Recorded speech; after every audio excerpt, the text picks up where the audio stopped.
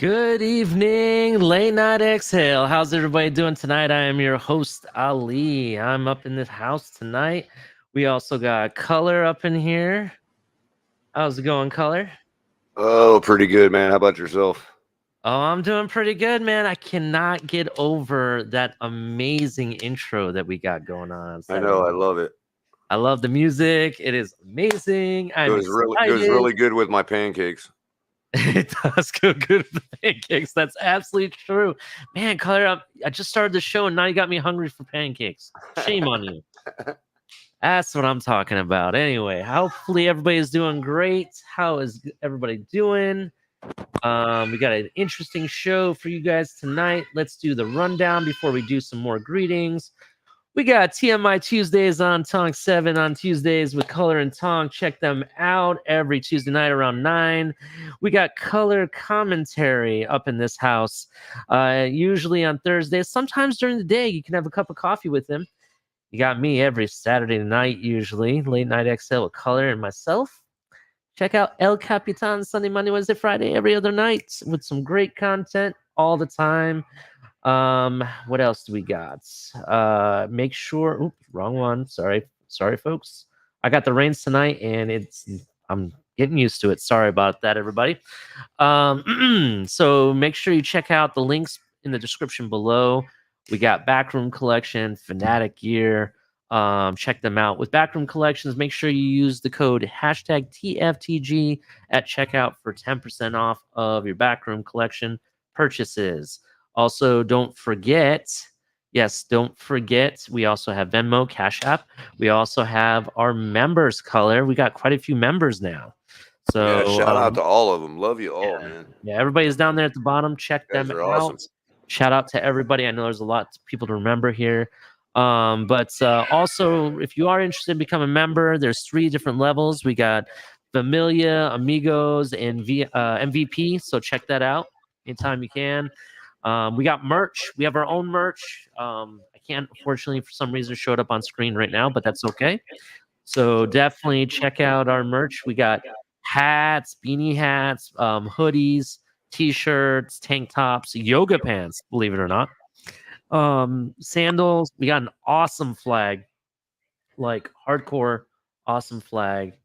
I really, really want to get that flag. Next paycheck, I promise myself. I keep saying that. I need to get that done, Culler. That's going to be my goal for this week. Get that done. So, Culler, how was your day? How was your weekend? Oh, pretty good. I'm just having some main computer problems. That's why I'm on a different box tonight. But other than that, I mean, weather got me a little hurting today, but feeling pretty good now. How about you, man? I'm pretty good. I'm kind of excited for tonight's show. We got Culler Unleashed. He's not the magic man behind the curtain. I am totally crippled. I have no powers tonight at all. I am. That means you can give it a go as you want, though. So I'm ready for that. Let's check out who's here. Thank you, everybody, for joining the show. We got Moss Sports Talk. Shout out to you, man. Yes, next Saturday, Chelsea versus Arsenal in Orlando. I will be there, or B Square. That's going to be an amazing game. Both of those soccer teams, if you didn't know, have done a lot lately and actually spent a lot of money on players, especially Moss Sports Talk team. They've spent a lot of money this season, so we'll see what happens. They're kind of doing like the Miami Dolphin thing. Now they're signing all these players and adding meat to the bones. You know, they're having that trajectory, if you know what I mean, Colin. Let's see who else we got in here. We got California. What's up, man? John Featherland. I'm sorry if I'm not really good with last names. Let's see who else we got in here.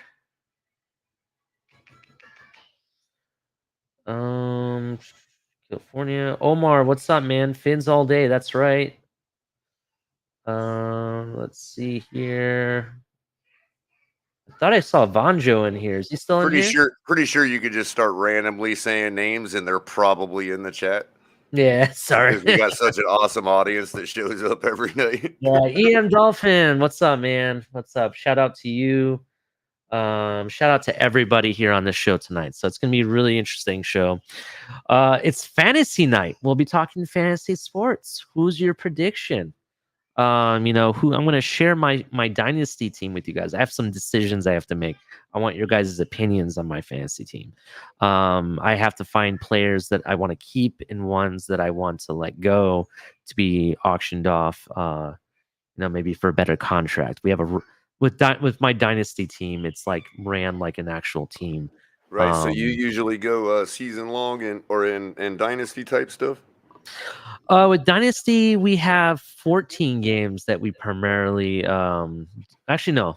I think it's 15 games now. We've changed it because there's 17 games in the season now. Right. So before it was 14 games, and then the last two games were basically like a 2-game playoff, a semifinalist. The top 4 teams would battle it out, right? Right. But now that we have 17 games, I believe we're going one more extra week now, and then the last two weeks, that's going to be I'm sorry, that's the team, the 14 playoff basically they do. But that might change. We got a new general manager for our league now, so there's some talks, some changing things around. Like we used to have a cap space of $200. Now it's going up to 250. So a lot it's up in debate. But it's actually run like an actual team and everything. You sign the players you want to keep to contracts up to like 3 years, for example. We do things a little bit differently. We run 2 QBs, like 3 running backs, 4 wide receivers, 2 tight ends, 2 defenses each week, and then there's a flex player, a wide receiver, running back, or tight end. So Crypto, what's up? Crypto's in here. What else we got? Paul McIntosh, what's up, man? D-Hat. Sorry if I didn't say his last name correctly. Jamie Reichart, I believe that's how you say that. Sorry if I'm not really good with last names. And shout out to everybody. We have an amazing following, so thank you so much. Anyway, let's see what's going on in the news today. PFF always putting out a new ranking. Rookie defensive lineman for the most pressures on third downs last season. So let's see. Aziz Ojulari had 25. He ranked number 1. Christian Barmore had 19. He ranked number 2. And our Jalen Phillips at 16 ranked number 3. Nice. Most pressures on third downs last season. That's awesome. Nice. So I believe this coming week, I believe it's the 25th, rookies showing up to training camp. It's Among Us. The time is rookies show up the 19th. That should be 19th. Tuesday, if I'm not mistaken. So it's 19th. And then is it the veterans that show up on the 25th? Did I have that wrong? I thought it was originally 27th. That's what I thought, but I'm also seeing 29th. I have to double check that. Yeah, I've seen some different stuff out there, so we may have to check that out. But it's Among Us. It's finally here. The off season's almost over, technically. Well, yeah, technically. So definitely, I'm excited. Speaking of which, what player are you most excited for? Jalen Phillips. Jalen Phillips, pretty cool. Easy question there. You got a guy that rookie season with 8.5 sacks, and as you said, making waves in other areas too. Yeah, I would on defense. I'm going to say Jalen Phillips for sure. For sure, I'm definitely excited for him. But on the offensive side, I'm going to pick somebody that I don't think everyone. Let's be honest. Hit the like, everybody. Make sure you like and subscribe. Really appreciate it. Thank you so much. Let's be honest. Everybody is excited for Tyreek Hill. I know you are. I am. Everybody is. Who is it? Right? But the person I'm excited for is not Tyreek Hill. It's not Jalen Waddle. It's actually Cedric Wilson. I'm excited to see what he does. He kind of had like a really strong season last season. Mm-hmm. He put up several touchdowns. He had caught about almost 700 some yards. So I'm excited to see what he does in this offense. I want to see how they use him. Because the 2 go-to guys are going to be Jalen Waddle and Tyreek Hill. But if we're having Cedric Wilson in the slot, are we using him as a decoy? Is he really the target every snap? We'll see what happens. I can tell you based on what I've heard that the Dallas fan base, where he previously was with the Dallas Cowboys, they're really upset that he left. They said that we got something special there, and I want to see what it is. And I think that's why I'm excited. We know what Waddle brings to the table. We know what Tyreek brings to the table. I want to see what Cedric Wilson does in this, especially from what I heard. He gets open really easily. That could be scheme. I don't know. What do you think, Colin? Well, I mean, they play a lot of Dallas games on TV over in the East here, so I mean, I have seen quite a bit of Cedric Wilson. I noticed earlier on in the season they were hitting him a lot, and that's kind of what turned my eye towards him. But then they kind of moved off of him and really featured CeeDee Lamb a little more, which is almost a spitting image of the guy. Mm-hmm. And so I think a lot of the focus went on CeeDee Lamb in the media and in the fan base and all that. And I would have taken either one of them. Like, I think they're almost, that's probably why Dallas fans are upset. They're like, they're thinking of the depth, but they have to realize you can't keep two guys that, first of all, that identical skill sets, and second of all, are just as good. That's a luxury that not everybody can keep around. You said the Dallas fans are upset? Well, that's what I know, that they didn't want to lose him. Oh yeah. I bet you they didn't want to lose him. Mm-hmm. Sorry, I had to do it. Sorry. It was like a big swift bat in the balls, man. That's exactly what it was to them.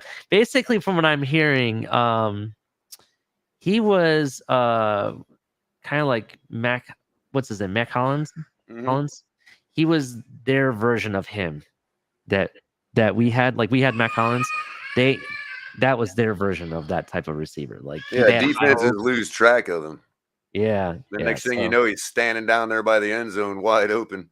Yeah, but I'm also excited because of the specialty trick plays we can do with him too.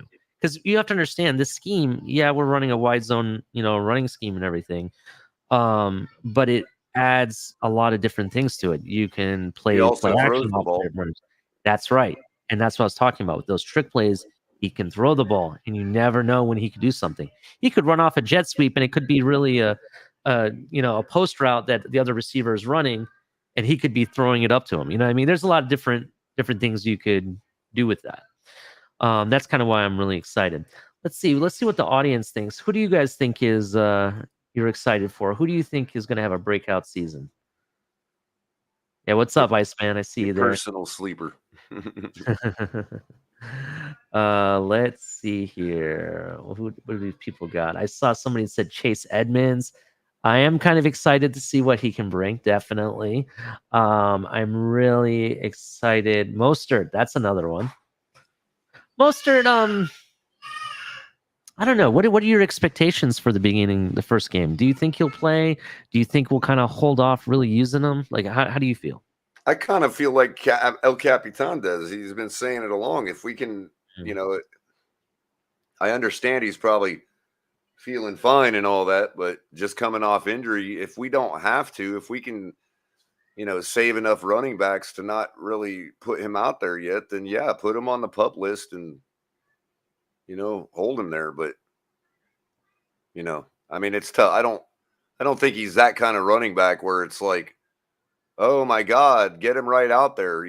I think people are making a mountain out of a molehill when it comes to that. But, I didn't see like teams lining up down the road for him in the off season. So it's not like, I don't know.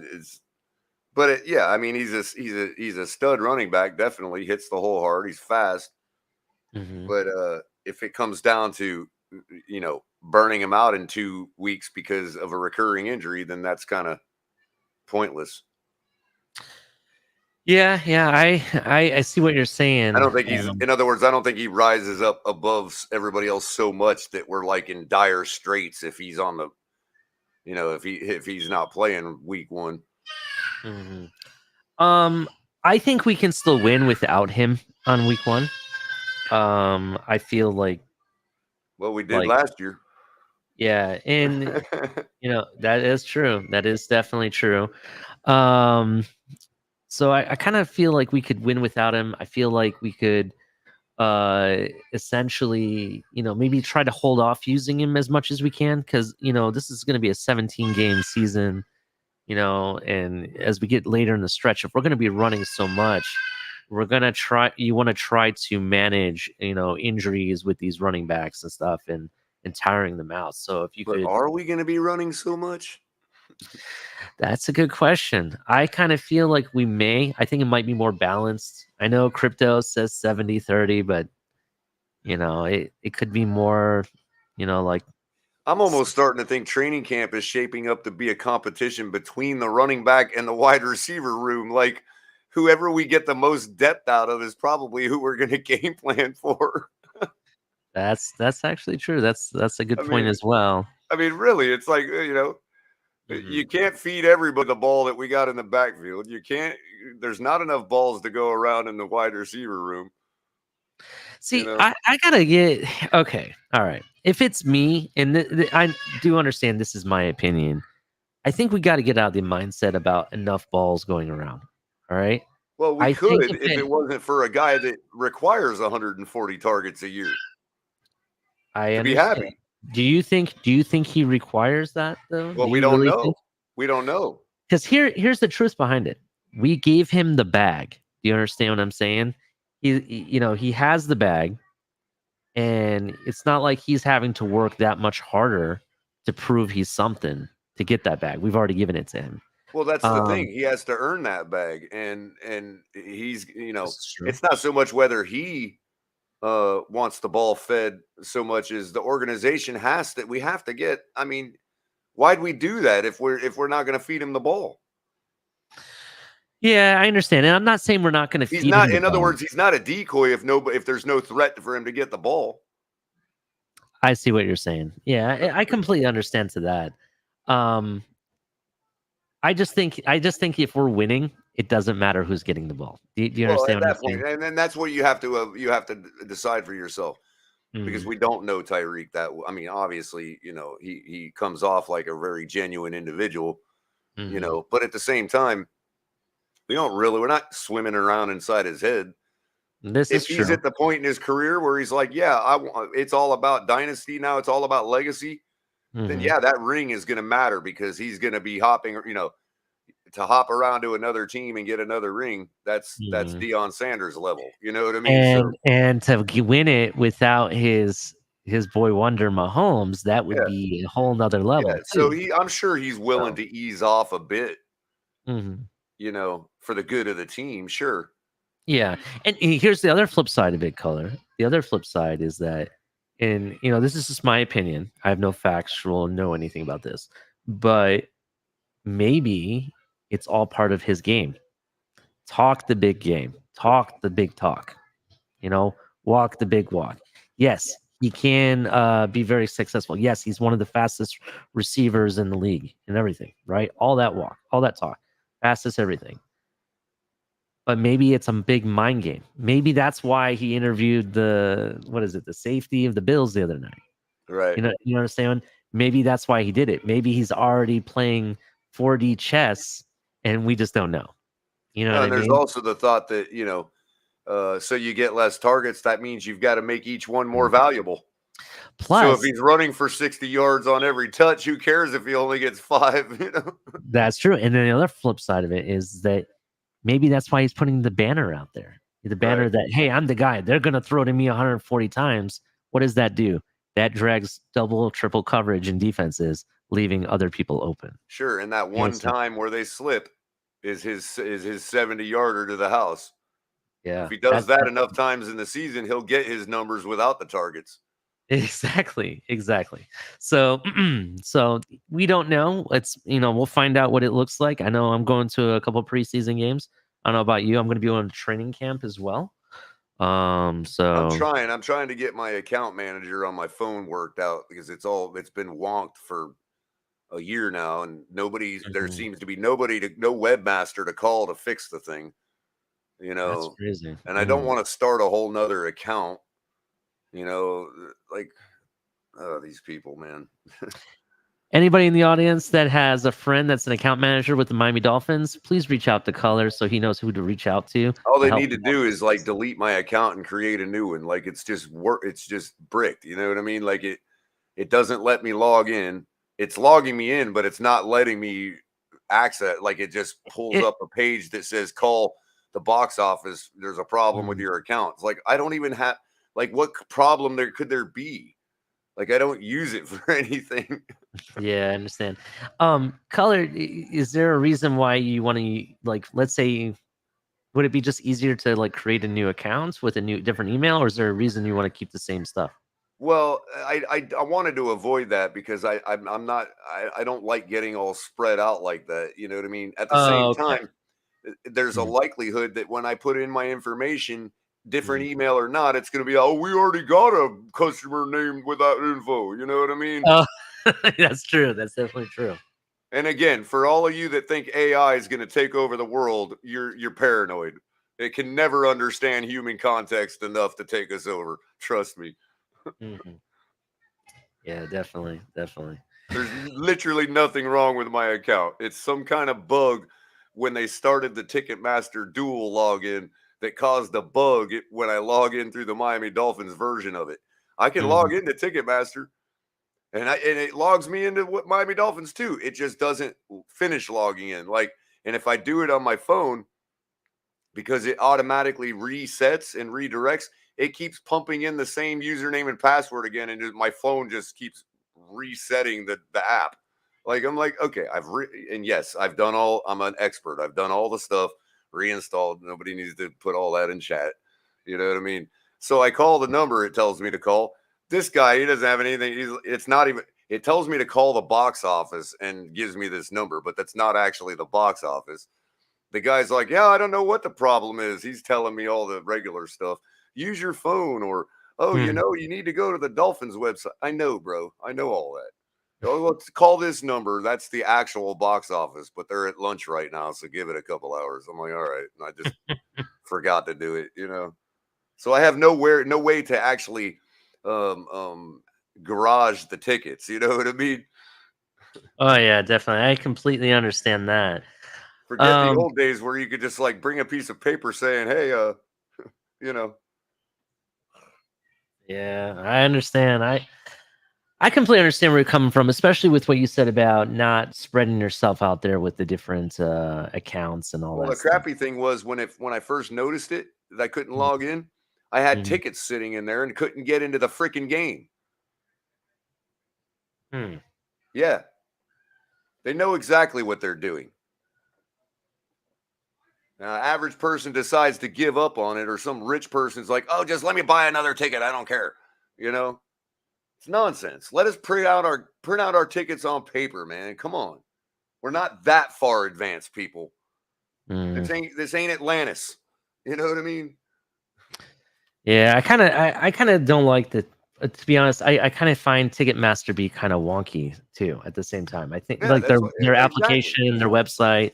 I can't tell you how many times that they tend to have issues from time to time, especially when there's like an event and you have so much time to purchase your ticket before they take it away from you. You know what I Yeah, and mean? then on top of that, you're standing there at the trying to get in at the gate, and it's South Florida, so you can't see your cell phone screen.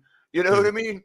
It's like, mm. come on, people. Just I get what they're trying to do, but like I said, we're first of all, I'm not that backwards. Their program has a problem. You know what I Mhm. mean? I don't want the paper, but if you're not going to provide something stable enough to get off of paper, then we need to keep printing paper. Sorry, guys, we're not there yet. Mhm. We haven't even been to Mars yet. Mm. You know what happens when somebody's on a Mars trip and oh my cell phone's freaking out, man. Shit. Well, if I had a punch card I can plug into the computer, we might live.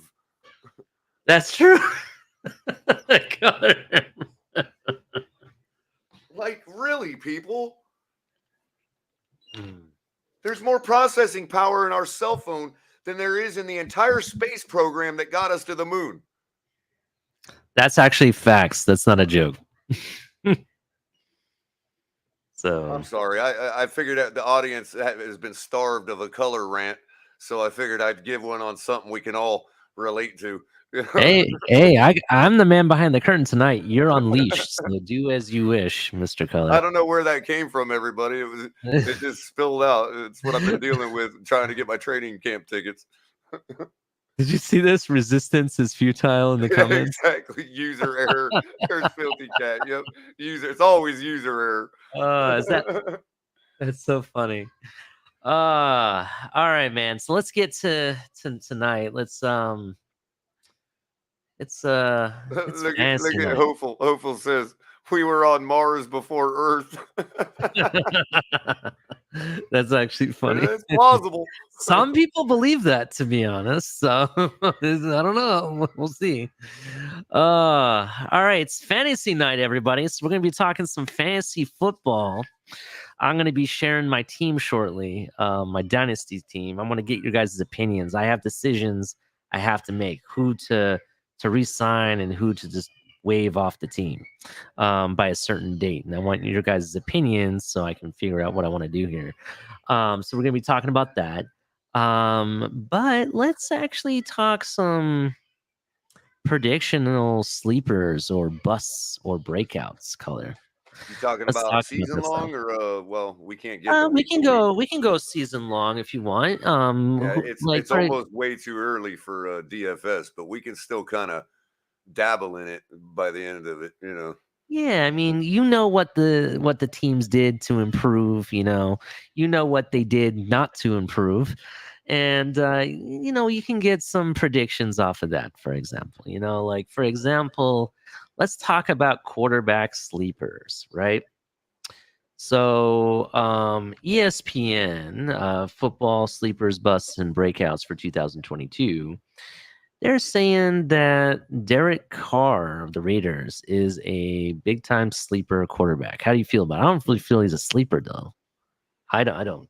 I don't know if he'd be chalk, but maybe not a sleeper either. Kind of, Well, I he'd don't be a think good stable quarterback to ride your season with, I'd say. Yeah, he's not a bust, and He's going to get you your consistent 25, Mhm.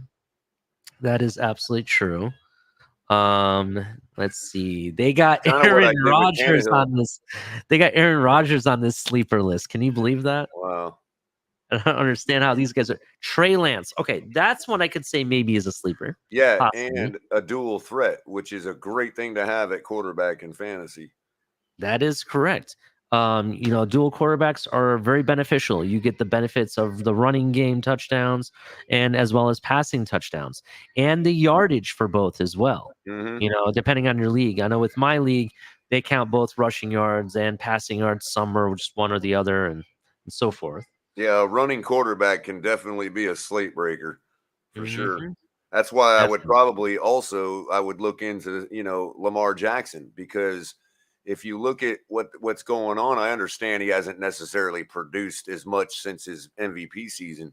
But if you look at what they got going on there right now, how they've stripped his weapons down, gave him a bunch of tight ends, and what that's saying is, okay, not only do you have a dual threat quarterback, but it's likely you're going to see him run a lot because of the fact that they stripped down his weapons.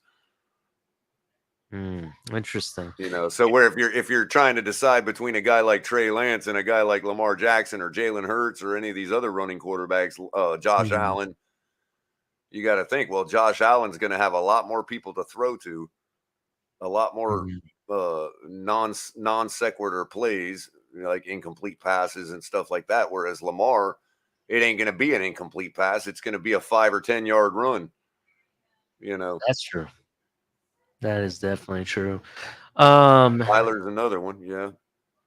Plus Kyler gives you that 60-yard bomb out of nowhere too, That's definitely true. So here's another one. He's on his second year now, I believe, is Trevor Lawrence.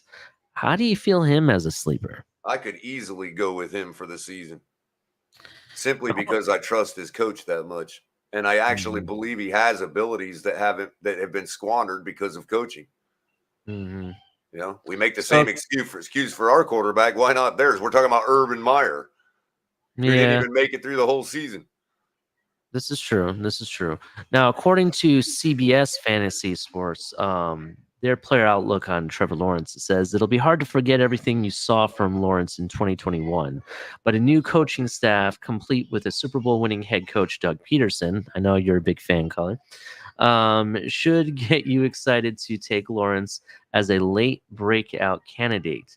There isn't a single redeemable stat from his rookie season to make you feel good about him, nor is there a stat that can guarantee another.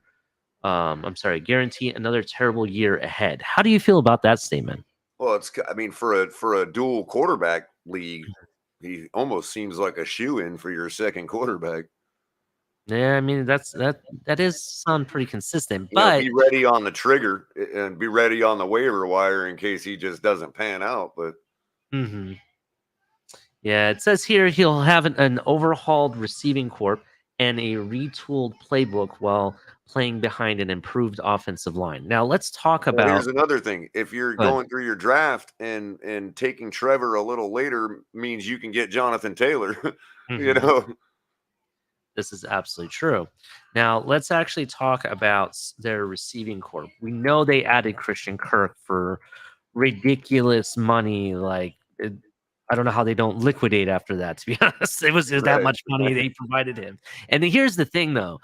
Do understand that I do think Christian Kirk is a fantastic, good wide receiver, too. He's at about Cedric Wilson's level. Exactly. But I don't think he was worth, what is it? What was it, like 21, 22 million per season Right. that they gave him? Um, it's like, wow, like they really see something in him that nobody else does, if that's the fact. That they had to have him no matter what. So, I mean, who else do they have over there? Do you know who else they have over there? Jacksonville, do they still have Chenault, Laviska Chenault? I'm checking on that right now. Maybe some Chark might still be there, or did Chark get He traded? went to the Jaguars. Okay. Kirk, I'm pretty sure went to Oh, the that's who I Jaguars. thought you were talking about. The Jaguars. Well, not Jaguars. I'm sorry. I apologize, everyone. The Lions. He went to the Lions. Right. That's Did what they I have meant. Marvin Jones, I think? Do they still possibly have? They do. I believe they do still have him. He used to play for the Lions, didn't he? Yeah, I believe so. Yeah. I'm actually going to go and look who They else got a they brought in. monster running back who kind of had a down year last year. They have Robinson, and they also have the other guy from Clemson. Oh, Etienne? ETN, Travis yeah. Etienne? And Yeah. that's a big time outlet for him as far Yeah. as if they have a lackluster wide receiver room. So they brought in, and they have they got some good weapons. I'm not going to lie. They have Evan Engram, tight end. He used to play for the Giants. He was very formidable. Oh yeah, He big was tight kind of end, like good catching tight end like that for good him. catching Yeah, tight end, definitely. They have Christian Kirk. They still have seems like one of those teams is not going to do nothing, but they could. You know what I mean? If they all gelled together and whatever else. they have an interesting guy, Zay Jones. We were talking about him, I think, a couple days ago, actually. Did the Jags got Zay Jones? Yeah, in fact, I think we were on Miss Finn's channel. We were talking about Zay Jones. He's that wide receiver, I'm pretty sure, from the Bills.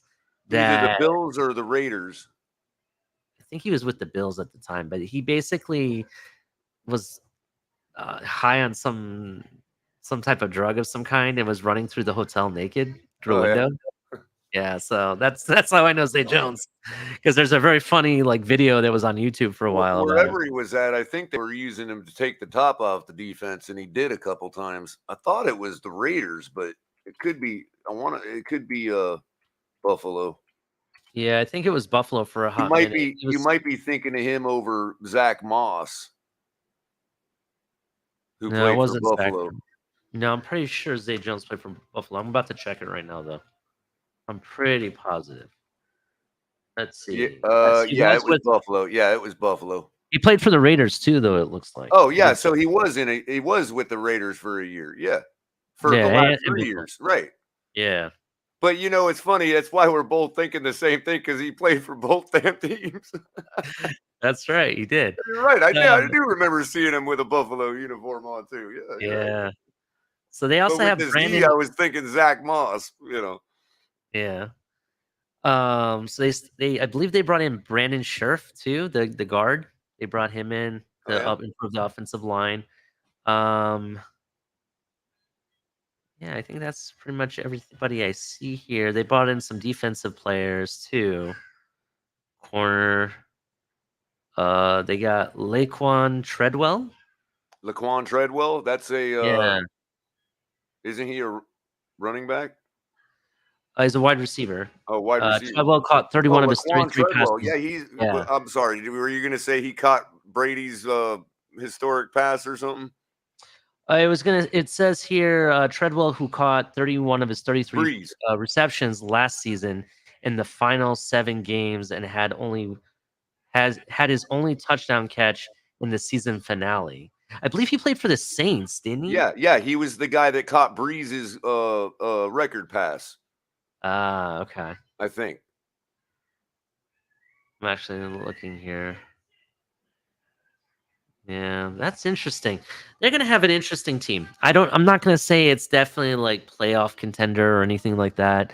I am gonna say it's gonna be they could cause some damage from time to time, team.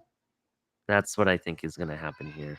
We'll see. Yeah, that's what I'm We'll see. saying. They got they're a team is not going to go anywhere. Mhm. They do have enough big names that yeah, I guess if these guys all have a stellar season, they could be turning some heads. Yeah, definitely. I mean, we'll have to see what Jamal happens there. Agnew, he's not a bad one. They still got Agnew. Mhm. So there's some bust predictions from ESPN. Going back to that report, by the way, some people are saying Aaron Rodgers is maybe a bust, and that could be a possibility. You look at it for what it is. They really didn't bring in the receiver to really replace Devontae Adams at all. They didn't I really agree. bring in any additional receiver except in the draft. They have Christian Watson. I believe he played for Idaho State. If I might be wrong on the team that he played for, but it was one of those teams like that, and he was really good. He got some really good looks, in the combine and his pro day and everything. And some people were saying that they kind of wanted him here. To be honest, this is before we even got I don't want Tyreek nobody Hill. from Idaho State playing in our weather, man. I'm sorry. Ain't I happening. agree with you. It's kind of like the same thing with Matt Ariza. You don't see him punting in our type of weather. You know, what I mean? Just saying it could be different. It may not be the same thing. And also, I'm thinking Idaho State, he fits perfect. He's probably be perfectly happy in Green Bay. Yeah, I think it's Idaho State. I think it is. Yeah. Scenery's better in Idaho. Yeah. So there, as the predictions, there was only 2 names that they named throughout this entire list. Everybody was predicting the same 2 people. It's either going to be Aaron Rodgers as a bust this season or Kyler Murray. How do you feel about that, Kyler Murray? Do you think he's going to be a bust? Fantasy bust, yeah, every bit likely possibility. I have no faith in Kyler Murray whatsoever. I know he'll prove me wrong, but whatever. I'm just not a fan. I'll be honest. Do I think he'll be a bust? It's kind of interesting because you're going from one polarizing quarterback who has no weapons to we don't know if he's polarizing. He's okay, but well, he the has other a thing lot you of got to weapons. factor in too is drafting him going to stop you from getting somebody else that could produce, whereas he ends up producing as much as any average quarterback. And if you'd have drafted an average quarterback, you might have been able to draft somebody bigger at a skill position. So you got to think of that too. I think his hype is too big for like that. You know what I mean? Like, I don't think he has every possibility of just being an average quarterback. So if everybody's going to be jumping on him, and that opens it up for you to be able to draft some running back that's definitely going to produce, then you know what I mean? I would move on. I wouldn't follow the hype on Kyler Murray. If everybody in your league is after him, stay away. Yeah, definitely. Get somebody that you know, get some position player that you know is going to produce every week. Definitely understand. He could also get hurt as much as he runs around, and For me, it's like you're going from one extreme to the next. You're going from having a Hall of Fame quarterback who has no weapons to really throw to, and then you're going from there to a quarterback that was on the up and coming, and he has all of these, receivers. He got Hollywood Brown they brought in for him. Right. Last year they brought in Zach Ertz, the tight end he really needed. They also have the guy that used to play for the Texans, which is a receiver, big time receiver. I can't think of his name top of my head right now, but he's had several weapons brought in for him, and it just hasn't computed. You know what I mean? Well, there's one thing we also have to factor, and I'm getting there in a second. Sure. I'm pulling up a page to back up what I'm saying. Mm-hmm. We also have to remember that he has lost a running back that caught 311 yards, and with an 81% catch percentage, 53 targets, 43 receptions. Yeah, that's definitely true. 11 first downs. He's losing that in Chase Edmonds. How's he going to make that up? Who'd they bring in to replace it? Is Connor going to do double duty? I doubt it. So Kyler's going to have to adjust his game. Well, Kyler's part of his game is the running game. You know what I mean? They could very well maybe using him as the running back, but I doubt they're going to do what that. I mean is who they bringing in to replace the reception production of Chase Edmonds. That is true. They're either going to have to replace it, or he's going to have to find somebody else to give that production to. The receiver I was thinking of, by the way, is DeAndre Hopkins. They have Hopkins. They still got Dion. He's getting healthy. I guess. Well, DeAndre Hopkins is suspended because he took some substance that he wasn't supposed to. So I can't remember. If anybody knows in the chat, I believe he's suspended for like 6 games or something like that. It's like, and basically the stuff we're talking about is one of those fine line types of things that helped him recover quicker from his injury, is what I understand. Yeah, so who they have if I can sit out 6 games, but that means that I can have 10 more years of a career, you know what I mean? Yeah, here's some of the names that they have. Making that calculus now with performance enhancing drugs, especially in baseball. Yeah, if I can hit a bunch of home runs and make hundreds of millions of dollars, who gives a shit if they find out I took some, Yeah, this is absolutely true. Look at some of the names that they have on their team for wide receiver. They have DeAndre Hopkins. They have Rondale Moore. He was a big time player coming up in the draft at one point. They have Andy Isabella, Marquise Brown, Antoine Wesley. And these are some names that they have speed. Andy Isabella is actually one of those really, really underrated wide receivers. That dude will catch everything thrown to him. That is true. And here's a big name. AJ Green is on this roster. Yeah, he's been there. Yeah. But he kind of didn't get as much production as everybody expected, but that just could be for the same reason that we're looking at Waddle and Hill and Cedric Wilson. They're kind of in the same boat in that respect. Yeah, definitely. I wonder if he kind of regrets being traded. And was he traded, or did he sign with them as a free agent? I can't remember. I can't remember, but he did come from the Bengals. He was with the Bengals for a long time. Yeah, kind of. He probably wish I could have been at the Super Bowl. But they got Zach Ertz and another tight end to note, which at one point he was kind of decent, was Max Williams, but they got him 3rd on the depth chart over there in Arizona. So I guess Zach Ertz is the guy. So let's see what else they got here for running backs. It's going along with that Arizona. They're saying as a running back bust is James Conner. For the same reason I thought they should have kept Edmonds. Yeah. He's on his last leg. I mean, the guy can only go for so long. I know he's a great running back. I'm just saying that, when do you start thinking about wear and tear on this guy? This is actually true. Here's another name that's kind of interesting. Most people are predicting James Conner as being a bust this season. That's what I'm talking about. Yeah. They're saying that a guy that could also be a bust is kind of like that role player we've been talking about that fits our scheme, the wide receiver running back type of role, and that's Cordell Patterson. They're saying of the Atlanta Falcons, he's going to be a bust this season. Well, he's I been a don't freaking see. bust the last 2 seasons, man. I don't You know know, about that. Let me he look had a that up. couple, like he had a couple, like Belichick debuted him with a little bit, and then he did a little bit with the next team, and it's like he's not really. I don't know. He's like a carrot on a stick to me. Yeah, I can definitely hear that. So and we're gonna use Pro Reference Football. I like them. So in 2021, he had 618 yards rushing with 6 touchdowns. Receiving, he had 548 yards with 5 touchdowns. So he totaled about 11 touchdowns in last season. That's still pretty decent. It's a pretty balanced offense with just one weapon. You know what I'm saying? Mm-hmm. So, so I don't know if he's gonna, what Atlanta's gonna do. Atlanta, if you remember, I believe their star wide receiver is out for a season due to gambling. The whole gambling issue. Mm-hmm. So we'll have to see what they do. So, I feel. so Scott Jackson says Rondell Moore could catch balls out of the backfield to make up for Edmonds. That's plausible. Sure.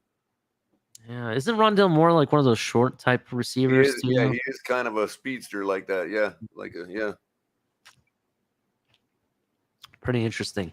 I just think that Cordell Patterson could be. I think he's going to be a 50-50 guy. Either he's a bust or he's an okay, decent player and puts up touchdowns. That's basically because if for me, you're getting 6 touchdowns on the running game and 5 on the passing over a season's time. That's actually pretty decent. It's not bad. Mm-hmm. Could be a lot worse. You know what I'm saying? So, but they're sleepers at running back. They got Elijah Mitchell. I don't know if he's a sleeper anymore. He had an amazing season last season. He's all right. He's all right, definitely. Miles Sanders. This is a good one. I don't believe Miles Sanders' career has been as good as he'd wanted himself. Right. I think he's starting to get a little wear now too, though. That is true. I think when you for the Eagles, I think bringing in AJ Brown and tanning him up with your quarterback and starting to get Devontae Smith and everything, I think their offense is starting to pick up again. I think that's what the plan is. And we might see something from Miles Sanders, so he could be a sleeper. They have Travis Etienne. We just talked about them in the Jaguars. They have him as a sleeper this season. We'll see. He has to stay healthy. That's the biggest key. Well, he has yet to break out. And I think that people are still trusting the college film. You know what I mean? And with good reason. I mean, if he hasn't had it may not ever come, but if it does, he's the real deal. Yeah, I definitely understand. They got AJ Dillon of Green Bay Packers. Now the Packers have Aaron Jones too, right? They have him as the running back as well. So, well, AJ Dillon is their bigger guy. He's going to produce you probably more touchdowns than Aaron Jones. Red zone type of guy. Mm-hmm. Yeah. So I'm thinking, and also he was out of Boston College, wasn't he? Boston College. I think so. But he also, even a bigger running back, still has the ability to put up a game just like Aaron Jones. Gotcha. Now, here's a player that I wanted us to draft if we had our picks this season, right?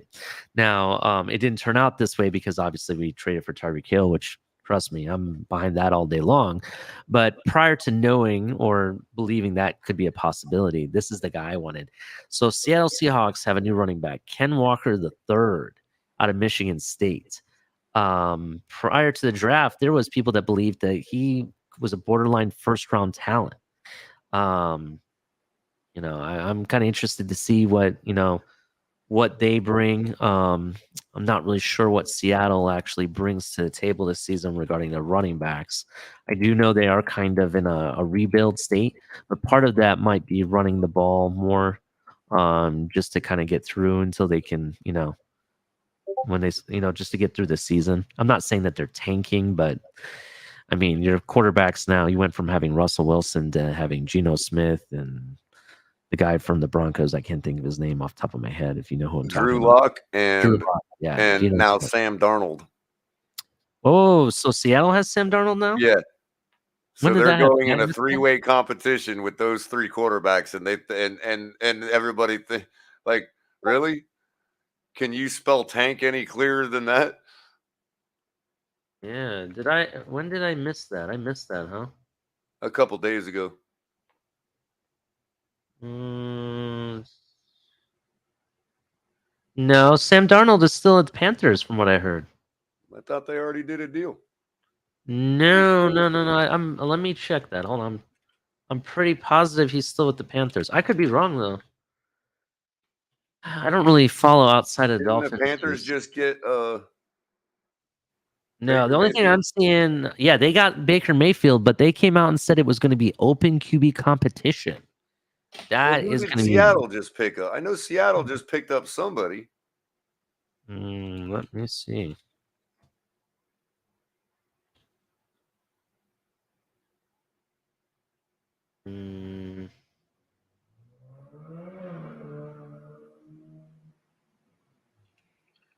Trying to see what I can find out. They got Drew Lock, Geno Smith, and Jacob Eason as their quarterbacks, it says. Huh. I thought that was actually like everybody talked about it. I didn't realize that deal didn't go through. Yeah, I guess that was just a should they trade. I don't think Seattle does. I think if Seattle's smart, they're gonna, build trade assets and make a run for one of these quarterbacks in next year's draft. I think Yeah, that's of course. what their deal is Because gonna even put aside Darnold, I mean, you got Drew Lock and Geno Smith. be. Mhm. I mean, I don't think anybody thinks Eason's kid is going to pan out. That is true. Let's see who else they got over here. So anyway, Ken Walker. Tony Eason didn't even pan out. I don't know why they think his kid would. Yeah, that is actually true. I'm not really sure what he's gonna be. I think that's just a really like a developmental type of. If I remember correctly, I think, for the younger fans out there, Tony Eason was the guy that came in when Steve Grogan finally retired from the Patriots. Tony Eason was their young and up and coming quarterback to replace him, and yeah, didn't quite work. Yeah. I can't even find the running back. I think, matter of fact, I think Eason might have held the fort down there until Drew Bledsoe got there. That's true. Could be wrong. There could have been somebody in between. But as we all remember, nobody cares. Nobody cared back then. It's literally been Tom Brady. I don't care what anybody says, man. Yeah, that is definitely true. So, according to Sports Illustrated, we'll use Sports Illustrated Fantasy. I couldn't really find a CBS outlook. I like using CBS because that's what I use for my dynasty, and they're pretty on par. The guys over there, they pretty much what they predict is what generally happens, but you never know what you're going to get every once in a while. So, according to this, wait a minute. So Go Eason started in the '85 Bowl. So was Eason there, and they put in Grogan after Eason? Because I know Eason played after Grogan too. That's interesting. He was that bad. I mean, Steve Grogan was like 400 years old when they played him. Damn. So this says after 2 quiet seasons at Wake Forest with 6 catches for 47 yards, Kenneth Walker pushed his game higher after transferring to Michigan State. He gained 1,725 combined yards with 19 touchdowns and 13 catches. His best success came in 3 matchups, where he ran for 23 attempts, 264 yards and 4 touchdowns, 29 attempts at 233 yards and 1 touchdown, and 23 attempts, 197 yards and 5 touchdowns. 5 touchdowns? Really? Who was that again? Kenneth Walker. Oh, yeah. That's in 1 game? Oh, I don't know about that. That's what this is saying. Damn, 5 touchdowns in a game. I have to look that up. I'm about to look that up actually myself to verify that's accurate.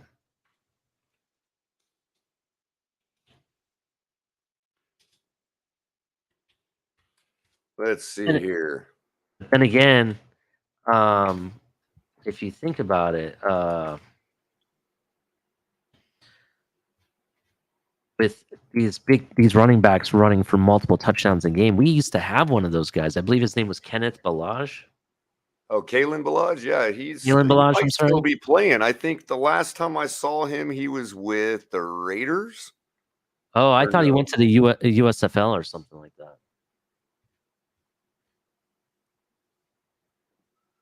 Let's see here. Michigan Yeah, State. he was another Alabama running back, wasn't he? Kalen Balaj was with Arizona State. Remember, he had that crazy game where he had like 6 or 7 touchdowns. Oh yeah, It was yeah. ridiculous in one game. I'm just trying to find where they have the individual scores. I'm on was it sportsreference.com for college football? Right. Pittsburgh was where Kalen Ballage played last year.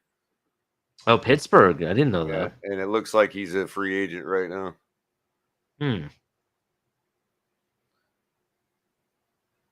Let's see here. Michigan State. Where are you? I want to see what you're. Let's see. Oh, why can't I look up team stats, rushing and receiving? Scoring. Here we go. Sorry, I'm just trying to find like the game breakdown. Oh, you're saying Kenneth Walker had 5 touchdowns In a game. And that's what I'm trying to find. In college, right. Yeah, I knew like there was a lot of talk in a game. Possible in college. Oops, sorry, they got some feedback there. Yeah, like I was trying to figure out like if he actually had 5 touchdowns in a game. I know there was a lot of talk about him about on the second half of this season. Like a lot of people were saying, wow, this running back, he's gonna do something in the draft and whatnot. I kind of had high hopes for him. We could maybe get him at the time, maybe for a 2nd or 3rd round pick, but we'll see. Yeah, we'll see what happens. He ended up going CBS to Seattle. Is saying Seattle's looking for him for number 2 duties. Yeah, they haven't had the best of drafts with running backs. Remember, they drafted Rashad Penny, and he was one of those guys that they thought could be really something, and that was after Marshawn Lynch, I think, ended his career there. Marshawn Lynch actually came back for a season or 2. Who did he play for though? Oakland. That's right. He played for the Raiders. So that's his hometown, I believe. Mm-hmm. Let's see what else we got in here.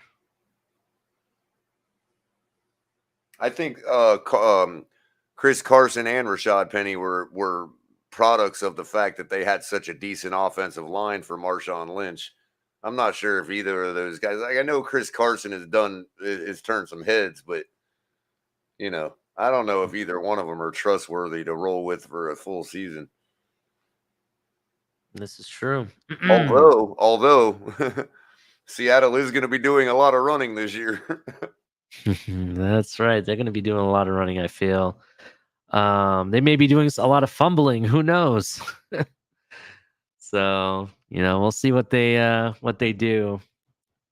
I think that's part of the issue that they're having with signing their star wide receiver, DJ Metcalf, because, what is the team's focus here? You trade away their Hall of Fame wide receiver. Their Hall of Fame quarterback. You're letting players go left and right. It seems like they're in a rebuilding phase. Does he really fit their scheme? What they want to do? I don't know how they keep DK if they're planning on tanking. I don't. Yeah, DK Metcalf. Yeah, I don't know what they're doing. He'd get them a haul for their rebuild. Why would they do that? Well, they just get a haul for Russell Wilson. Yeah. So, I guess that would be double the haul. You might as well. Unless he's their token. Hey, everybody, you can't possibly accuse us of tanking because we still have DK. Yeah, because you think about it. You sign him to a long-term extension, right? Then you finally bring in the next franchise quarterback, and guess what? that guy's skill set doesn't match up with this franchise skills. Yeah, he's guy's the skill next set. Devontae Parker. So guess what? We gotta like move off of him. And who wants to give you a haul for somebody you just signed to a long-term contract? Right. He's only worth them. His value is only going down from here. Exactly. Yeah, exactly. And if they're tanking, that at least suggests that they're going to move him before the season. So, but anyway, Culler, let's let me go down the rundown here one more time, and let's actually bring up my fantasy team, and we can have the audience pitch in their ideas of what they think I should do with certain players. Right. And I'll break down my team for you. This is my team, what's left over from last season, and everything, and I'll go into more detail. But let's go do the rundown. So make sure you check out TMI Tuesdays with Tonk 7 and Culler. Some great content around 9 p.m. on Tuesdays. And every Thursday, you can always get Culler commentary. Sometimes during the daytime, have a cup of coffee with Culler. Some great stuff. And you got me every Saturday night, usually with Culler on Late Night Exhale. You know, everybody can speak their mind, whatever they want. And every other day of the week, you can check out El Capitan. You never know what he's talking about. So get some good content there. Make sure you check out our partners and the links below to our partners' backroom collection. Make sure you definitely use, let me find it. Use the code TFTG, hashtag TFTG at checkout for backroom collections. Save 10% off your orders. Check out Fanatics. Use the link below. Helps out the channel. Really appreciate it. We also have Venmo, Cash App. You can also donate to our channel now right through YouTube. So if you you don't have to, but if you want to, we really appreciate it. Also check out the great merch we have back there. There's a link below. Unfortunately, I can't show them on the screen right now, but maybe next time. We got t-shirts, hats, beanie hats, hoodies, yoga pants. Yes, yoga pants. We got sandals. We got an awesome flag to take to your tailgate. I actually may get that 2 of those flags, one to take to the tailgate and one to hang up here in my man cave. There is video and pictures coming soon of the man cave. It's just a large process, so I'm sorry it's taking a while. I promised that a couple episodes back. Let's see what else we got. What else am I missing, Culler? Oh, check out our members. We got thank you to all of our members. You can see them. Usually we have them scrolling at the bottom sometimes. So definitely check that out. Yeah, you got that that banner's probably not on yours at the moment. Yeah, I don't think it is. It actually is. It's on Capitan's brand. You could actually copy it over to a new banner on your side if you wanted. Yeah, I'll need to do that. But anyway, thank you. Shout out to all of our members. We have 3 different levels. If you haven't heard, we have Amigos, Familia, and MVP. Definitely check that out. There's some perks and stuff that you're gonna get with that as well. What else we got? What else do we got, Culler, that I'm not thinking of? Make sure you hit like and subscribe. Tell a friend, tell your cousin, tell everybody. Come check us out, and everything. And also check me out on Twitter. You can check me out on Twitter. Do they not have that up right now? We don't have that up, do we? I'll have to get that up. Sorry. I have to figure out how to get my Twitter handle put up. Follow me on Twitter. Follow Culler on Twitter. We'll follow you back. So definitely check us out. So yeah, let's bring up my fantasy team. We'll talk about that. We'll see what the audience thinks, and then we'll see about maybe dropping the link and talk some football and talk some fantasy. How do you feel about that, Culler? Sounds good. Sounds good. Hopefully we get Pete to come around to talk some fantasy. He's probably gonna talk a lot of smack about my team. We'll see what happens. All right. Let me just get this going here. Okay. I got to do a few things here, so just bear with me a moment. Like that. Here. All right, Culler. Can you see it okay? Actually, is that better? How's that look for you, Culler?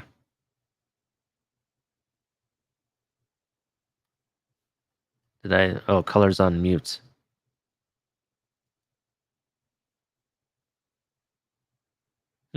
Okay. That's odd. I lost Culler, but hopefully everyone else can hear me.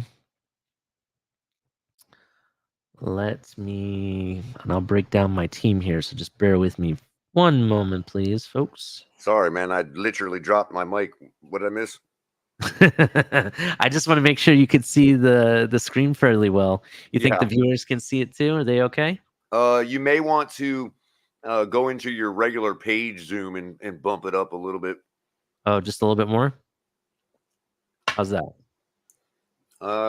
Seems all right. Seems Maybe all right. one more click. Yeah, there you go. Okay. All right. So here is my team. I may get some hate mail from Shank Money, or from some people, some Gator fans up in here, because of my team name. My team name is Deep Balls and Gator Haters. Yeah, it's an inside joke. There's a lot of let's just say there's some FSU and Hurricane fans in this league that hate the Gators, so that's where that came from. And at the time when I created my name, which I actually might change this season, I had a lot of receivers that were really big time deep threats at the time. So several years later, my team's changed quite a bit, but we're gonna go through them. We're gonna talk about everybody, and I'll explain, my league and my players. So first order of business, we'll talk about quarterbacks right off the bat. So I have Kirk Cousins. I currently have him signed to a long-term deal to 2022. So this is his last season. So I kind of have to keep him. Otherwise, if I waive him, which I have the option to do, basically what happens if you see his salary is a 5, that means $5. Let me see if I can highlight that. Can you see my cursor on the screen from your screen color? I'm circling. Can you see it? I think we lost Color again. He dropped his mic. All right. I'm pretty sure you guys can see it. So the salary that I bidded for him, so this is basically what he's getting paid this season off of my cap, is $5. So I'm gonna, if I elect to drop him off my team, then basically what it is, it goes to his original salary, which I don't think is $5. I believe it's like $3. But basically you're going back to the original. That's essentially what it is. And then the difference, which is $2, I believe, that actually it's penalized off of your cap automatically. So Kirk Cousins, he has Justin Jefferson. He has Cook over there as his running back. I believe he has Adam Thielen as well. Is there any other weapons they got over there in Viking territory? Who else they got?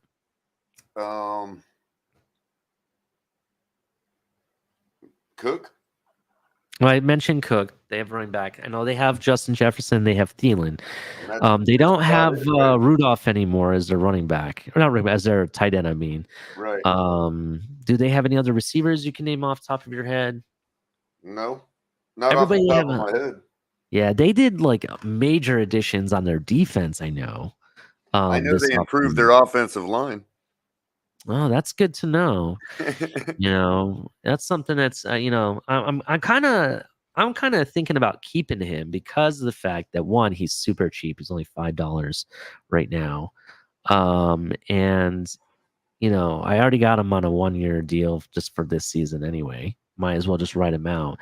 Let's look at his numbers though. I'm going to go to his game log for last season.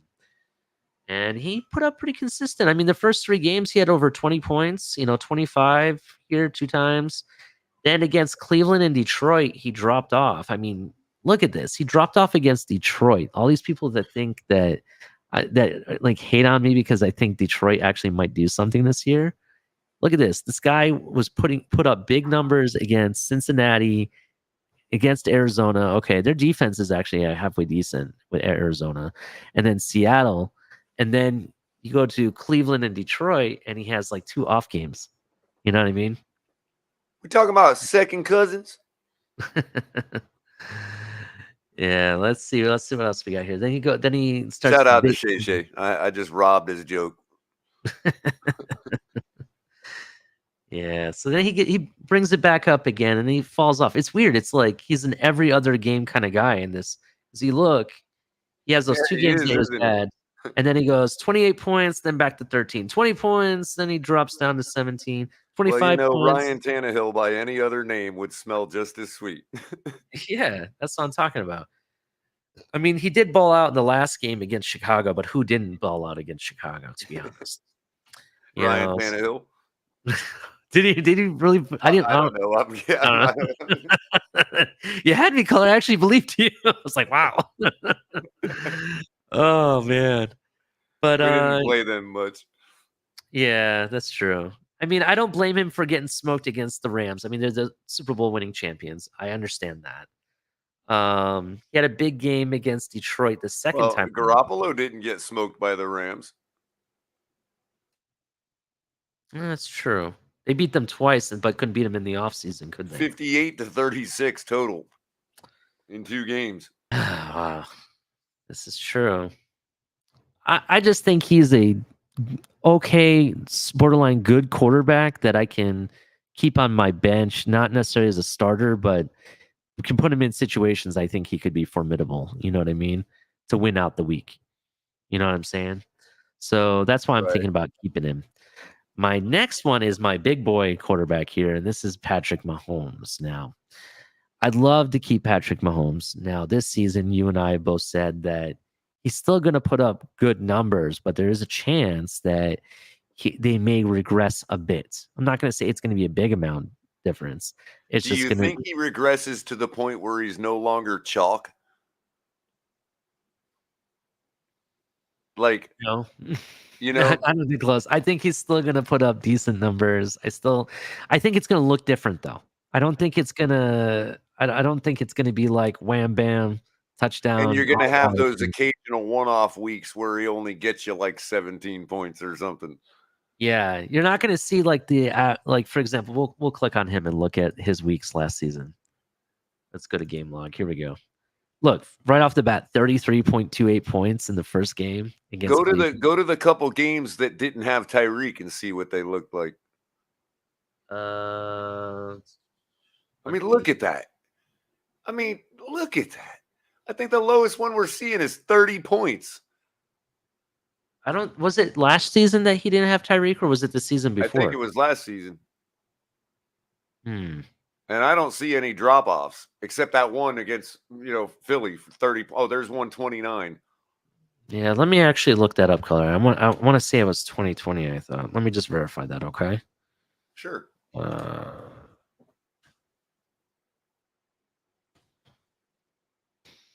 I was looking at the wrong column anyway. I bet that 18.98 point. I bet that. Oh, that's against Buffalo. It was 2019 season. 2019 season is what he didn't miss a couple games last year. Let me see. We're talking about Tyreek.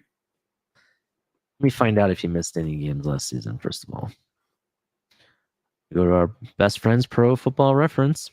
2021. No, he played 17 games. To know what a quarterback looks like. That's true. He played 17 games last season. Okay. Last season, 2020, he missed 2. 2019 is when he missed the 4 games. Actually, 2020, I'm sorry, he missed 1 game because that was still the 16-game season, right? Right. In 2020, it was 2021 we went to 17.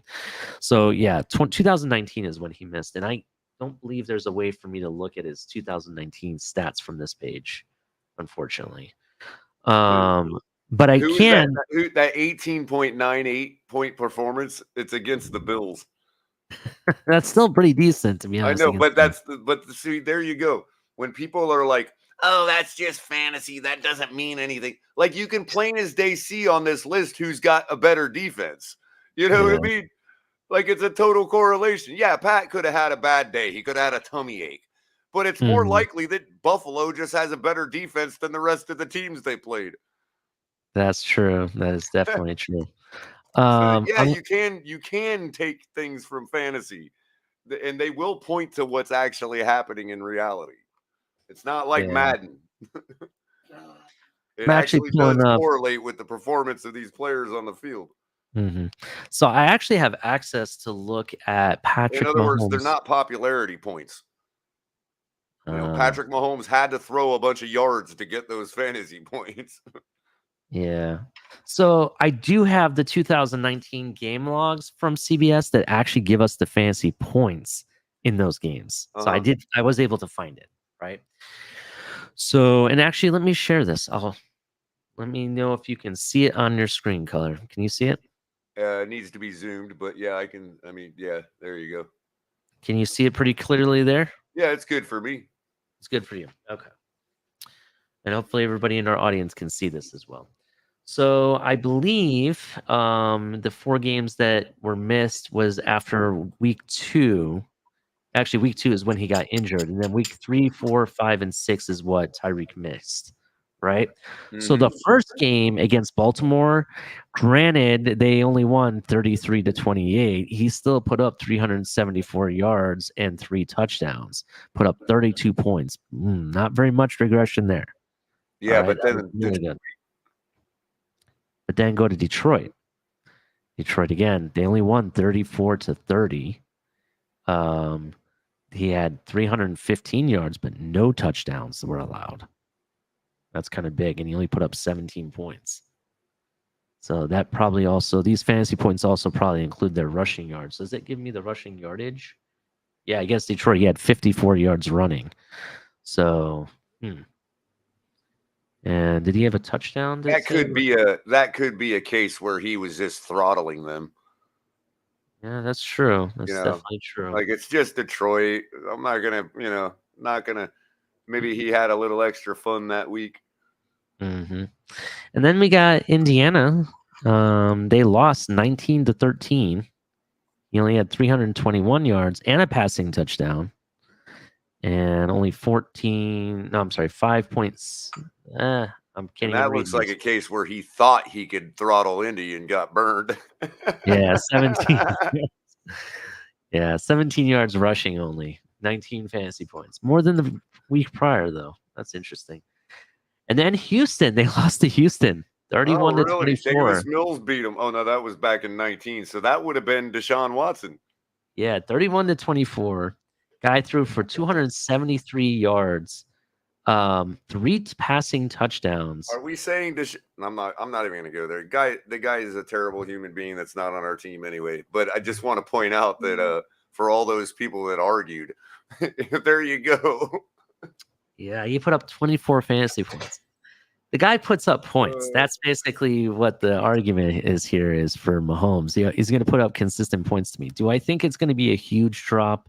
No, but there is obviously some kind of drop. It's just all you're dropping is the production of one Tyreek Hill, and you're adding the production of his replacement. And whatever the difference is how far Mahomes is going to regress. It's that simple. That is correct. When you got a guy like Tyreek that is such a sure thing, you can think of it like that. Yeah.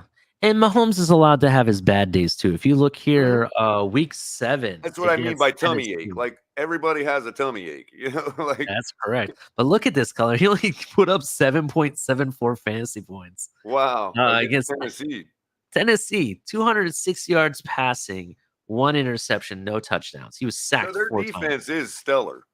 I mean, yeah, Tennessee is pretty dope with defense. I mean, but how many points did he put up on them? None. Actually, no. Yeah, no touchdowns. No, I mean, how many did they lose? What was the score? Oh, it doesn't actually tell me in the screen. Let me see if I can find that out. I got you. Yeah, let me. No, it doesn't let me look from there. I'll have to look that up.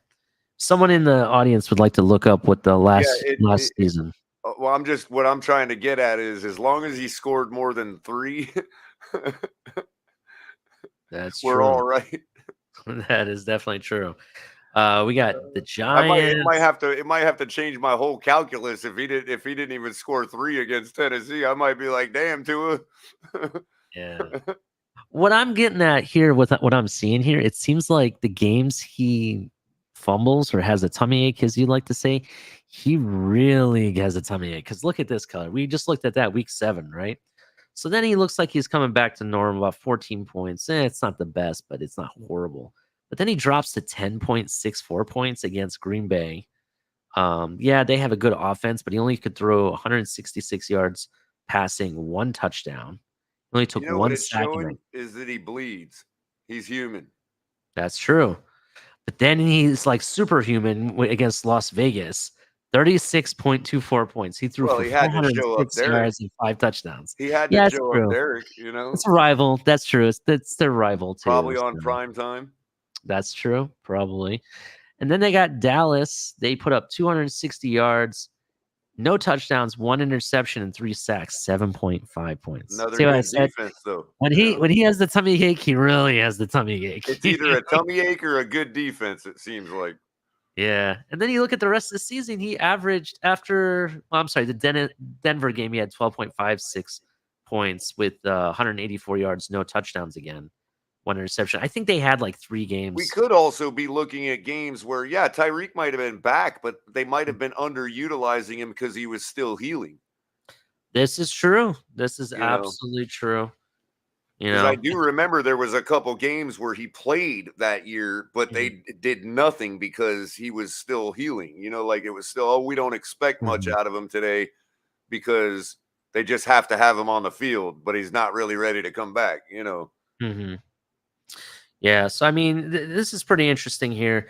He basically the last 5 games of the season just took over and was like, you know what, I'm gonna super Mahomes it the whole way. Because he puts up 258 yards, 2 touchdowns against Las Vegas. And as far as the tummy aches go, again, we have to always back up for a second and remember these people are human.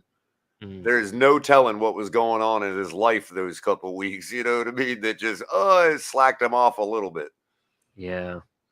Puts up 410 yards and 3 touchdowns against the Chargers. That's going to be an interesting matchup this season. The Chargers have put out the entire bag on that defense. That defense looks scary now. I just don't know how the teams in the West are going to get out of there with 12 wins. Everybody keeps saying it's going to take 12 wins to make the playoff. Why does everybody think that? If everybody got better and the AFC is like that, then everybody's going to be losing to everybody. It's more likely that you're going to have a division winner with 10 wins. Do you remember the NFC East, the one season that they had like 3 teams with like 4 or 5 wins between all of them? It was ridiculous. It was like, that was the year when Dallas was 2-11 and their fans are like, we're going to the Super Bowl. That's so true. I forget who ended up. Was it Dallas that ended up winning in the division that season, or was it someone else? Year you're talking about? Yeah, I think they ended up taking it. Yeah, that's some funny stuff. But here is the downfall of keeping Mahomes, and I'm still debating it. His salary was $32. Well, that's the thing. Again, I keep pointing out, like, is the regression going to be enough to no longer justify that kind of price tag? You know what I mean? Yeah, and here's the thing about this league is that each year you have him, if you have him on a long-term contract, which I don't. If you notice, the contract says X next to his name. That means that I have to decide, do I keep him or do I waive him this season? If he's a free agent right now. Technically, he's a free agent that I can re-sign. Right. So essentially do I keep him? And if I do, his salary is going to go up by like $2 or $3. Right. That's how they automatically do that. If you re-sign him each year, it goes up more. And that takes away from my cap. I have other needs that I'm kind of concerned with my team. I'd probably move off of him, dude. But I don't want to make your decision for you. This is true, but this is what I can do. Wrong. I understand, but that's why I'm asking your guys' opinions. I value everyone's opinions, including my audience. So, my audience, if you think I should keep Mahomes, let me know if you think it's worth taking the hit on the cap and everything. And no, two ears do not get to vote in this because we already know what you're gonna say. Put it in the chat. Let me know. I mean, here's the deal. So I could, and this is an option for us, is that I could drop him, and then when we do our draft, we do an auction bid. That's basically how it works. It's an auction in our league. I could bid, try to get him for lesser amount this season. You know what I mean? That's a possibility. Maybe I get him for only $30 instead of, they're having him for $35. It's an option. There's other quarterbacks too that I can grab. Let's see what people are saying. Anybody have any thoughts? Let me know. Should I keep Mahomes or should I drop him and try to get him cheaper? Or should I just move off of him and allocate the money elsewhere? What do you guys think? There's so many other options for that 30 points a week, dude. Yeah. Look at this. Let's look at my backup QBs I had, because those were my two main starters last season. At I one mean, if point I I had had a side league, believe it or not, if I had a side league, Yeah. like if I was doing 2 or 3, Yeah. I would actually run Tua in one of them.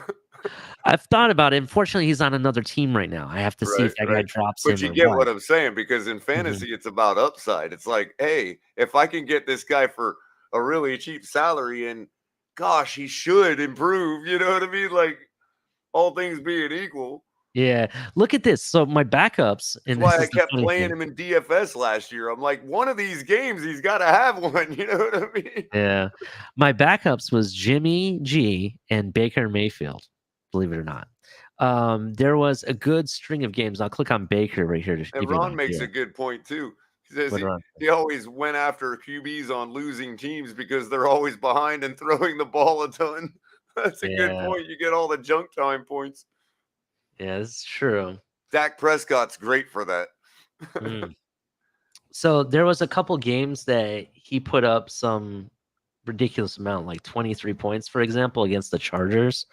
Um, I actually had him because it was bye week for my quarterback. I didn't have a choice, so I threw him in there, and he had to put up 23 fantasy points, and then he ends up doing nothing the week, or he does like 12 points the next week, and then I didn't play him again after that. But Jimmy G, on the other hand, let me go back to him. I'm trying to remember what he did.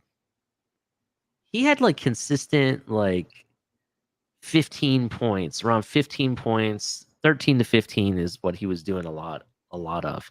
And that's And all he's ever gonna do, bro. I'll tell you yeah, that much right now. and the reason I had these, see, what ends up happening is that, if like the other teams are signing their players to, like long-term contracts, I kind of have to take the best that I can to fill some of those bye week, quarterbacks that I have. And what I was starting to do at this point, why I had them, is I was playing the numbers game. What were they averaging in fantasy points to make up the difference against other teams? Sometimes it worked, sometimes it didn't. Mhm. This was not one of my best of seasons in fantasy, so, but it's something I really want to focus on this year, and that's why I brought you guys in to kind of give me, some thoughts. So, what did everyone say in the comments? Did they say keep him, lose him, what? They haven't. They're still arguing about Tua. I see Stafford being mentioned. Stafford, I believe, is a free agent in this league this season, so I will be able to bid on him. I actually had him. When was it? It was. I want to say I had him like 2 seasons ago, and he actually took me on a playoff run, and I was in the championship final for this league. End up finishing in second place. So basically, I got my buy-in back. It was a $200 buy-in, so I got that money back. But Stafford put up points for me. I was really impressed with him, and that's why I kind of became a fan before he went to the Rams. I could won get him. the only league season long that I ever did. I won with Ryan Tannehill. Like, as far as overall season wise, Ryan Tannehill kept me going. Mm-hmm. And in the playoffs, I implemented Nick Foles, a combination of Nick Foles and Drew Brees, and that won me a championship. Definitely. Matter of fact, that NFC championship game with Nick Foles is what did it. That's what got me into that's what won me my championship. Yeah, Ron actually has a good point. Stafford got more fantasy points with the Lions than he did with the Rams last season. This is true, but you also think about it. They had an issue when, I believe, when Robert Woods went down, his productivity went down. Because Robert Woods was kind of like his go-to security blanket. It was a for sure catch, like almost every time. You know what I mean? And then they brought in OBJ to take the reins from Robert Woods, and it worked out pretty well up until OBJ got injured in that game, and then Cooper Kupp had to do his elite thing. You know what I mean? So we'll see. We'll see what happens this season. But Stafford is a better option than Baker Mayfield, in my opinion. I mean, if you're going to go with a guy like Stafford, you need to give up the farm and pair him with his wide receiver with Cooper Kupp, because it's just, I mean, Although, somebody that's consistent enough to get as many targets and catches than Cooper. yeah, That's true. So, but we'll see. We'll see what happens here. So okay. So everyone, I think we were on board with Kirk Cousins, keeping him too because he's so cheap and he's an okay, consistent quarterback. Did we agree to that or no? I mean, Ron is saying to go after Drew Luck. What are you telling me, Drew? Like what? What is it going to be? now that's a little far, Ron. He doesn't even get points in junk time, man. Drew Lock Stafford probably would only do has all 1 right. year Man. with the Rams. Q, are you saying he only has 1 year left, or I thought they re-signed him for a I just big don't time trust deal? Pete Carroll to pass the ball as much as Denver did with Drew Luck. No, I think they're going to run a lot more this season. I think that's what's going to happen. You might even see, I think it's going to be a lot more run, kind of like what we're doing, sort of. So we'll For see what what we the did Seattle last year. does. Yeah, I think that's really what you're going to see here. I'm going to go with probably moving off of Mahomes or try to get him cheaper. And also considered Stafford. I think those would be my good options Well, here. do you have how many suckers are in your league? Because you could probably get a haul from one of them for Patrick Mahomes. This is also an option. I don't know. There is a rookie though that I could. And when I say that, there's a rookie owner in our league this season.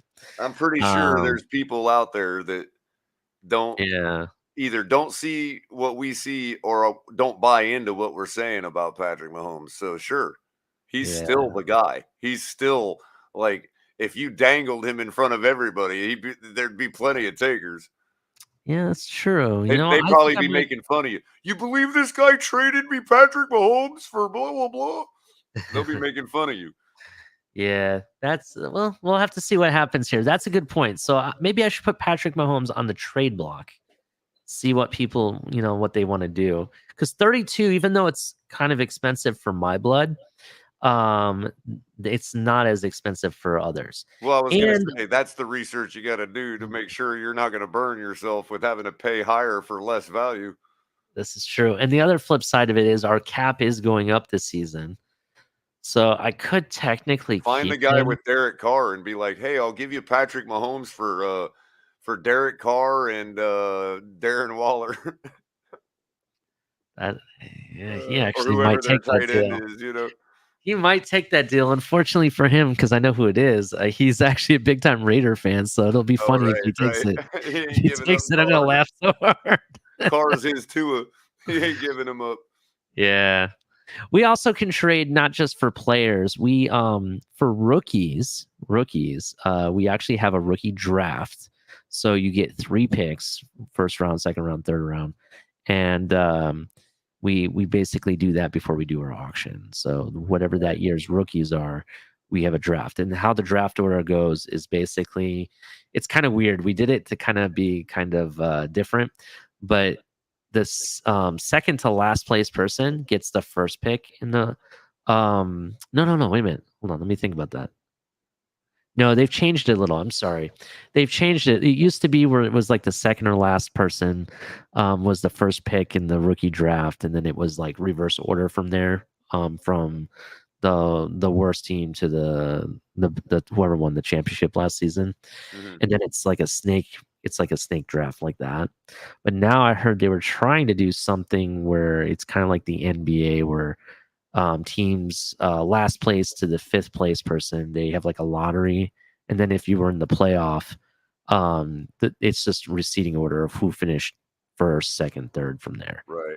So they were talking about it. I have to figure out what we're doing. We're having a meeting in August about this, so we'll see what they do with that. But draft picks are something I can trade, and I have seen trades done where it's like two years worth of first round picks gone for a certain player. You know what I mean? Mm-hmm. Do you take that risk? What are you doing with Ezekiel, bro? That's the next subject, which we'll talk about. And by the way, the fantasy is something I might continue on our show and other episodes. So we may have a show where I do fantasy trade scenarios for fantasy football. So we might be talking about that sometime soon too. So let's talk running backs. That's the next players in this list here. So Ezekiel in 2021 had a really big offseason in my opinion. He was really off. Part of it was their system that they were running there. They were really using him as a decoy. Prior to this season, he, because of the amount of targets he got, amount of attempts that he was attempting per season, and on average, he was suggested as one of the top running backs to go after. So that's why I really, pushed for him, because he was one of the better running backs available at the time. And as you can see, I spent $45 getting him. You know what I mean? Was it worth it in the end? No, he did not have anywhere near the amount of productivity that he had in previous See, seasons. if you'd have known me back when you picked him up, you'd have never picked him up. That's absolutely true. He ran for 1,002 yards. I've been off of and him since his touchdowns. rookie year, man. I don't know. It's just I don't know, man. I thought his sophomore season he put up just as good points. I just don't trust his will to I win. hear you.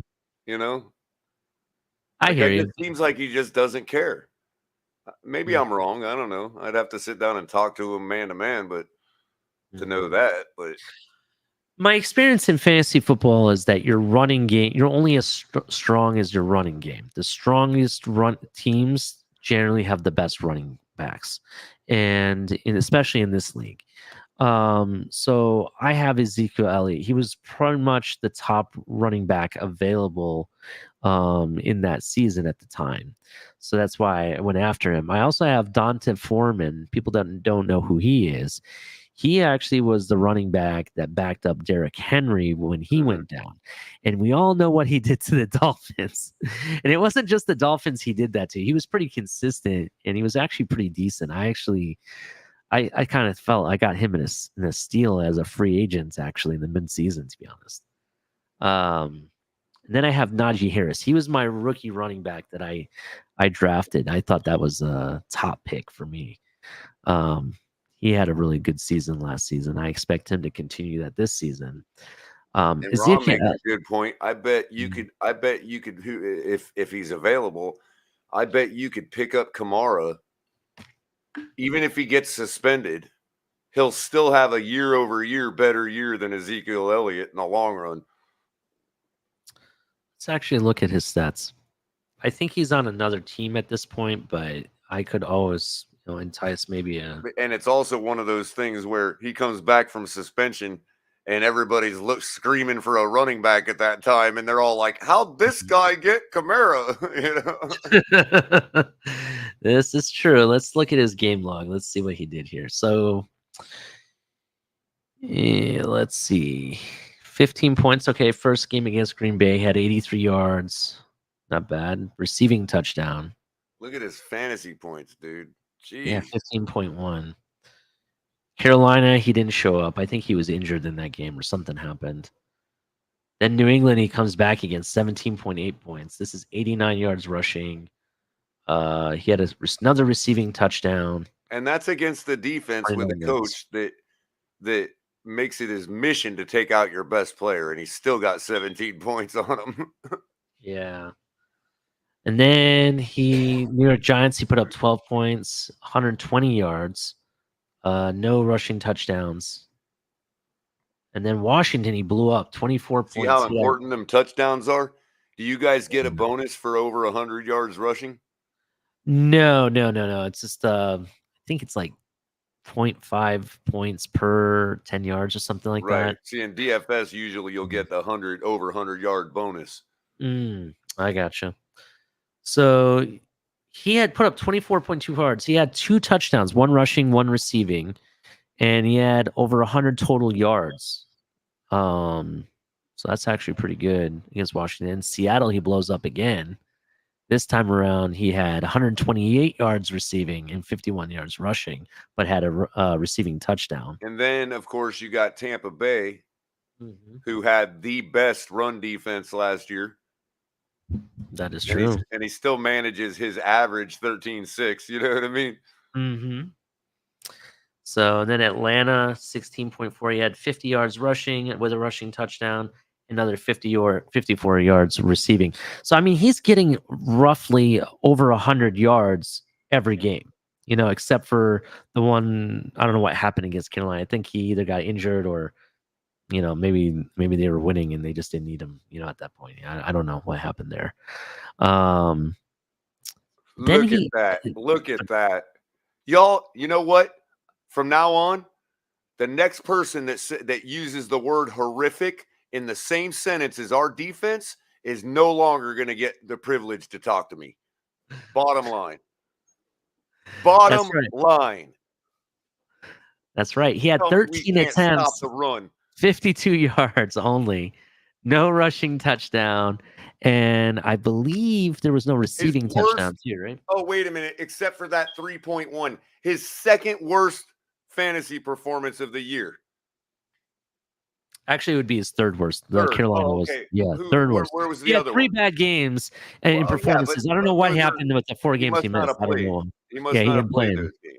Right. Yeah, I think he was injured or something in those 4 games. But you got the first one is against the number 1 rush defense in the league. Mm-hmm. And the second one is against us. 6 fantasy points, people, against our defense. That's true. And then he backs it up with 2 16 fantasy point games. And look at this, 146 yards against Atlanta, right? And then does... and I understand that we weren't as good in the first part of the season, but that doesn't mean we still weren't great. Okay? We might not have been as good, okay? Sure. But you're not going to tell me that a defense as bad as that you could use the word horrific with is going to all of a sudden in the middle of the year turn into a defense that can stop Kamara for 6 fantasy points. Mm-hmm. And that's true too, Ron. I get that, but it's not Can like that. Get that, or how do we? It's not as if they took advantage of it.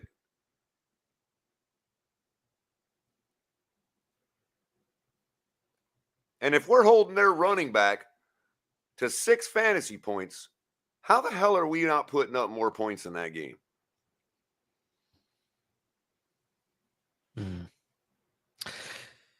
Yep, I understand. Oh, and by the way, they had the worst secondary in their home stadium of anybody in the NFL last year at that at the start of that game. They were giving up 312 yards passing at home per game. That's true. It's kind of a miracle for them that we didn't blow up against them like we should have. Well, the game was still in hand in the third quarter. I don't know what everybody forgot what they were watching. This is true. This is absolutely true. That game should have been over at halftime. Mm-hmm. By far. We should have been playing our backup quarterback. Jacoby Brissett should have played that game simply because we didn't want to get to a hurt and we didn't need any more points. That's what should have happened that game. Rant over. Sorry, guys. It's all right. It's just I see stuff like that, and to hear people use the word horrific in the same sentence as our defense is just, it insults me. It insults our team, and I'm sorry, but you're going to call me, you're going to say I'm not a fan because of a lack of support for the quarterback, but you're going to use the word horrific in the same sentence as our defense. You're the hater, not me. I understand. Anyway, going back to Kamara, Kamara remains his number 1 fantasy running back who will be a first-round pick, but there's some worry about what his upside really is and if he'll be available for all 17 games. So that's what the concern is, because if you look, they're only projecting him to have 178 fantasy points. Wow. Right? I need running backs to put up over 200 fantasy points this season. You know what I mean? That's kind of what you need to win this league. And they're saying because he misses games every season, they don't know if he can play a complete season. He's already missing 4 games too, right off the bat. Right. So that may not be a good option for me. He's but I do understand. A lot of bravado, though, man. This is true. He probably looks at that. He'd probably pin that on his locker room right there. Probably. But my running backs don't stop with Najee Harris. I also have Melvin Gordon on my team. He just re-signed with the Broncos. He had an okay season. I mean, he was, averaging me at least a touchdown a game at one point. So I mean, he'll come and arrive sometimes. I think That's he's good at his got one more good performance out of him, to be honest with you. I Yeah. really do. This might be his last, actually. I think. And if you're talking about a good performance from him, it's equal to Austin Eckler. This is true. It's weird. He's like an every couple game kind of guy. Like he'll play Right. one good game, then 2 Because weeks he's running later, out of it's a- gas. You know what I mean? Yeah. In his career. That's why. Mhm. It's So I hard to mean, trust him. there was some games that kind of like I had him in there, and I was like, okay, he's just a bye week guy, and then he ended up performing, and I'm like, what? This guy performed? You know what I mean, it was like, wow. So I mean, I he's think not that's bad. why they ended up choosing Eckler over him, because Eckler's more consistent with those top performances. This is true. But I also had Kareem Hunt on my team. Everybody knows I'm a big Kareem Hunt kind of guy. I drafted this guy. Nobody knew who he was in my league. First game against New England, blows it up. I think he had like 36 points or something, or 40 points, fantasy points. It was ridiculous. The first play, I'll never forget, Color, never forget this. Very first touch on the ball in his career against New England, a regular season game, he fumbles it. It was his first fumble, I think, ever. They said it was ridiculous. The guy never fumbles the ball, right? Wow. Fumbles the ball. The very next drive, the guy holds onto the ball and takes it to the house. Another drive later, takes it to the house again. He said, "I'm never fumbling again to New England ever." So, yeah, that season was a That's great. a welcome to the season. NFL fumble right there. It's like, yeah, we're fast enough and gifted enough to punch the ball out, dude. This ain't college. Yeah, and trust me, he held on to that ball for the rest of that rookie season. He blew up. He was like, I believe he led the league in rushing yards that season. Actually, Because remember, everybody in the NFL is the best that was in college. So you've got everybody. The game is slowed down for everybody, so they can literally go in there like they're walking up to you and punching out the ball. Definitely. So let's look at him. So we get Kansas City. He puts up a touchdown, 33 yards rushing, another 28 yards receiving, and he's basically had 14.1 fantasy points. Houston puts up 51 yards rushing, 2 yards receiving, but he had no touchdowns at all. So he's kind of like a day off. But then Chicago, he shows up, 81 yards rushing, a touchdown, and then had 74 yards receiving. That's good enough for 21.5 points. Minnesota, he shows up, 69 yards, another touchdown, and then Actually, by the way, the people that really are hating on him are the ones that don't care enough to point out his deficiencies, but that's okay. We'll let you have your day. We're all haters. We hate genuine humans. Yep, that's right. That's right. You believe in the worst in people. It works for you. What does he say? Hunt has a split carry. I'm listening to what Ron has says. So you will lose points there. Okay. Yes and no.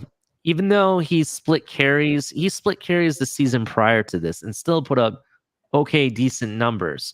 You don't just play Kareem Hunt as your main star running back. I had him at more of a flex role because of the fact that he does catch balls out of the outfield. And as you can see, he does put up receiving touchdowns from time to time.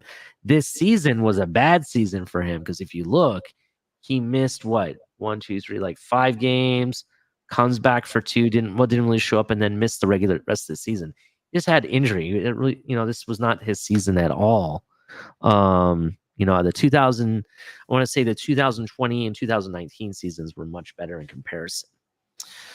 So this guy, unfortunately for me, his contract has run out. He's going to become a free agent regardless. I can't trade him or any option.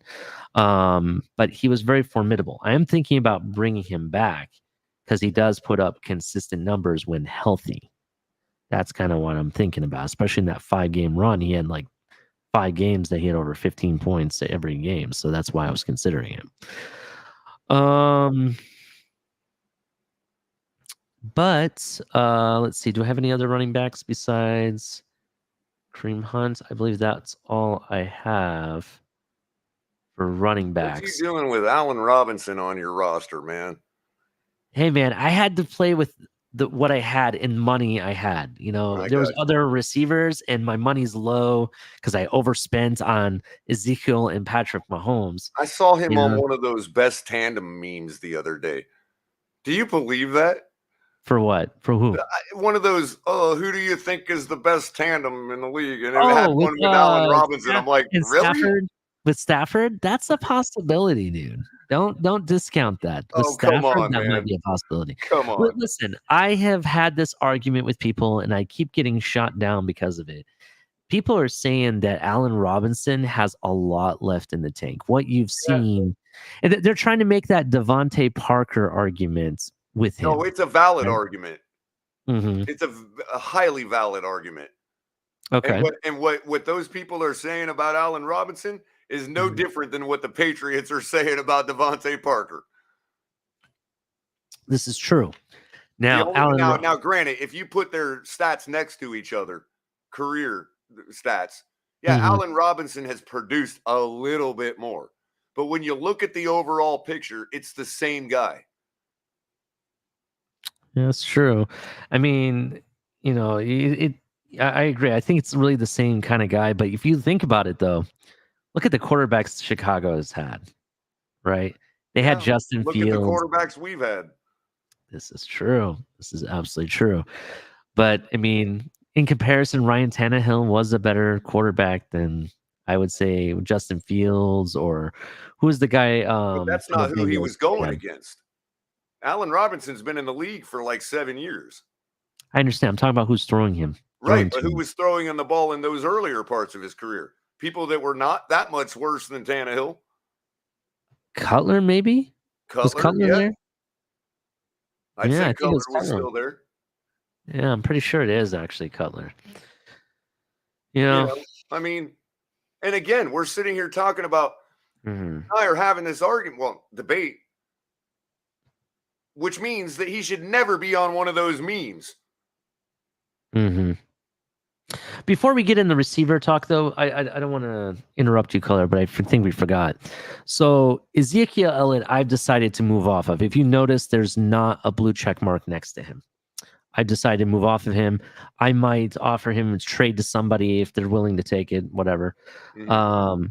Dante Foreman, dude, his salary is only $5. He's pretty cheap. I think I'm going to hold on to him to see what he does Yeah, in you got to Carolina. keep him in case of a Henry McCaffrey, injury. Yeah. well, no, he's with Carolina now. Oh, is he? So yeah, so McCaffrey, the last 2 seasons, he's been nothing but injured. You know what I mean? And when he goes down, they're going to give the ball to him every time. Yeah, Foreman's a good one. So, That's a good yeah, one. I think I'm going to keep him. Najee Harris is the Steelers' number one starter. I might start Foreman in my DFS week 1, man. That's a good one. Actually, yeah. Najee Harris is Steelers' go-to guy. The Miami Dolphins are going to have to make sure they stop him. That's the big one. I'm probably not going to bring back Melvin Gordon. It's like, I don't know. If you had a choice between him and Elliott, it's a tough one, but I'd probably go with Gordon. Maybe. I don't want to go with either. I don't blame you. I don't blame you. I don't want to go with either. I mean, I like Melvin Gordon at the point of attack, but he's not for a season-long fantasy. I wouldn't trust his production. Yeah, I think if I bring, and also in addition, if I bring back Kareem Hunt, I think I'm going to bring him back at a cheaper price. I'm going to try to get him lower anyway. And you noticed Melvin Gordon's track record last year. So you can see how he's still effective in DFS if you hit the right week. If you're paying attention, you know who their matchups are, and you know that that's going to be his week. You know what I mean? He's still effective in DFS, but for season long, Melvin Gordon's just not the guy. Yeah. So we're going to have to see what I do with my first round pick because there's some rookie running backs I'm considering Especially too. with Russell Wilson throwing the ball now. There's going to be a lot more running around, bombing the ball to Judy and Tim Patrick than there is running with Melvin Gordon. Although he may get more short stuff because Russell Wilson does like to dump off to the flat. Who's the coach over in Broncos now anyway? Who's the coach over there? Nathaniel Hackett. Daniel Hackett. How do I know that name? Do we know? Because he was Aaron Rodgers' quarterback coach, personal quarterback coach. That's right. And that the whole idea was they thought they were getting Aaron Rodgers originally, I think. Right. That Or was the that's they idea. were doing that to entice him and figured, well, he's still a good coach, so not a bad move, you know. Yeah, either way, it was a win-win for them, I guess. Exactly. So yeah, that'll be kind if I'm of. not mistaken, and I could have this a little bit twisted, but it's still the virtue of being the truth.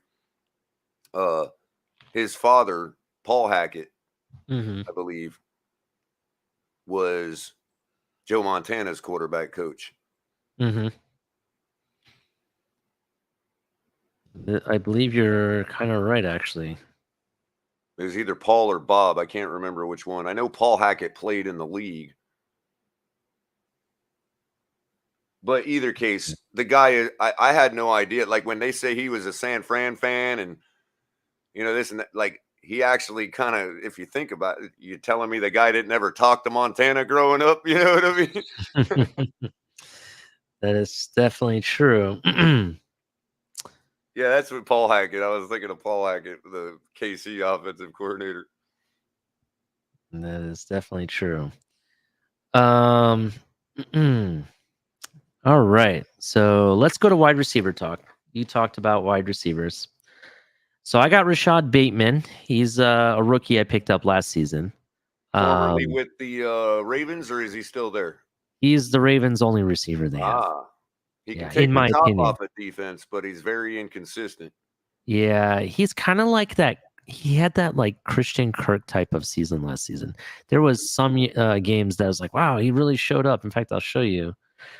Let's go to game log. So the first like 6 games he missed because of either an injury or something that he was on the PUP list for some reason. I forget real quick, by the way, yes, Paul Hackett was the quarterback's coach, wide receiver, and tight end coach for the San Francisco 49ers from 1983 to 1985. So that does correlate.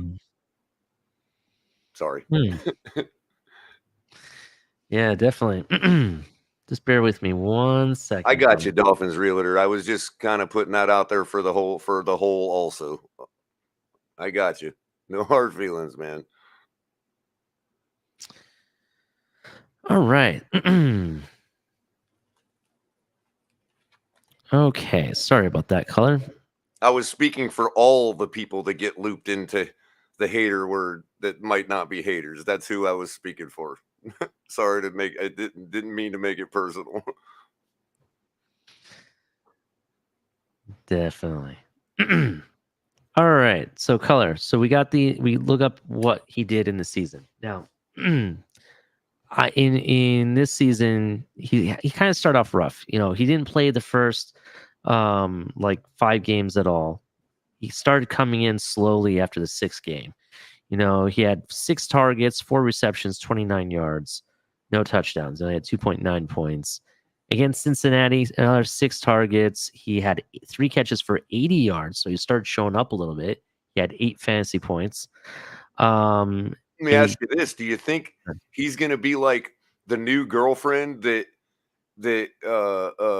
Lamar treats better because the past girlfriend burned him so hard? He's gonna be like he might try to force the ball to him more. Like they're all buddy right now. Like, come on, Rashad, just you and me now. Yeah, it's definitely a possibility. That could be a good sign, you know, for that tandem. Yeah, I'm trying to actually see if I had the clip. I had the perfect footage of it. Technically, I think it's more likely you're going to get a lot of tight end production out of the Ravens and a lot of. Again, not a bad idea to if you're in a dual quarterback league, pick up Lamar because he's going to get you plenty of running. This is actually true. I mean, I was thinking that the clip I was thinking of is the Lord of the Rings clip that we played, My Precious. You know that one? Oh, yeah.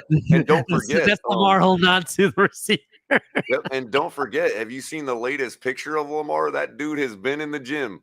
So we're talking about serious running now. We're not just talking about finesse. It's not just running, Color. So the rumor has it is that Lamar has been working on his throwing mechanic. And Nice. what people are saying is you're going to see him be able to throw in a way that he hasn't thrown before, that we've seen on film.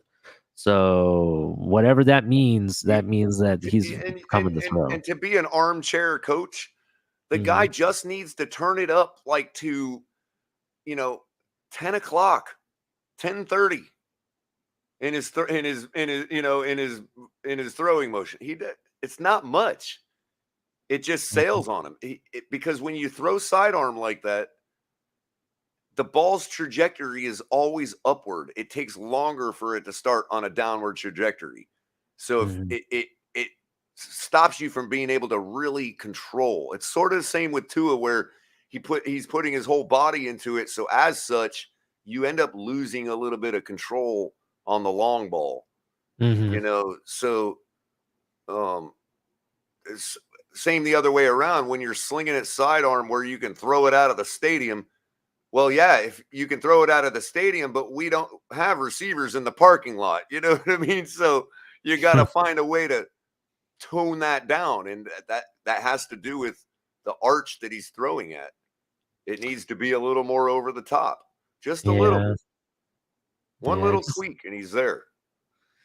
But he refuses to do it. That's been my problem with him, is that he refuses to accept that and do it and make the change. It kind of seems like the theme of this offseason is a lot of players have been really into the workouts, and you're starting to see a lot of people get jacked. I mean, Van Ginkel, his arms seem to get bigger every time I see a new picture. I'm hoping. Remember when TD, when Tua started beefing up and TD started to, which I thought I actually disagreed with him on, but he was a little bit concerned about how it might tighten him up and lose some flexibility. Being beefier. That may actually work in Lamar's favor. It might take some of that off the ball and make it drop a little quicker. You know what I mean? Yeah, a lot. It just seems like a lot of these might force a different arm throwing motion because he's, a little less flexible. This is true. I mean, it seems like every player this year is all about getting in shape and probably talking to these guys. Ourselves. I am Hans. I'm Franz, and we want to pump you up. That's probably what's happened. I mean, I don't know, those arms of Lamar's guns, or I'm sorry, those pictures of Lamar's guns that you've seen over the last couple of days. I mean, he's put in some work, it seems. Yeah. That's what I'm saying. It's not going to be all finesse running this year either. So anyway, Rashad Bateman was like an 8 to 10 point kind of guy. At some point you might see that increase to like 12 to 15. Yeah, I think he might have that jump, especially if he's one of the only receivers, because besides Rashad Bateman, they have Mark Andrews, which is their star tight end. Expect him to go all out. I don't really know of any other receivers they brought in. There's Sammy Watkins, maybe? You brought in Sammy Watkins, I think. Or did he go to Green Bay? I can't remember. Or was Watkins there? And then he's already played for the Ravens once. So that's right. Sure. That's right. He was at the Ravens and ended up going to Green Bay, I believe. Which I don't. He went to where was he just at first? Kansas City. Yeah, he was there originally. Well, no, he was in Buffalo originally. They ended up going to Kansas City and then went to the Ravens. Right. And now he's up somewhere else. He was just somewhere else before Green Bay. Wasn't it the Ravens? What's that? Wasn't he at the Ravens? Maybe it was just the Ravens. I know he just dropped like a really important one, remember? And that was the last time they used him all season. Yeah. Might have been against us. I'm actually going to tell you where he's been. Sammy Watkins. Wow. I didn't know this. He was in Buffalo for 3 seasons, and then he played for the Rams for 1 season, then went to Kansas City, and then he's Baltimore. But currently he's with the Packers. So that's actually where he's been. So that was him. Christian Kirk was my guy this past season. He had streaks of games where he put up over 10 points a game. It was kind of like all over the place, kind of. It just depends. But he started off really strong, 19 points right off the get-go. And then he went kind of missing in Minnesota. Minnesota has a better defense than in some cases. So, but I don't know. Minnesota and Tennessee, they usually have good defenses. So the fact that he put up 19 points, he had 70 yards and 2 touchdowns. That was pretty good actually against Tennessee. Then he shows back up in Jacksonville, another 10 points. So, and then he ends up, disappearing against the Rams and San Fran. Cleveland puts up 13.5 points. And then he had see where I'm talking about? He had like 2 weeks back to back over 10 points. And then against Green Bay, he goes missing. And then San Francisco, he finally shows up. And they only had one other really good game after that, which was against Detroit. From what I could see, he has the talent. The guy has the, end of the field type speed to take the top off the defense and whatnot. I didn't really consider him to be a top 15 wide receiver, but Jacksonville paid him as if he was a top 10 receiver, like possibly even top 5. Why they did that, I'm not sure. It could be because they really needed a deep threat. It could also be because it's Jacksonville and they have a smaller market, so therefore they got to overpay sometimes. That's definitely a possibility. But I think with having a good coach like Doug Peterson, and the bravado that brings, being a Super Bowl winning coach, you think, maybe they'll have more belief and it's not just about, just getting overpaid. You know what I mean? Right. So I don't know. What's your thoughts about Christian Kirk this coming up season?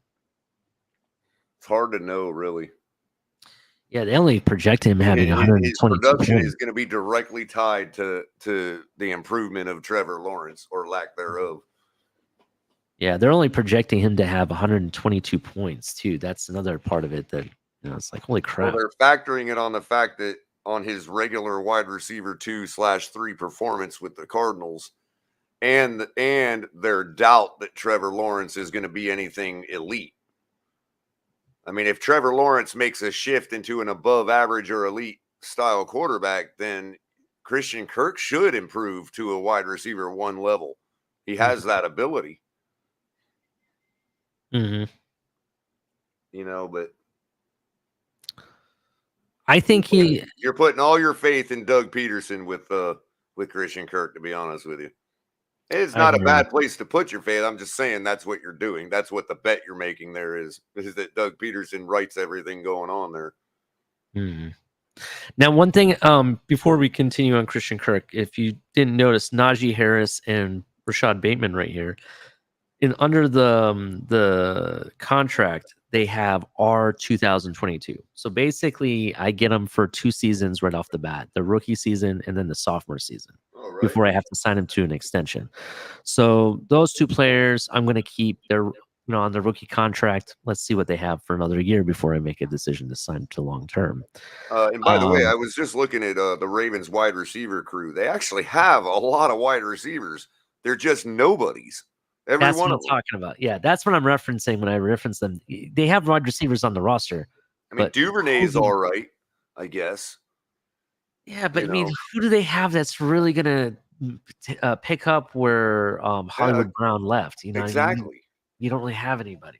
I mean, I don't know. Slade Bolden. Slade? Really? This is just like Skylar Thompson. If you ever think that this guy named Slade is going to be in the Hall of Fame as a wide receiver, you're just dumb. Sorry. You're never going to see Slade Bolden's bust in the Hall of Fame. So, oh, yeah. No offense. I'm sure it's a great name. His family loves him. But come on, man. My name is Jeff. Now, this Jalen Moore, that's the type of name right there. That, you know what I mean? Like, all of a sudden, we're talking about Jalen Moore. That's a football name. What if it was Slay? What's that guy's name? Slade. What was his last name? Bolden? Slay Bolden. Still, though, it's not good. Yeah, like, you're right. Football names aren't gimmicky names. You know what I mean? They're just, you know them when you see them. Slade Bolden sounds like an XFL name to me. Right. Exactly. I think the one that really stands out to me that can exemplify what I'm trying to say, James Washington. Like, there is no doubt that dude is a football player. If you told me, hey, I know this guy James Washington, I'd be like, did he play in the NFL? You know, like, I don't know why. It's just some names, man. You know it Yeah. right away. Definitely. Anyway, going back to the receivers. So we got Allen Robinson, as you know. Allen Robinson is projected season projections 136 fantasy points. He just Smoochy doesn't do Wallace. it. Look at this, bro. He didn't have one game over 10 fantasy points, bro. Not even one. He was a ranked receiver, top 10 ranked receiver in that season. Pull And up he his didn't. PRF page, man, or his PFR page, bro. You'll see what I'm talking about. You'll see a let's glorified Devontae Parker. Actually, this is not the right one, but I can Google search from here. Oh, I agree with you. I think that's what he is, actually. Let's see here. Here we go. Pro reference. Let's see, receiving. Well, he's had more than 1 year, 1,000 yards receiving. This is why he was a ranked receiver. And the reason being is the one difference you do notice is his availability. Like, he definitely has more 16 game seasons than Devontae. That's about really the only difference. Yeah, that's true. Oh, At he was least with Devontae had the Jacksonville. excuse, well, That's I wasn't right. on the field. You know what I mean? Yeah, he was with Jacksonville. Now I remember. So it wasn't Cutler he was under. He played with, what's his name at Jacksonville, I believe. Bolden? No. Blake Bortles? Bortles. That's what I'm thinking of. So I think he played with Blake Bortles, didn't he? Yep. Yeah. He actually had actually 2 seasons with him that were halfway decent. But the And then rest of it's like, yeah, whatever. I'm an NFL player, you know? Yeah, I mean, he did I'm put not up saying he's 14 bad. It's just touchdowns. that people work him up like, oh, what about Allen Robinson? Like, what about him? You know? Mhm. Yeah, that's true. I see what you're saying. It's not the best of work. I get that. But at least what's going for him, what makes him better than Devontae Parker is the fact that he's had 3 over Yeah, 1,000 yard exactly. You seasons. wouldn't So be surprised if he had a broke out season. no, I But I wouldn't be also surprised. am not like, oh yeah, I recommend. No. So, you know what I mean? Like, I couldn't do Yeah. that. So let me ask the audience this. So Allen Robinson, I have him on my team already. He has a salary of $27. It's going to go up like $2 if I sign him to a 1-year extension. I can do up to 3 years, I believe. And each year it goes up by 2. Do you think he will go up with Stafford as quarterback? That's the big difference between his rookie or Oh, that's a sophomore season versus possibility. now. You get some decent production out of him this year. Yeah, it was being Stafford and the But with Rams. having to share with Cup, you're going to basically see him have a year like Cooks did, Brandon Cooks, or what's the other guy, Robert Woods. I'm glad you brought up Cooks, man. We're going to be talking about him shortly too, because he was one of my guys on this team. So Brandon Cooks actually at some point in the season was actually putting up some decent fantasy points in that Yeah, system. cool thing about Cooks is it doesn't matter whether he's on a bad team or not. He consistently gets like his 15 points a week, man. Yeah. I played him a lot in DFS last year, despite the Texans. Who's this? Get Russell Gage. Who's Russell Gage? That's he was with Atlanta. With Atlanta, okay. And he can take the top off of defense. I don't know if he's still with Atlanta. I think he might have went to somewhere better. Okay. Like maybe Washington or Indianapolis or something.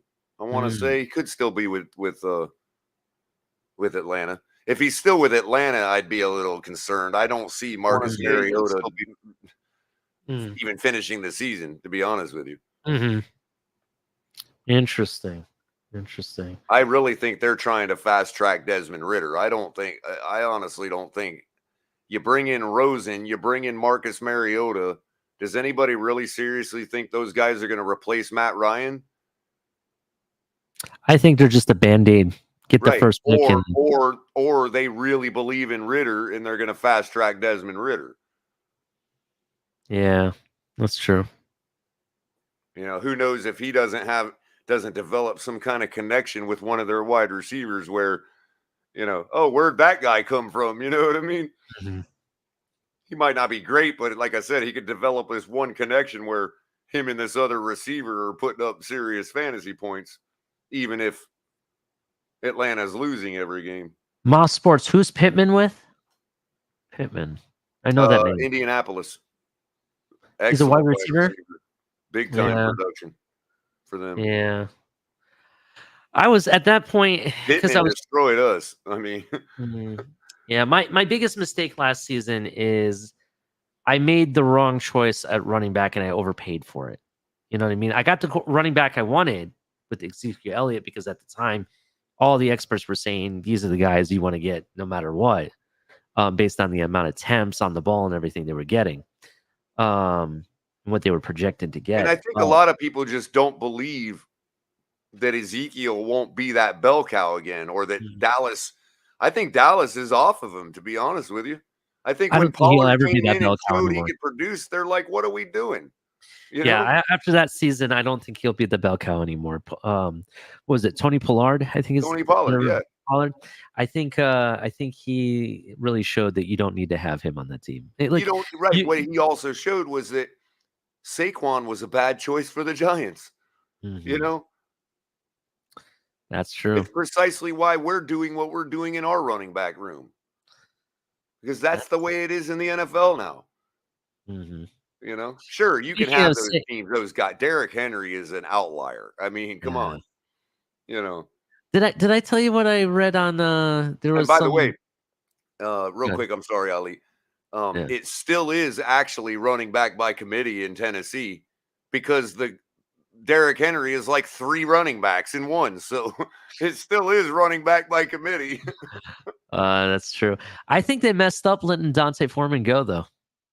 I think they messed up. I thought he would turn into like. Imagine if you had 2 Derrick Henrys on the team, though, like on the field at the same time. Yeah, well, that's the thing, though. See, Kansas City had Christian Okoye. Yeah. But they followed that up with Barry Word, which was just a little bit smaller, but still a big dude like Deonta Foreman. You know what I mean? Like, same situation there. He's their Barry Word, and they shouldn't have got rid of him. Yeah, Cap for Life brings up a good trade prospect here. Gesicki for Tony Pollard. How do you feel about that? I'd do it in a heartbeat. I would do that in a heartbeat. Maybe not equal up. I would probably expect maybe a draft pick from them too, but yeah, I would do it in a heartbeat. For our team, right? Not just fantasy aspect. We're talking about our team, right? The Dolphins. Yeah. Okay. And Ron, they were on the team. That's what I'm saying. Once Okoye got smacked by Atwater and was never the same again, Barry Word came in and was kind of like not much different than Okoye. A little smaller, but still the same effect. So, Moss Sports, according to something I was reading the other day, and I think I mentioned it either on Miss Finn's channel or someone else's, a anonymous NFL not head coach, but NFL coach in the NFL is saying that Saquon doesn't know how to play his position, and that may contribute to his injuries and stuff. I don't know how accurate that is. But do we really feel hard it is to play the position of running back? I mean, this is true. But I think what the correlation was saying is that because he doesn't know how to hit the hole right or doesn't play the position properly, it's contributing to his injuries. Do you feel that's accurate? I mean, how do you feel about that, Culler? Like, what do you think? Do you think they don't know what they're talking about and that he's just a good running back? The guy doesn't know what he's saying. But that's the big rumor that some coach is coming out saying that he doesn't know how to play the position. It just doesn't seem believable to me. Like, we're not talking about, I get that there's still intelligence involved, but the dude's been playing running back his whole life. There's nothing else he's going to learn other than speed differences. know. And see that's a big thing. Speed does make a big difference, Well, now, especially yeah, again, if he's hitting the hole too late mm-hmm. and he's not adjusting for that, then yeah, but I wouldn't say that's not knowing how to play the position, you know. Mm-hmm. That's just being slow. I would have to agree with that. I mean, Saquon Barkley is a Penn State product, which is a Big Ten product. Big Ten is known for their running games. Every Big Ten team has a big time running game, and it's grueling. They go up against defenses and defensive ends in that running game, and it's very grueling. And Yeah, sometimes Realtor's making kind of a similar point there. Mhm. He says, I mean, the guy doesn't ever go down. It's possible he gets hurt because he's trying to find the open, and I assume that's open field, you know. Yeah, like that's kind of what Ali's saying. Is it his technique that's causing the injury? Is he hitting the hole too early or too maybe he's late? hitting the wrong hole. You know, Right, that's right. Where you get stepped on in that hole where you wouldn't have got stepped on in the right hole, you know. Yeah, so that's kind of what I was thinking. That's what they're probably talking about, but I don't know. I'm not really sure. Maybe Saquon does have a good comeback year this year. That'd be good for him, to be honest. So Yeah. So I don't think he's I think he's a great player. I just think it's more my beef with the Giants for making that decision. Like everybody knows you didn't have to go after a running back that high in the draft. You know what I mean? And it keeps being proven out every time he gets injured. Definitely. Because every time Daniel Jones fumbles the ball.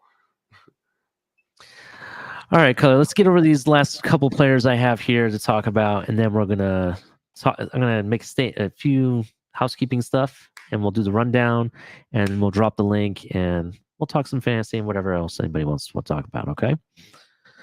So we got Mike Williams as my next wide receiver on this list. And he's my pride and joy. I'm keeping him. I'm pretty much gonna tell you I'm keeping him. Look what I paid for him, Culler. $4 for Mike Williams. Wow, yeah, that's a keeper. Yeah, projected fantasy points 164, right?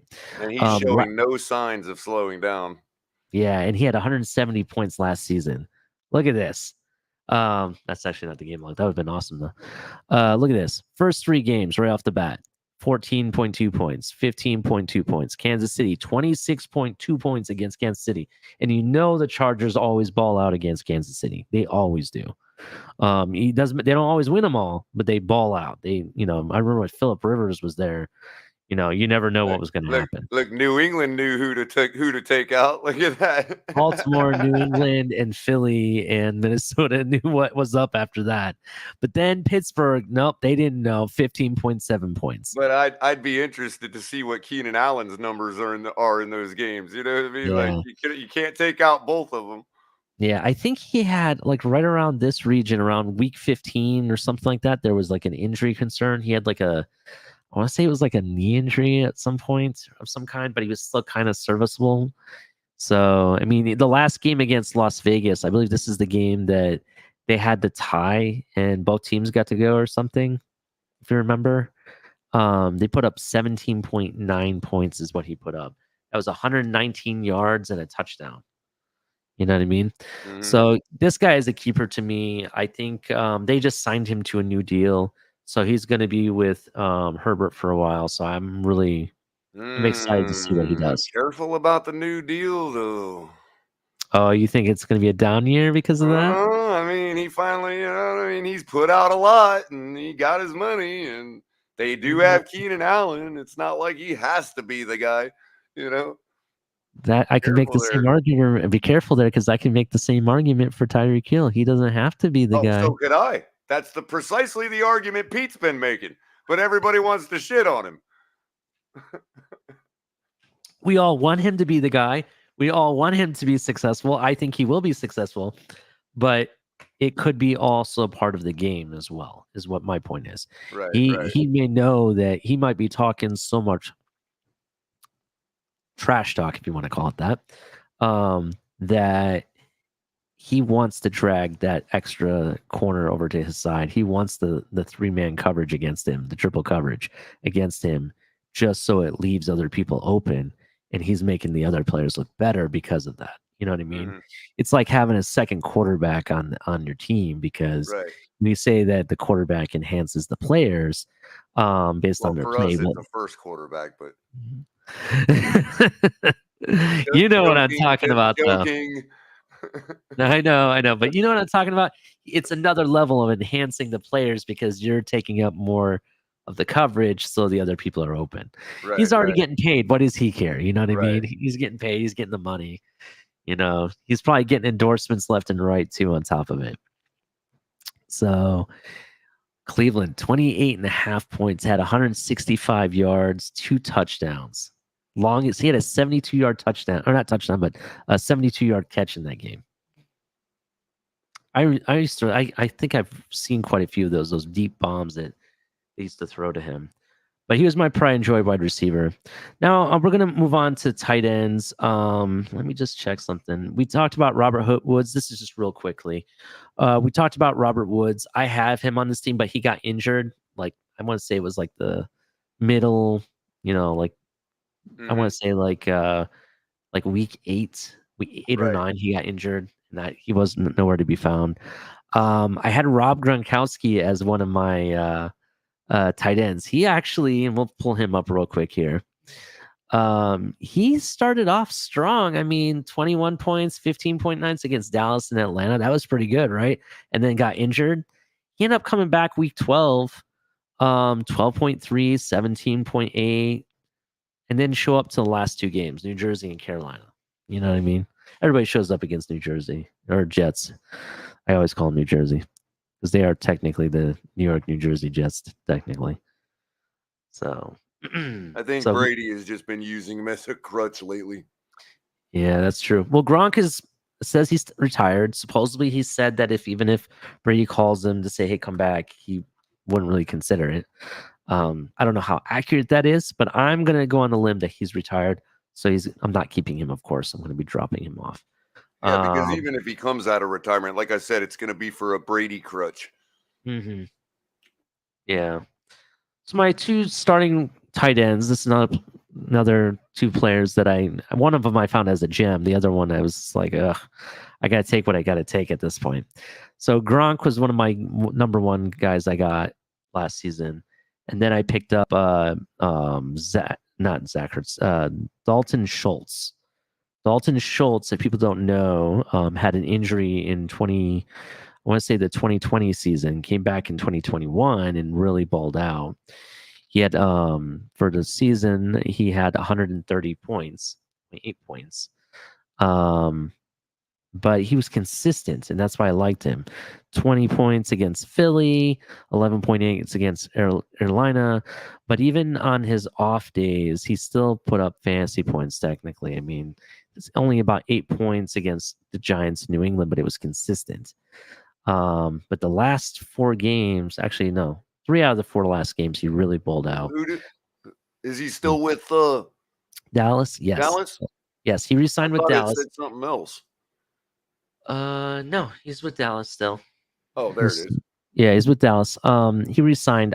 He was their guy they franchise tagged. I Right. actually wanted him for us. If he was a free agent, I wanted Miami to be on the phone and be like, get this guy. Sure. The reason being is because not only is he consistent in the passing game, and if you look for his stats, actually, He's like a Durham Smythe that's a little closer to Gesicki. that is true, and he's much better in the pass block game for Right. blocking. Well, that's what I'm saying. He's not better than Durham Smythe, except for the receiving. Like he's a tad closer to Mike Gesicki in receiving ability. That is correct. And I'm only speaking to catch radius because Durham Smythe's catch percentage blows Gesicki's away. Mm-hmm. So he had 808 yards receiving and 8 touchdowns last season. So, the yardage is pretty much right there on par with Gesicki. How many touchdowns did Gesicki have last season? 2. 2, yeah. If that. Yeah, what were the attempts? Do we know what the attempts or targets were to Gesicki at all? Can you look that up? I can pull that up real quick. Let's see here. And you're talking about not scoring, like overall attempts, not scoring, right? Targets. Just look at overall targets. Okay. We're looking at Mike Gesicki. Targets last year, 112. This guy had 104 targets. What was his catch percentage? Here, I can actually pull that up. I got the pull that up because I'm not on. page up. Yeah, I'm not on PFR. So anyway, there's videos of this guy showing like him blocking against people like Bosa and other big defense ends. That's why I'm like, dude, I love that. Bro, What's this? What are we even messing with Gesicki for, bro? Like, why are we even doing this anymore, bro? This is why I keep telling people why I wanted this guy. What is it? I'm just saying, like, even in general, when people put so much value onto Gesicki, even for his receiving ability, when I'm looking at this guy, you're 4 seasons, okay? Now, he had a down year his second season. He only had 2 targets. 17 targets his first year. 14 his third. I mean, 89 his third year and 104 last year. So he's been picking it up. Okay. So I'm going to throw out the second year with only 2 targets because he only caught one of them. So his catch percentage was 50%. You got to throw that season out. Okay. Yeah. But even listing that season in 4 years, here's his catch percentage year over year. 70.6, 50, 70.8, 75. His career 75. Catch percentage in 4 seasons is 72.6. That's with 1 season where he only had 50%. Mike Gesicki, 4 seasons. His only down year was his first year with only 32 targets. Then he had 89 targets, 85, and 112.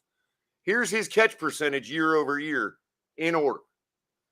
68.8, 57.3, 62.4, 65.2 for a total career catch percentage of 62.6.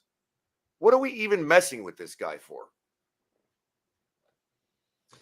Now, do you want me to go even further and show you Durham Smythe?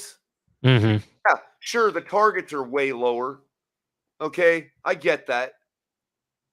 But there's still large enough a sample size to make a difference because now you're talking about his first 2 years. First season, he had 11 targets, 54%. Second year, he had 14 targets, 50%. Caught 7 of them.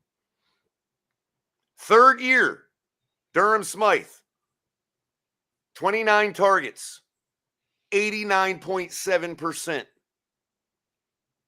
Last year, 41 targets, 82.9% for a career catch percentage of 76.8. Mike Gesicki gone, people. Sorry to tell you. Yeah, Mike Gesicki is gone. I think that's what it's going to end up being. I'm sorry, had we made a deal by yesterday, Friday. Real quick, if Gesicki ain't gone, okay, and we got problems at tight end, is that going to be is that going to be on the coach? Because he has to be looking at the same numbers I am.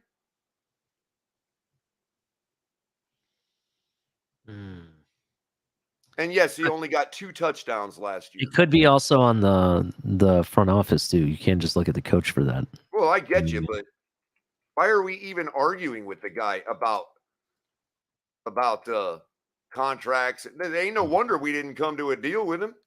Yeah, and Ron, I know that there's no points in fantasy for blocking. I completely understand that.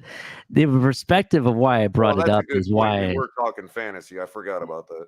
No, that's okay. But for me, regarding block percentage, the blocking for me was because that's why I wanted him here. You know what I mean?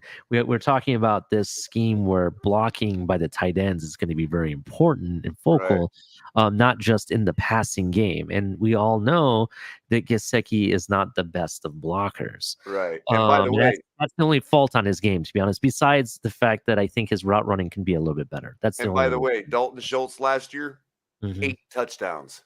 Yeah, that's the big key here on why I'm keeping him. Plus, look at, for me, the salary is only $3, bro. I'm Right. keeping that guy for long What's term. Gesicki's salary? I'm curious. Let me Do see they what value someone him paid. more? It'd be interesting. Well, the salary is based on how much the person that was bidding on him won the bid. Like, Right. it could have been So higher, it's but no more one of a, outbid so me. right. So the estimations are coming from the fans basically in that regard. Because Yeah. it's the players bidding them up. It's not somebody setting a value like they do with DFS. It's not Vegas setting their value. Yeah. Other than their base value, like what it starts at. That is correct. Let me see what this owner has him at. Outlook. Last games. So his salary is 7 for this team that he was on. Wow. Yeah, keep Dalton Schultz. Yeah, I think Gesicki was if memory serves me right, he was on he wasn't on a rookie deal. No, he wasn't. Yeah, I'm gonna keep Dalton Schultz. That's And definitely what I'm gonna do. Definitely. by the way, in 2020, Durham Smythe had 2 touchdowns. So It's true. he didn't have any last year, but that's only because Shaheen stole one of them. Mm-hmm. Now here's the other aspect. Here's the other aspect of it, Culler, that I don't know if we've talked about. Maybe they have in the audience here, but Amari Cooper is gone. Right? You don't have Amari Cooper anymore. They have CeeDee Lamb.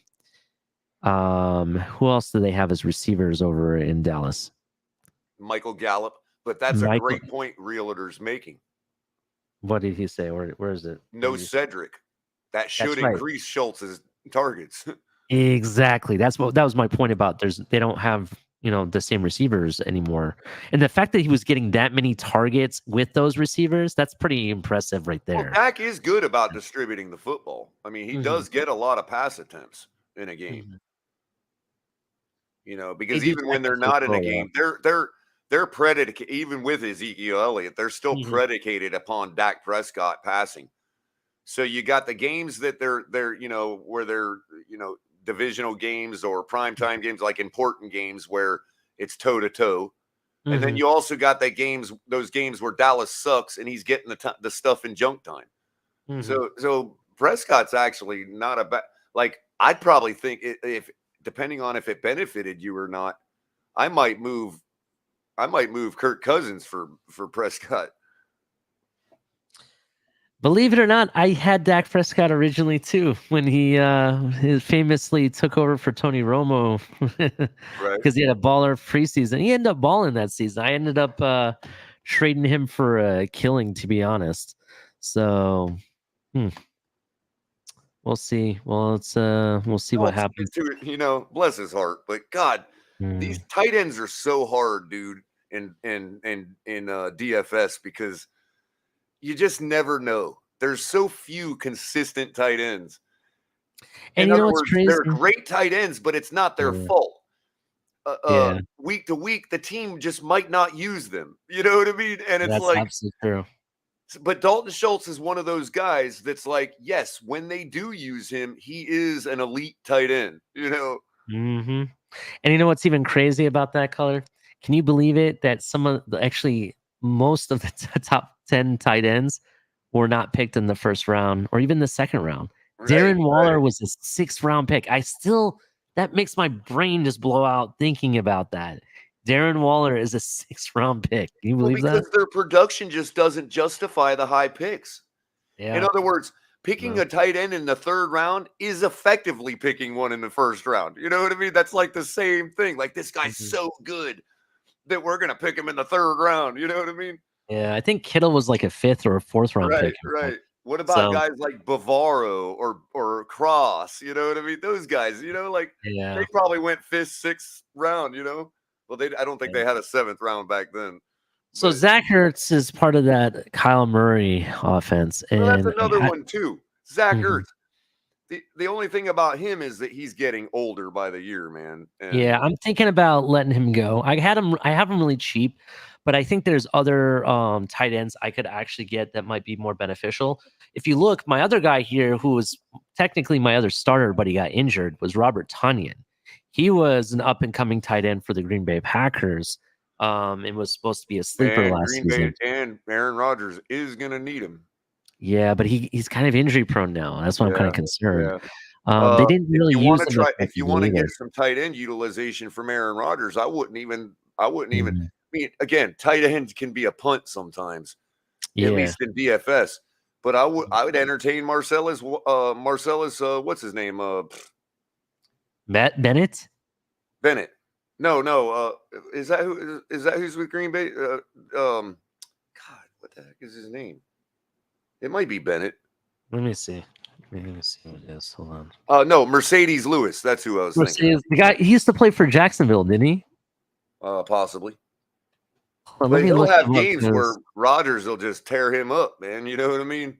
All of a sudden, he'll catch touchdowns. You know. Yeah, let me actually look him up because I thought I read somewhere that Mercedes Lewis is starting to work his way old. out. I mean, he has been around a long time. I mean, he Yeah. is your standard. Could have a year where he does nothing. Type tight end. You know. Green Bay's depth chart still has Robert Tonyan as the starter, and then they Right. have Josiah DeGura as the second string. Mercedes Lewis is a guy just like Jimmy Graham. That's true. Or the other guy, Mhm. Jesse James.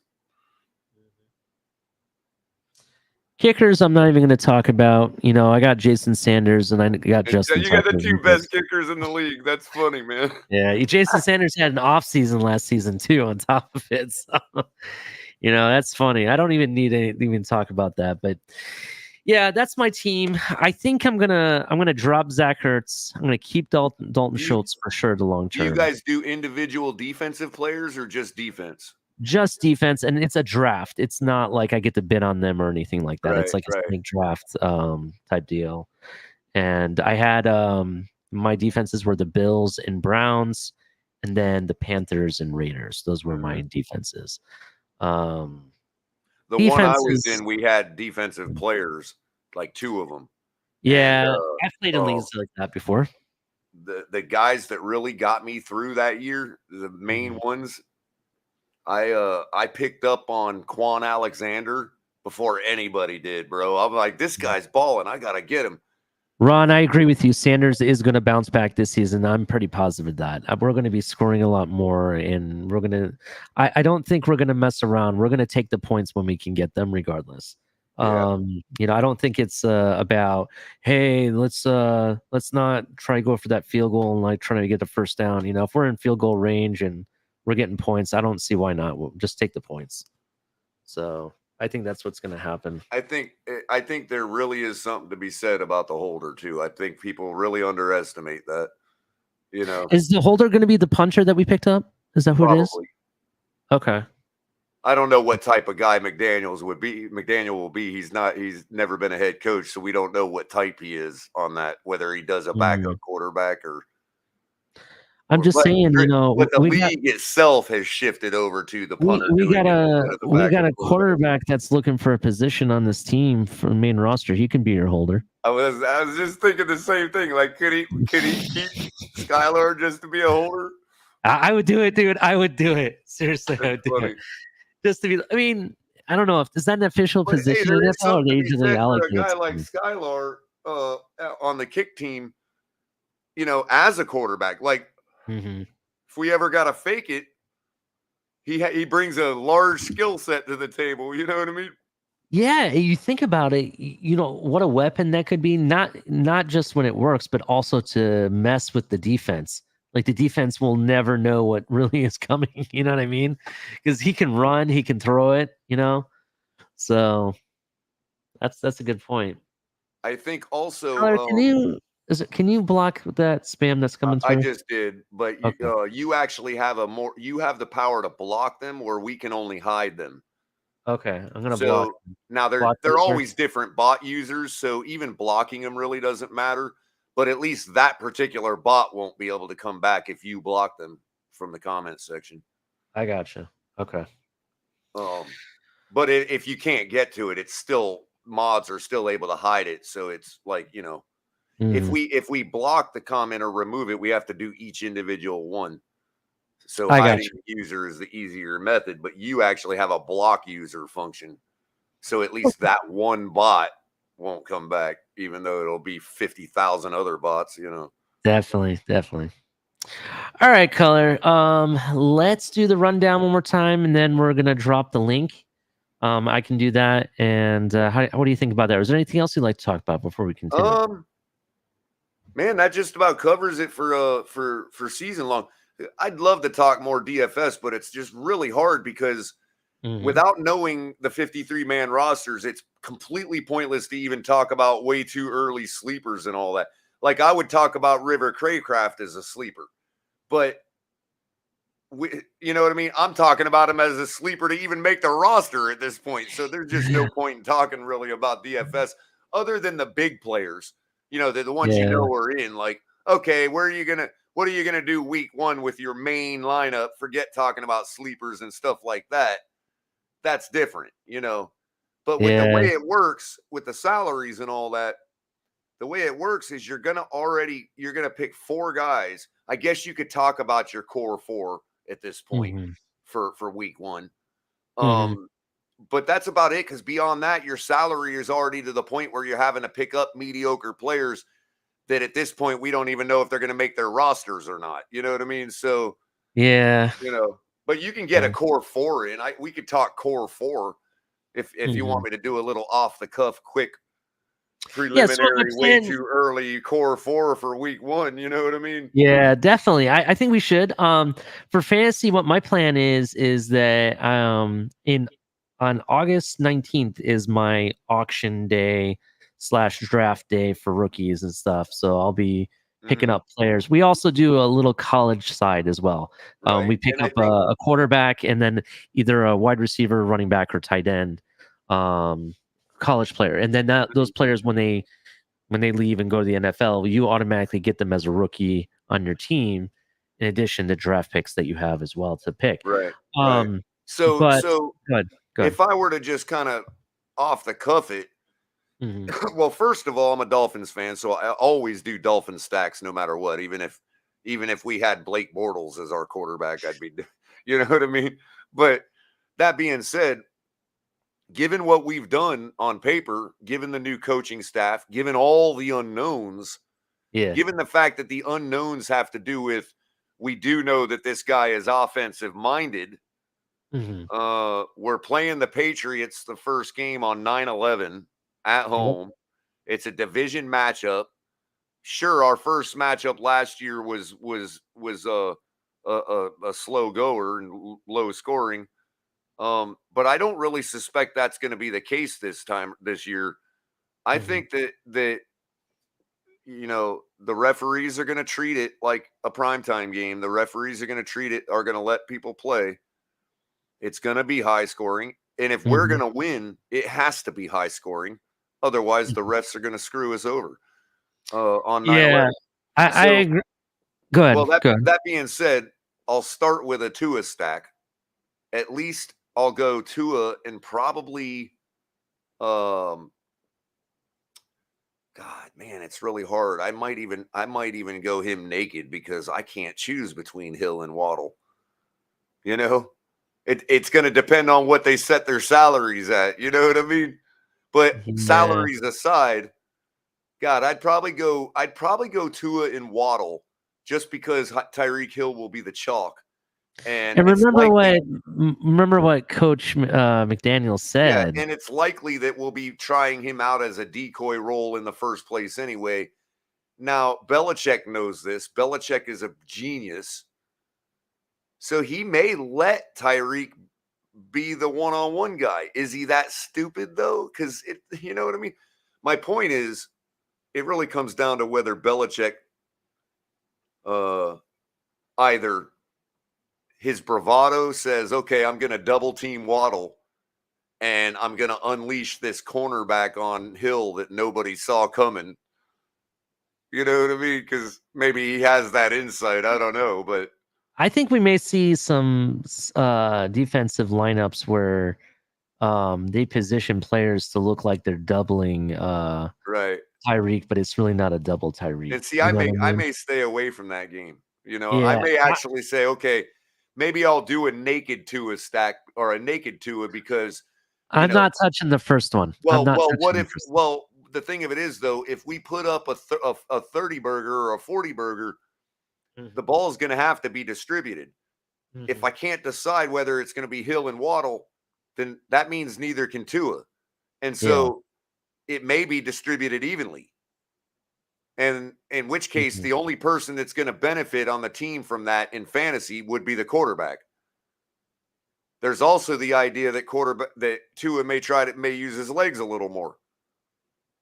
You know, who knows? But that all being said, I'd probably go Tua naked. Maybe I would use it as a place to punt my tight end. Go Tua with his tight end. Mhm. You know, no run back. In other words, no player from the Patriots. Um, So that's two. That's Tua and his tight end. We don't know who that's. I mean, it's obviously going to be Gesicki unless he's traded. But Mhm. um, so that's two of my core four on that lineup. And then to go with those two guys, I would probably go with at this point. I want to say I'm gonna stick a running back in there, and that running back is going to be Deonta Foreman. Okay, I'm right there with you. I like him. Definitely. Because that'll allow me to put in a sleeper at a premium position without spending a lot of salary Who's your premium position? because I'm Not sure they'll premium. have him, priced down. Who's your sleeper?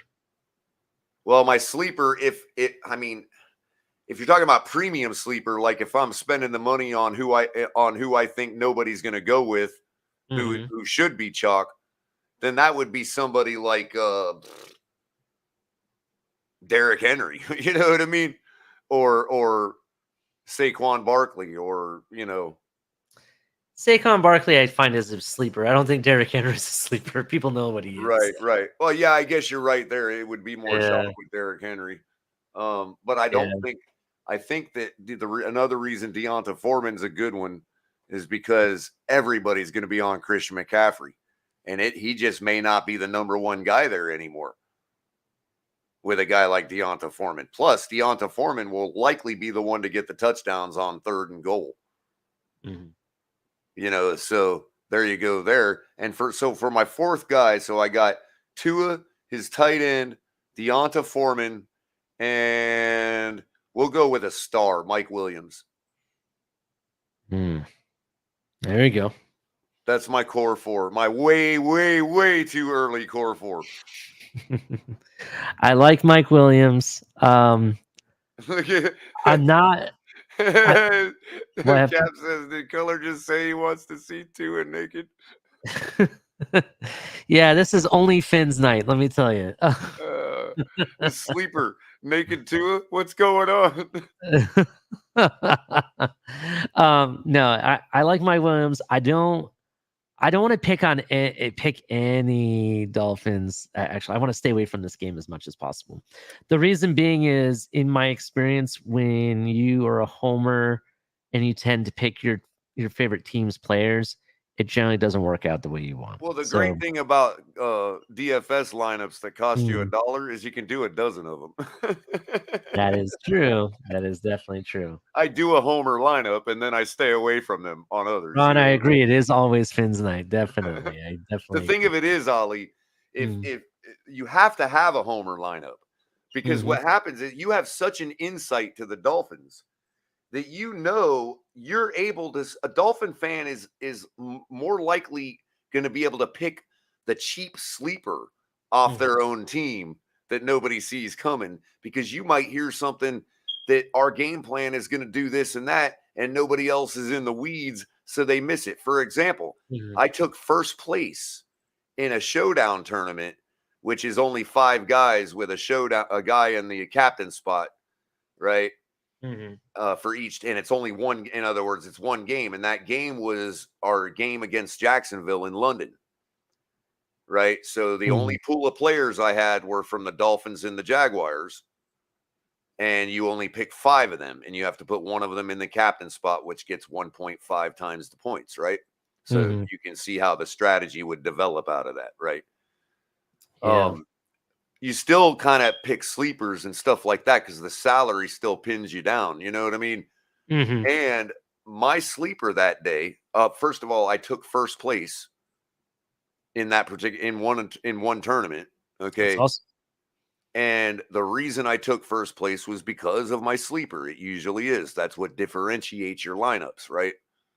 And that sleeper was none other than Mac Hollins. It would awesome. it was only gonna be a Dolphins fan that knew that, based on how low his salary was that morning. You know what I mean? So this happens a lot where you'll be in a tournament and somebody from a certain team that nobody ever thought and saw coming, a real true sleeper, will break a slate, will basically ruin everybody's lineups.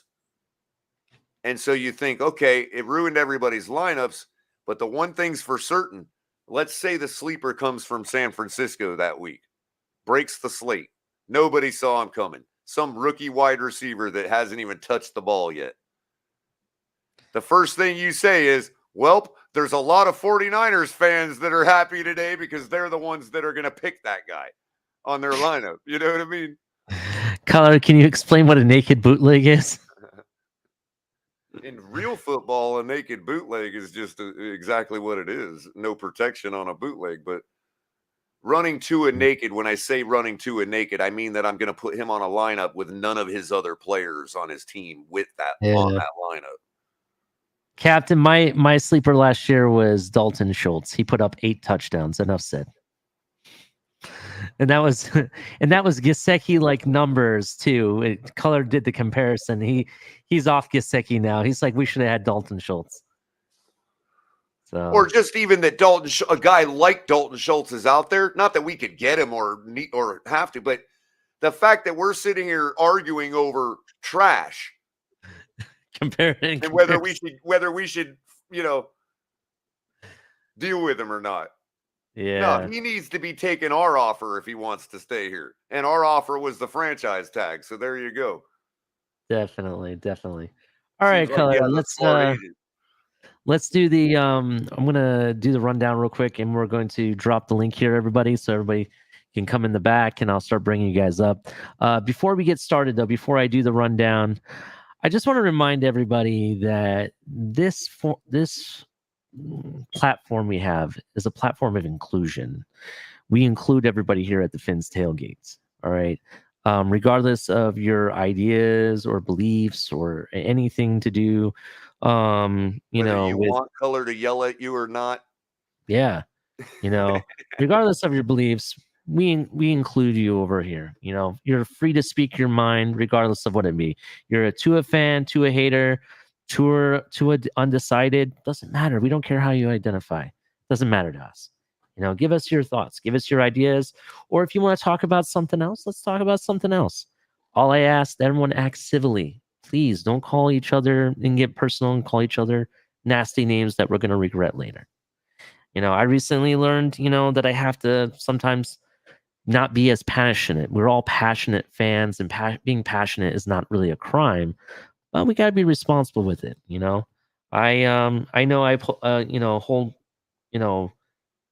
I hold people responsible for what they say, and sometimes that I went too far, and I owed someone an apology, and that person knows who he is, and I'm really sorry for that. But I learned that we can't always assume. Sometimes we have to hear everything out, but when we're yelling and screaming over everybody, sometimes we can't hear that stuff. So please keep it civil, and we'll have a good time. All right, Culler? Roger that. And by the way, I love you. And by the way, Anthony, to be more technical, it is what I said, but I was being a little more simplified by just saying a bootleg with no protection. That's essentially what it is. But the The actual more jargon definition is naked bootleg is a play in football that's a variation of the bootleg, which is when the quarterback runs the ball towards either sideline while staying behind the line of scrimmage. However, in a naked bootleg, the quarterback runs to either side of the line of scrimmage, but this time without a blocker and moves in the opposite direction of the offense. Hence being so out there, so naked on an island. And you know, just one more thing. Just remember, in the end, even after tonight, and we go back to next Saturday and the Saturday after that, yes, people, I'm going to be here every Saturday as much as I can. We're all on the same team in the end, regardless of who's the quarterback or whatever. The last name on the back of the jersey doesn't matter. It's the name of the team on the front of the jersey that matters. And that's all that matters. Anyway, Culler, let's do the rundown real quick. We're going to do that real quick. So make sure you check out Culler and Tonk on TMI Tuesdays. Check them every Tuesdays at 9 p.m. Check out Culler commentaries. Sometimes during the weekdays, get a cup of coffee. I really like having coffee with Culler. And then every Saturday nights, most Saturdays. Next Saturday I won't be here, but every Saturday after that I will. Check out me at Late Night XL. Every other day of the week at 10 p.m. or sometimes earlier, we got El Capitan. Check him out and the good stuff that he brings. Make sure you also check out our partner's Backroom Collection. Make sure you use the code #TFTG at checkout to save 10% off of your order at checkout. We also got Fanatics. Make sure you use the links below to use Fanatics and Backroom Collections. They'll help out the channel. I really appreciate it. We also got a lot of merch in the links below as well. We got t-shirts, hats, beanies, yoga pants, sandals. We have an awesome tailgating flag, which I can't wait to buy. I really need to buy this. I keep saying this, but I keep forgetting. That's on me. Shame on me. Culler, you have to remind me. Roger so that. Make sure you do. Because I want to get two of them. One of them I'm going to hang in my man cave. I decided, breaking news, it's going to be in my man cave. The other one I want to take with me to every tailgate. I gotta get one too, so you gotta remind me too.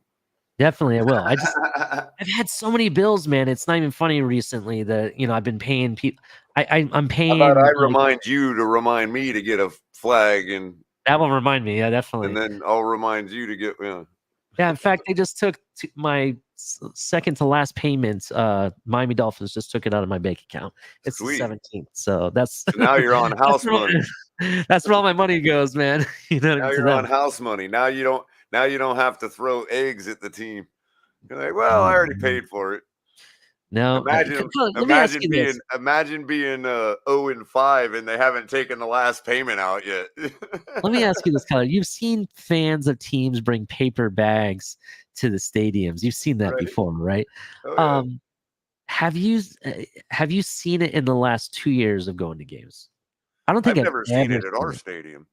I've never seen it at our stadium. I don't think I've seen it at ever any stadium. In fact, the only places I've ever seen it is on TV. It's like, does this even exist? Is it a thing that people do? There's like one guy in the networks fixated on it. Yeah, that's true. That's definitely true. And it's that guy happens to wear a bag every week for the last 20 years. You know what I mean? Mm-hmm. I just dropped the link, so make sure you definitely check that out. No soccer bashing, right, Ali? LOL. Batman 2, Ali. Hey, first of all, I don't mind if you bash on soccer. You can go ahead and do that. I just have a different opinion on soccer than some people. Shouldn't it be pronounced soccer? Like I don't know. Technically, it's football. Soccer? It's football, technically. Soccer, like pizza. Yeah. So everyone come up and join. Let's We don't say Versace. We say Versace. Let's welcome Ron Levy to the stream. What's up, Ron? Hey, what's up, guys? Definitely fins up, Ron. So I saw you were talking a lot about some of my fantasy players. What's your thoughts? What do you think? I mean, they look pretty good. I had brought up Russell Gage because he's with Brady now in the Bucks. Oh, real quick, you know what's funny, Ron? Because you don't capitalize your name in StreamYard, I totally didn't even realize I've been chatting with you in chat.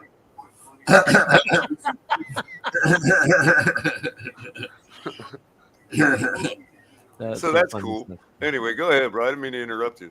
No, no, so it's you're cool. saying That's cool. Gage from Tampa, you're saying? Yeah, because he went from Atlanta to Tampa Bay. With Gronk being gone, I just think he's going to pick up a lot of targets out of the slot with Brady there. Mm-hmm. And I liked him on Atlanta, even when he was behind. What's his name? Who's their top receiver? I forget.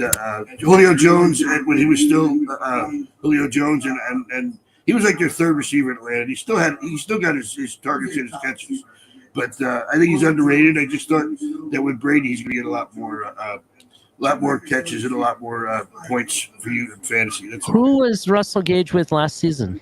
Atlanta.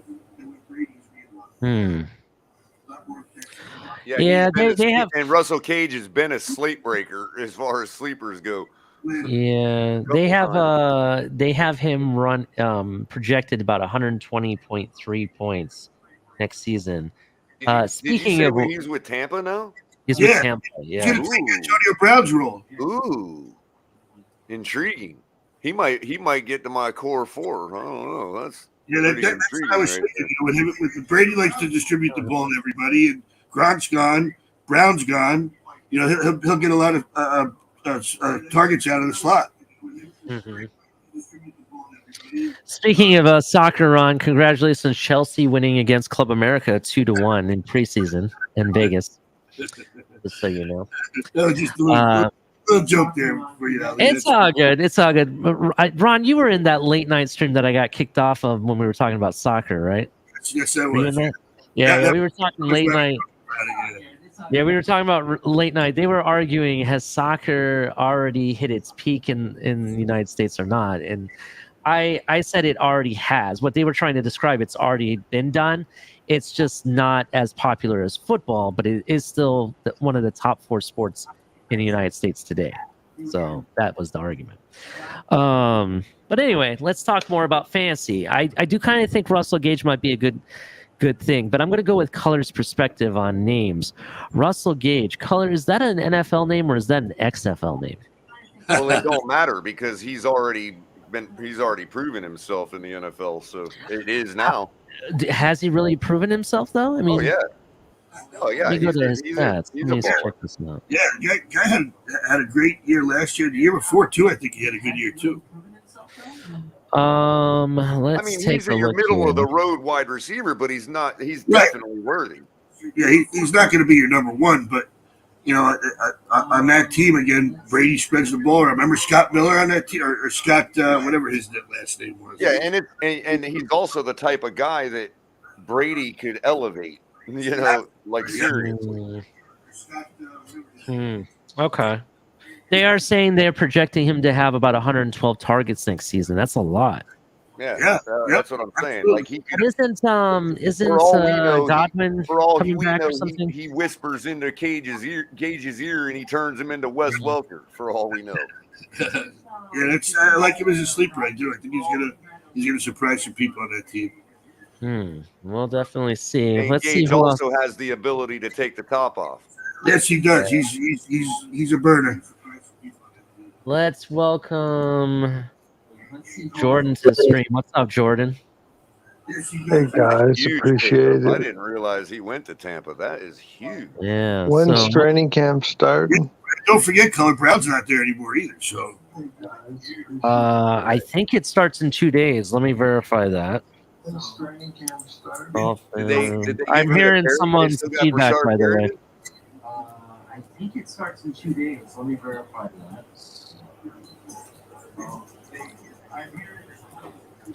Yeah, so Tuesday, July the 19th. Okay, so it's right here. It's coming up. Yep, and then the 26th regular camp starts Saturday the 30th. It's Tuesday the 26th. It starts for the veterans? It says, and this is per Sports Illustrated. Okay, so those must be season ticket holder only or closed to the public. Hey, I want Noah playing most of the games in the preseason. You want what? Say that again. I want Noah to be starting in the preseason. We don't need X and Riley to start. I agree with Byron's not going to start. He's coming off of an injury that he had to have some surgery, so that's not going to happen.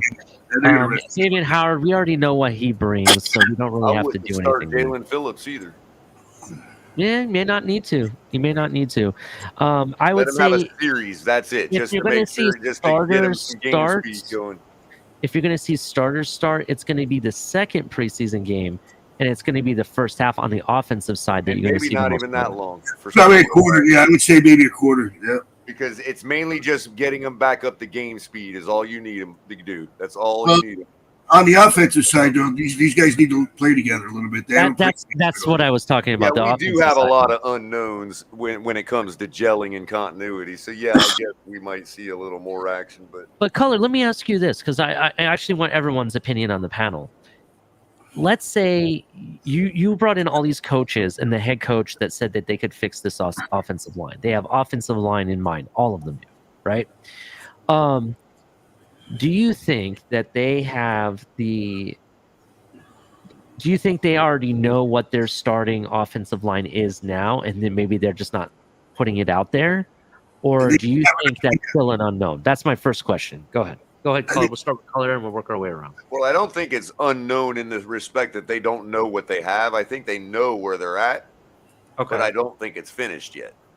Not finished. Okay, Ron, what do you think? I think they have an idea.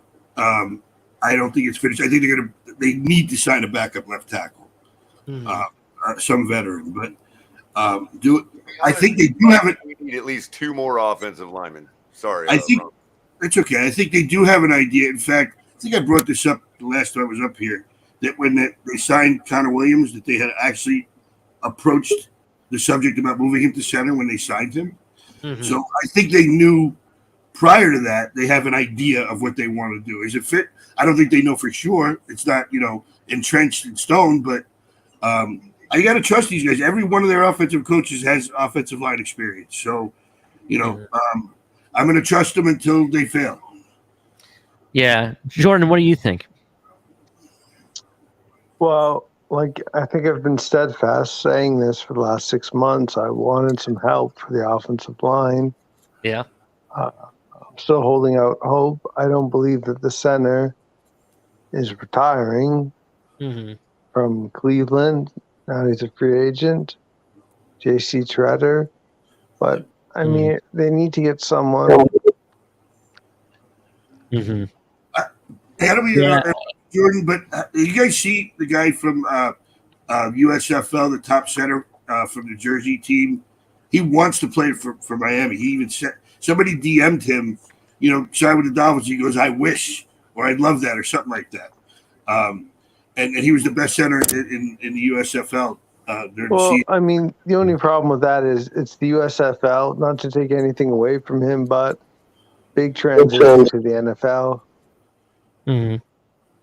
Of course, no argument there, but what do you got to lose to sign a guy like that?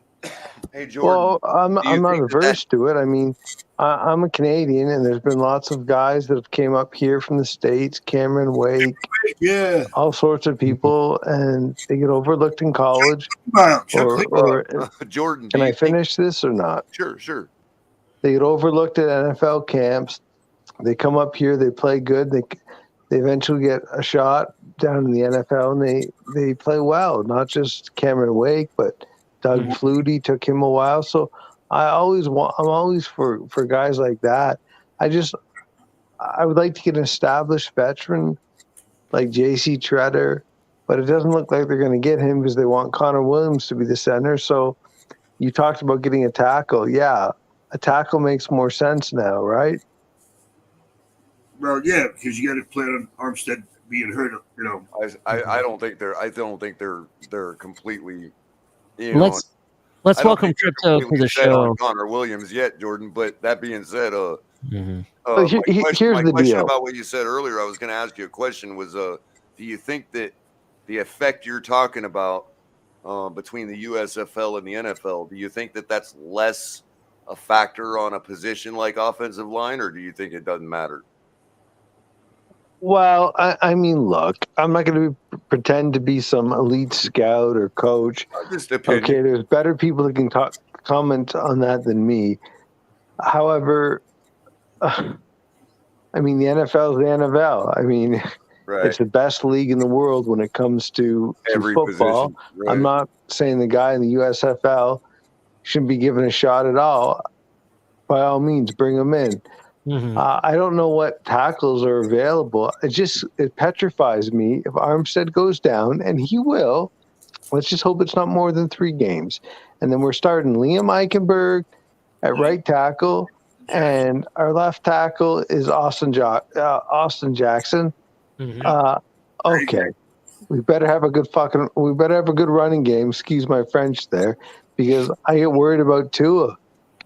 Well, and to ease your mind a little bit, there still is cuts to be made, and there are about 3 or 4 teams that have like a wealth of riches in their offensive line room. Now, I understand there are going to be cuts, and there's reasons they get cut, and blah blah blah. But again, I'm talking about teams that have a wealth of riches, where a guy that gets cut might not necessarily be a bad guy. He's just not as good as the other guy they favored. Well, I mean, Eric Fisher's out there. They could sign him.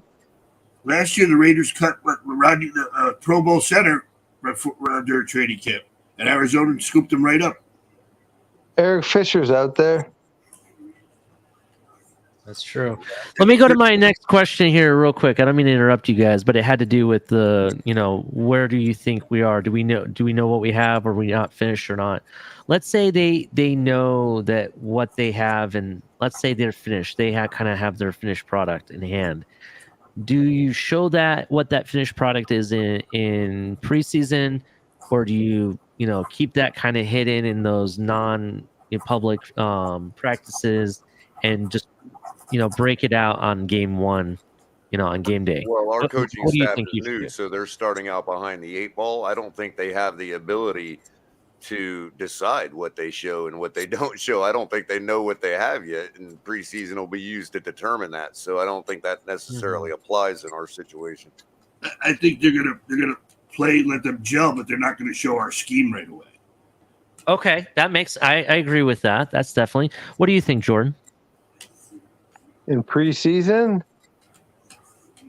Yeah, like do you think they show what they have? Like, I heard the volume's not up as much. I've got mine up, but when some people talk, I can't hear.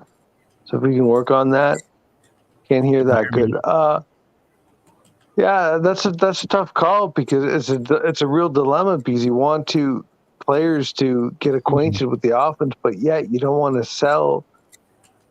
You don't want to telegraph, what you're going to be doing. So I think it's a really tough decision. I think there'll be a mixture of stuff, but I mean, from my understanding, that McDaniel, he has a vast and voluminous playbook. He's got all sorts of stuff. So I'm confident that he'll be able to show some stuff, but not everything.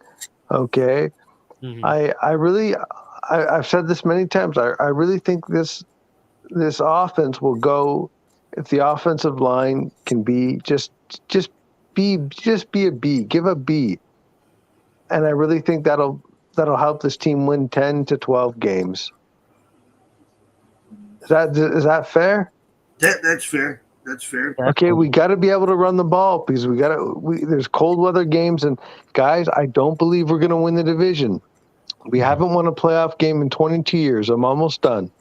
So when we get into the playoffs, no, Persian, don't laugh. When we get in the playoffs, it's imperative that we be able to run the ball, because where are we going to be going in the first game of the playoffs? Baltimore, Buffalo, Kansas City. These are all cold weather teams. Okay, Tennessee gets cold too, not as cold as Buffalo. We got to be ready to run the ball, man. You know what's funny about that, Jordan? Running the ball down in Florida early in the season is just as advantageous as being able to do it up in the winter in the cold weather games, because you're going to wear teams down running the ball down. Oh, of course. Brother. I know that. Be careful. Don't paint yourself in a corner, but I'll attack that premise. Yeah, everybody welcome Crypto to the show. So Crypto, what do you think? Should the team show their hand at offensive line, or should we keep it hidden? Like, do you think the scheme is going to be hidden? I come from the old school fashion. If If you're good at something and the other opponent can't stop it, then I could have the ability to hand you my playbook. If you can't tell me when I'm going to call the next play, it's a chess game. So it doesn't matter if we show them our hand. If we're skilled enough to be better than the opponent, skilled players, then I think it doesn't really matter. If you're humming enough on the offensive end, then I don't care. I could just literally hand the opponent's defensive coordinator my entire playbook. But if he don't know which play is coming at whatever giving down and distance or time, then it's irrelevant of whether or not we show him our hand or not.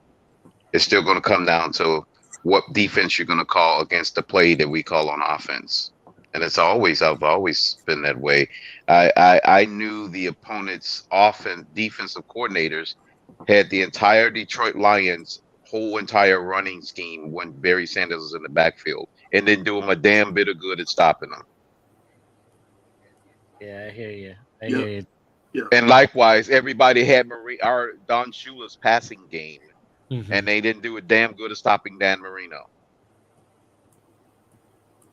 That's true. It's just a matter of if you can outwit your opponent on that giving play call or possession. I think a huge advantage for us this year is no one has any tape on our offense. They don't know what's coming. So, that's going to be early in the season where I think we're going to sneak up and surprise a lot of people. Plus, I don't think they've ever seen it in offense with a Tyreek Hill and Waddle, who's almost like a Tyreek Hill. They've probably seen the play formations from a different type of skills, type of player skill set. But they've seen in the gist of what those offenses are like that we're going to be running, but just not with the personnel that we have. That's the difference. Going back to Jordan's comment about us not winning the division, though, do you guys feel the same way? Unfortunately, I got to say no. No, I think we have a shot. I don't feel that way. I think we have a shot myself. Actually, hey Ali, a lot of people what gets lost in translation. We actually had a shot last year. We definitely look at the last two games of the season before leading into the Tennessee game. When the Bills snap of the Tennessee game, all Buffalo had to do was drop their last two and us to win out. We would have been division champions. And here's the other kicker of that, Crypto, and this gets lost in translation too. If you go back and look, and let's say we won that Atlanta game, right? Let's say we won that Jacksonville game. We won both. Right? We will be controlling our destiny. Yeah, we wouldn't have needed Buffalo. Right. We would have also been competing for the AFC as well. Yes. And here's the thing, Ali. Here's the thing, Ali. Exactly, Ali. Here's the thing as well. Even in the odd mathematical situation Crypto was just talking about. Yeah. If we would have won in Atlanta, then we could have actually lost to Tennessee and still been in that mathematical situation for Buffalo to lose out and us to win out and win the division, not just the damn playoff. Exactly, right. Yeah. Even if we'd have lost to Tennessee, that Tennessee game wouldn't have been as pressing. Exactly. The fact of it is, we are not the Jets, okay? Right. The fact of it is, we were only 2 games back of the division winner. That's where we're at, people. Right. A lot of people think we're like 5 or 6 games away from the division title. No, we're not. People forget that Buffalo dropped a few games last year. Buffalo lost to Jacksonville. What's 2 games? They 11-5. They were 11-6. Yep. Buffalo was 11-6. Big freaking deal. Right. That's true. Guys, I hear that the Bills are going to build a dome stadium. I would love that. They probably wouldn't know how to react. I mean, aren't they so stupid? They want to build a dome stadium. To me, it's still Rich Stadium. I don't care what they call it now. No, you know how much that helps the Dolphins if they build a dome stadium? Yeah, because Josh Allen, though, because they want him to throw. One other thing, to Tua's credit, okay, first of all, I know he's not responsible for game 1 against the Patriots last year. But my point, as a team, we swept the Patriots. The Bills didn't. Correct. And secondly, we might have both lost to Jacksonville. Right. But who put up a couple touchdowns on Jacksonville and who didn't? That's right. Yep. Exactly. That's what I was saying, Color. We fare well against Jacksonville, even though we lost to them. It's execution. But we play better people. against. It's exactly. execution. They are not better than us. They Right. execute That's better than we do. They execute better than us. Exactly. True. Yeah, Right. they're- Exactly. It came down to just pure like Color, execution. Even like in the Color- 35-0 loss, we had a bunch of fourth down conversions that we just kept missing out on. And it was like 14-0 going into the third quarter. And then they had a bunch of pile-on touchdowns in the last quarter. I think the biggest difference is their plays off schedule. Mhm. That's the biggest Well, and to That's my what point- made it look so my uglier point, than though- it really was. To my point, though, 35 as to nothing mediocre wasn't and as bad as ugly. we've been for 25 years, it's because of that. We have had the ability to beat everybody in the league for 25 years if we execute. And we proved that every time we beat the Patriots in our stadium, it was because of execution. Right. It was pure execution. Like in Brady. Yeah. Yeah. going That's to absolutely Jordan's true, point about the dome, though, it's kind of like what Color And always that's said. what Color separated always, Schuler. My bad. yeah, Ali. it's okay. It's That's okay. what Color, separated Schuler from the rest of them. definitely. execution. Color always makes the comment that our climate is so important to this team because it's almost having like a 12th man on the team. You know what I mean?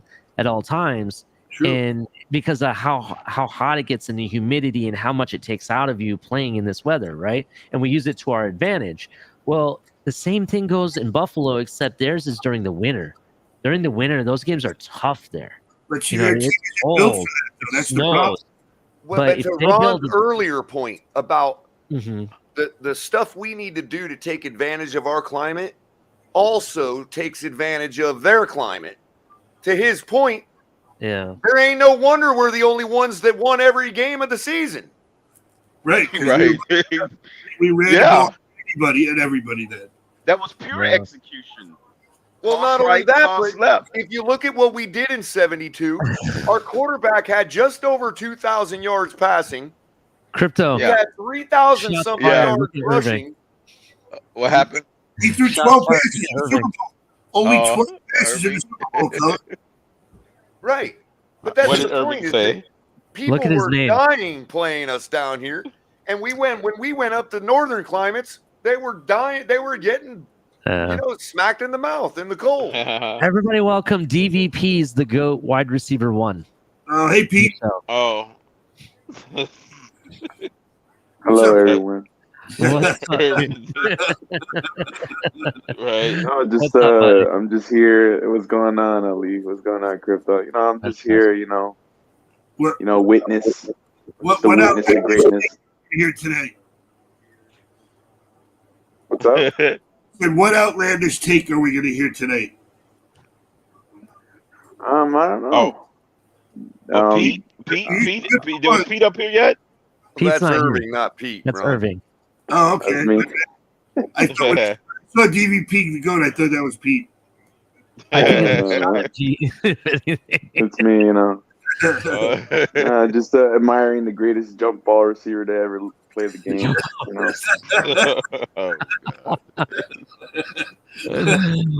Oh man. I haven't 50-50, more like I just 100. I just got off work and I haven't had a drink yet. I'm thinking Oh about man, he's not even ready for that, dude. Can you imagine? In 1 year's time, we're gonna see DVP getting traded to the Bears for a 7th round pick. So Yeah. Where's Justin Fields? Let me call him up now. Let me give him a just take him raise. now, dude. Don't even waste your time till next year. Just take him now. Hey, hot take. Fields, Hot stop. take. Justin By the end of Fields. next season, by the end of the season, DVP is going to be with the Rams, and Allen Robinson's going to be with the Patriots. Here's my Oh, hot God. take. Here's my hot take. Man. He's going Here's to my be hot on. take. Please By no the Allen end- Robinson in the NFC East, the AFC East. Here's my hot take. By the end of the season, right?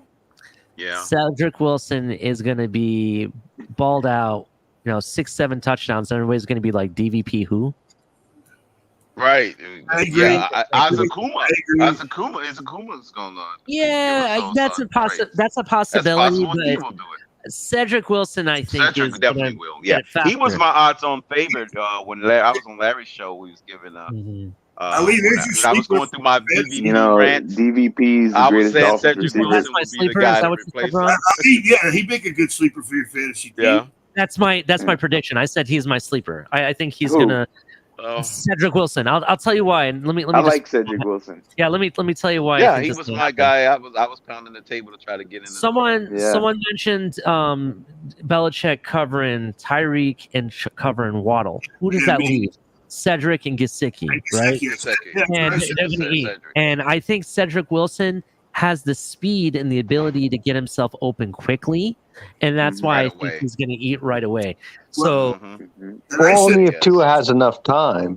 I said that. If You know, Tua- but Tua- if here's he the- gets here's 3 the thing. seconds, he better be able to find Wilson. Yeah, you know, If here's not, the we thing don't about know on the here's first I day think whether or not Jordan. he's I our think that quarterback. may be helped by the way that obviously this is all You know- speculation. I get it, but as far as what we're trying to do with the counter trap stuff, Yep. you got one of two ways to buy Tua more time. You either keep the run the pocket ball, open more, counter trap or you move the misdirections, pocket. Or you move You know what I the mean? pocket. Exactly. You can either Move the you pocket can or either roll out. right. Or you're What I able to meant run was- the ball. You can play what I action. meant was you could either run Tua out of the pocket or you could move the pocket. Exactly. that's Or true. if I think they should do both.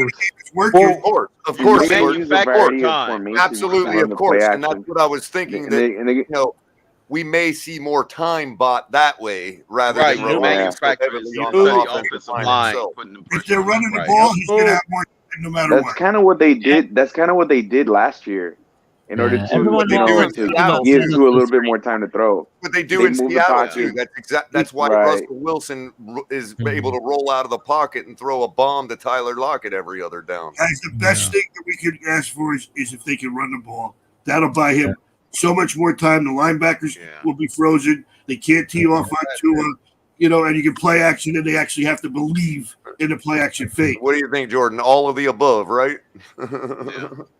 Yeah. Well, I think we got a good coach for Tua. I mean, I just really hope that Armstead can play the majority of the games. A lot of our success will be contingent on that. I think he will. I mean, he's not gonna. We don't need him to play 17 games. He gets like 14 or 15. I'll be good The with grass that. is going to help him, I think. I think the Yeah. grass will Larry help him. Zonka is not coming through that door anytime soon. Depends which Hey, 14 Zonka. games. He can't go down against Buffalo or against the Baltimores or the Packers. If he goes down against the Jets, or the Bears, I think we'll be okay there. You know what the most ridiculous thing is? I was watching a What's up, Patriots Tony? channel. Mhm. I was watching a Patriots channel. And Hey, they say Tony. they were gonna this is delusion for you. They say they're going to sweep us. The Patriots are going to sweep us. I'm like, what are you guys smoking? Seriously. Because they improved so much after we swept them last year, right? You got to be kidding me. Yeah, they're like, I don't think New England has swept us in more than 5 years. Yeah, it's been No, about it's 5 been a years. while, Yeah, it's been right? 5 years. Yeah, it's either splitting it with them or we We've swept always them. split for the last 3 We've always seasons. split. And Yeah. the only season where any team swept last year was the last team either team swept. yeah, no, and I think the last time Is it the Patriots 2017 swept or us, 2018? It was 2016. 2016. 2016 when they swept. Okay, that was the last time. Yeah, Yeah, I 'cause know we it's been a while. went to the playoffs, but I we do did. remember the last time they beat us at home was the Antonio Brown game. Yeah, it was the Antonio yeah, Brown, yeah, was that it? Mac Yeah. Jones. Because we went up there and beat them in New England in the second game we played them. I'm not afraid of Mac Jones. Right. Which was one of the rare things we do that Yep. Brian Right. Flores brought to the table because, Exactly. ironically, We ended the dynasty. well, the thing of it is that when we were winning up in New England, those few times that we won, I was telling people that, hey, I don't see any reason we don't win in New England because we have a coach that spent 15 years in New England and isn't Right. used to walking out of that stadium a loser. What's changed? Exactly. You know what I mean? And What's likewise, changed? Exactly. Good point there. Yeah. if you look at So used his to it. record in New England, we only lost Hey. like one game there under him. Hey, you guys. Exactly. Real quick, I want to have the floor real quick. I'd like to welcome the man, the myth, the legend, Batman to the show. What's up? Oh, Are you sober? Oh, Batman, I are you love that sober hat right too, now? bro. Are you sober right now? Appreciate it. Yes, 100%. Thank you, Culler, by the way. You recuperated from your birthday? What's up, Batman? Smack on How's the birthday forehead, right boy? where Is it you belongs, recovering? dude. Do That you logo got your right Hefe smack Vice on the in there, forehead, man. Batman? You gotta love it. Where's the Hefe Vice in that, Batman? Where's the Hefe Vice? I have it in the. I don't see anybody drinking, so I'm not drinking it Hey, today. hey, so Listen, Batman, I'm going to go get one shot right Hey, now, Batman. hey, Batman. Stop it. So did you take care of business? I got home at 7 in the morning. 7 in the morning. There you go. That's all you need to know. All right. We'll know it. No, All the right. real tell. All The right. real tell will be 9 months from now. Dude, you're so really Crypto, good. come on. Oh, you just killed it, man. You killed it. I'll get a paternity letter before then. Oh man, Nice stuff. How's everybody doing Culler, today? What are you guys Pretty talking good, about? what's man. going on, Batman? So we talked about fantasy sleepers. You know, I showed off my fantasy team and my dynasty team and what I have to do with it, who I need to drop, trades, ideas I can look at. We're gonna expand more on that in other episodes. But we've been talking about how like McDaniel. Do we know what the starting offensive line is already?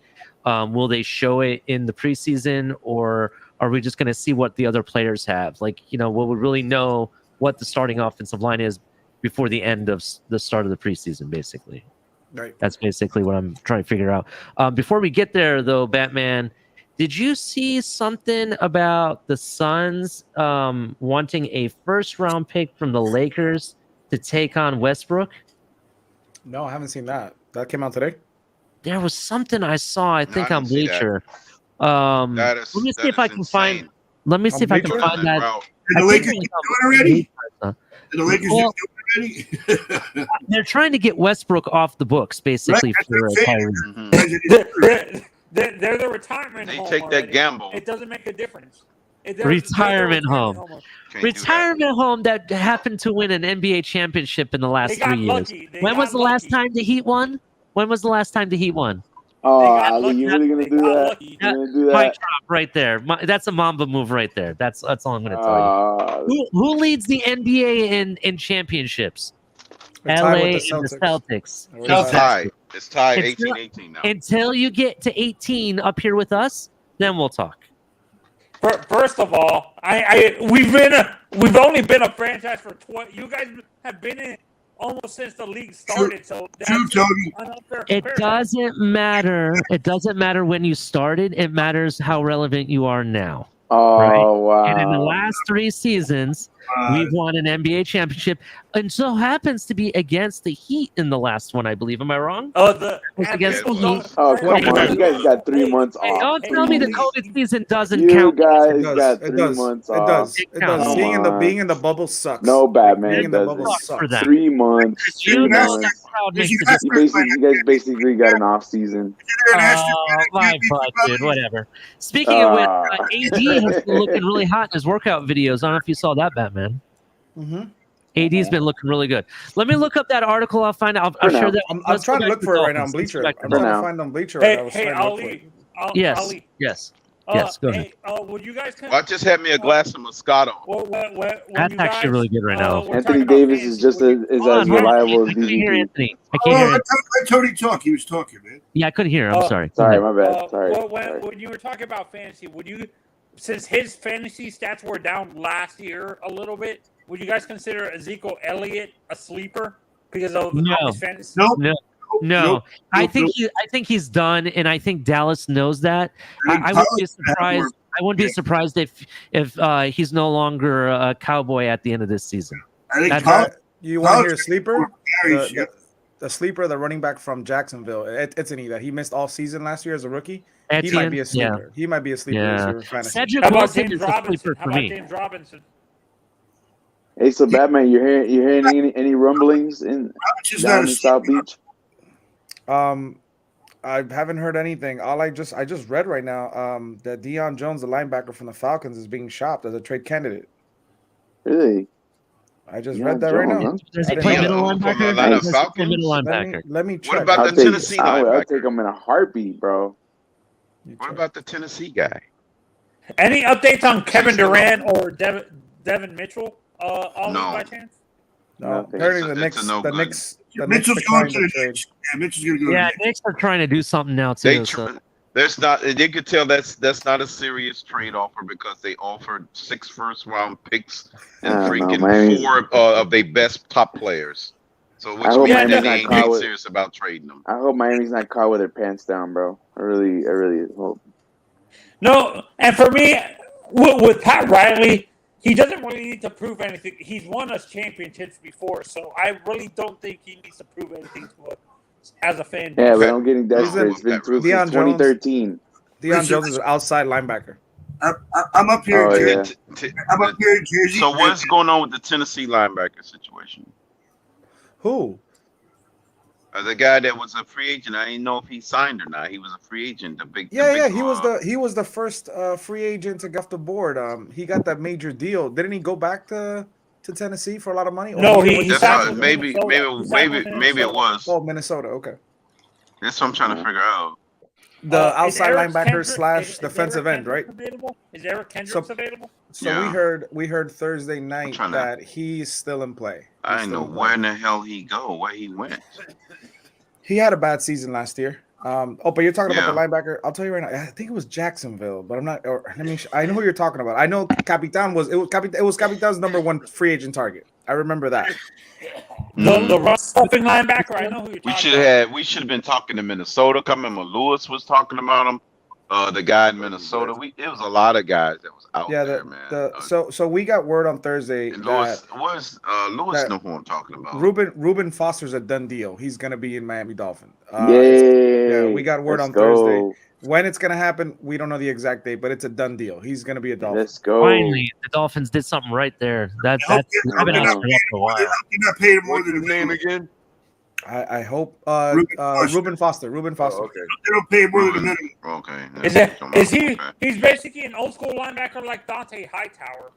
He is. Oh, by the way, guys, I don't give a crap. He's By an the way, upgrade over guys, Landon Roberts. I wanna use this as another example. What a damn football name! I mean, Reuben Foster. Right? That's a football name. That's great. Bro, Okay. turn on It's the not as Alabama good as highlights and Skylar you'll see what Thompson. type of It's not as you'll good as see what Skylar type. Thompson. Bro, turn on the Alabama highlights and you see what type of beast he is, bro. If I never knew who he was, I would even guess that he was a linebacker. He's been out here Batman. I don't know if it was Well, an article Color. or what, but I came All I know, across. It's never going to he be hits as good guys as really Skylar hard. Thompson. It's never going to It be came as good. across my Color. feed because Skylar. There are there's some been- names that even rise to the level Oh, of being man. hurricane names. That even sounds Yeah. like a hurricane name. By the way, the guy, Go ahead, Ali. the linebacker you guys are talking about is Harold Landry. He did sign with somebody. Let me check. Yeah, but anyway, Batman. What I was Landry. trying to say is the Any thing relation about to Westbrook. Jarvis? You guys, No. I don't know. The thing I saw about Westbrook, I think it came through across the feed because there's also a bunch of stuff about He him fired his departing- agent. He fired his agent and he keeps going back and forth because the former agent is trying to say a trade was requested, but he's trying to say, "Oh, I never requested." He never trade. requested a trade. Yeah, he said never Yeah. requested a trade. Yeah. And don't that want was out of there. there's something came up where the Suns said they would only take him if they were provided a first round pick, and which makes sense. It's a big contract to take on. You know, I get it. I just don't know if that's a move the Lakers have would to actually give make. up a first round pick as well for him to take what they got. Yeah. We're gonna Those trade teams are first going to round touch for that hot Kyrie, you know stove. that. The last thing I heard, and this was like a week ago, was that in order for the trade to go through for the Lakers and the Nets, it would mean the San Antonio Spurs taking Westbrook.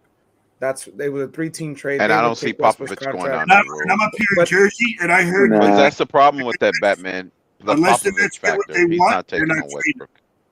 So in order for them Yep. to take, what they would do is Westbrook has a 1-year deal. Kyrie has 3 right? 3 years. 3 years. 3 years. and Durant has 4.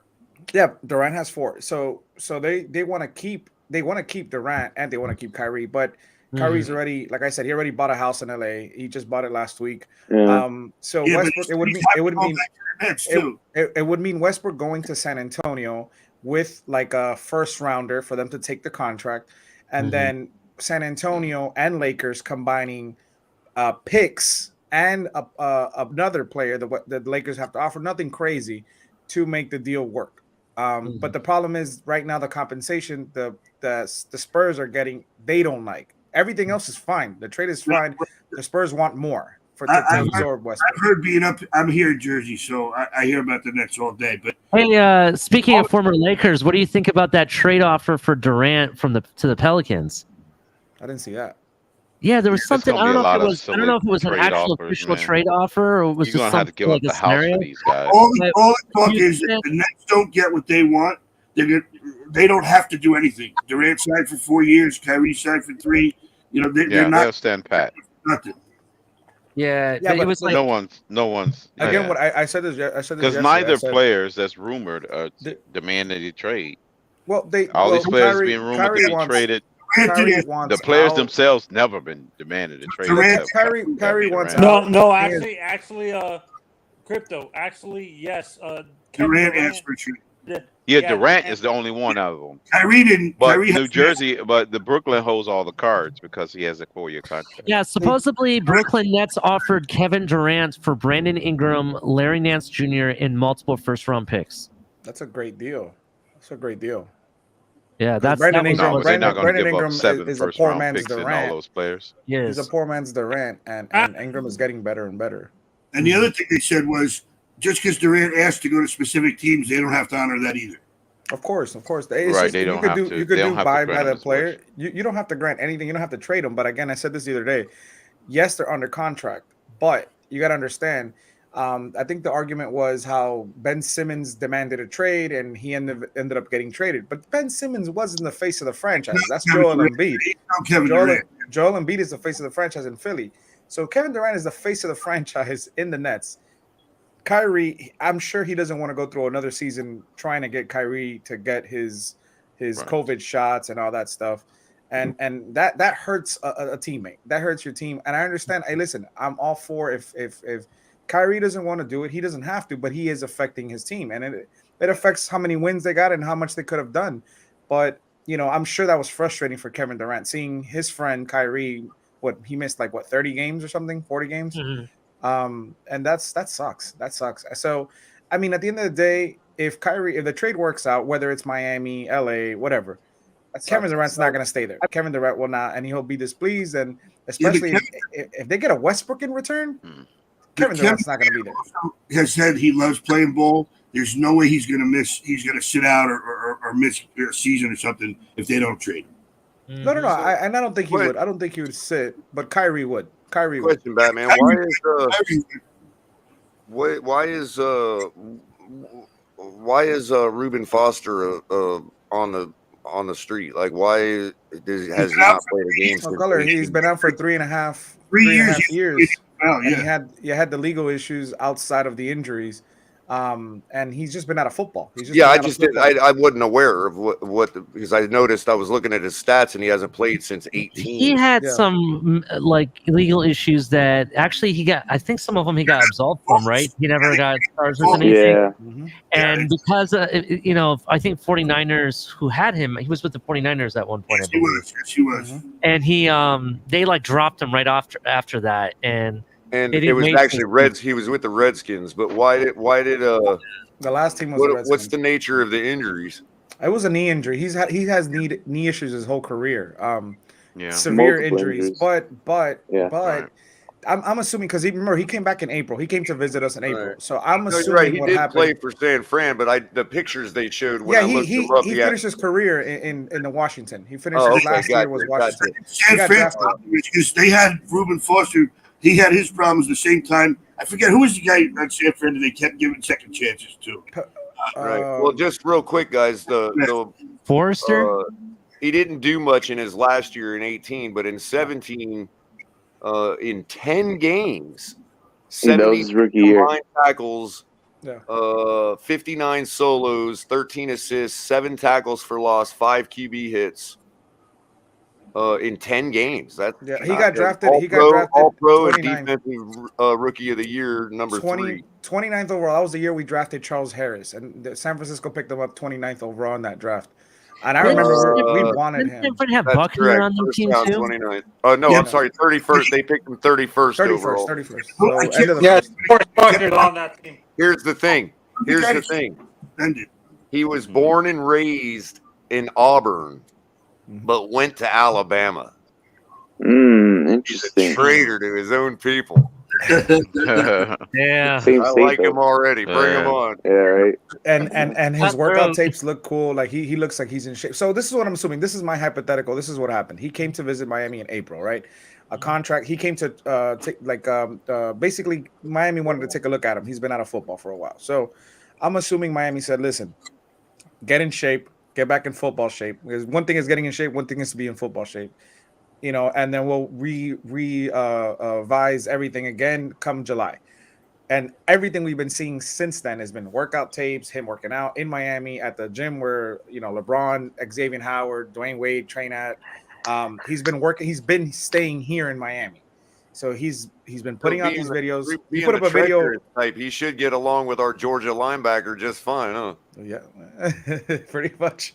So, I mean, I like him. And again, I don't think it's going to break the bank. I think it's going to be less than $1 million. 1 year deal, prove it deal. And hopefully he can beat out some of these guys in training camp. That's the goal. I mean, by the way, Ruben, I was just kidding. I know you're listening, so I'm just kidding, Ruben. I'm the jokes guy. Okay. I think Flush had his troubles in San Fran at the same time.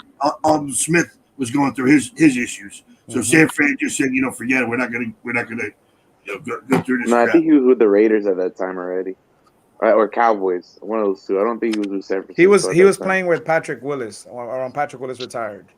Mm-hmm. Yeah, that was his last year. I think Patrick Willis. I think it was in 2017. But you guys think Batman?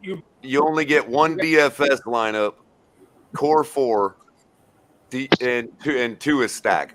Do you pick Waddle or Tyreek to go with him, or either, or do you run him, you know, by himself, or maybe Did you say 2 a stack? I mean, you can't do both. You can't assume they're both going to get high production. You know, that'd be a waste of a roster spot. So,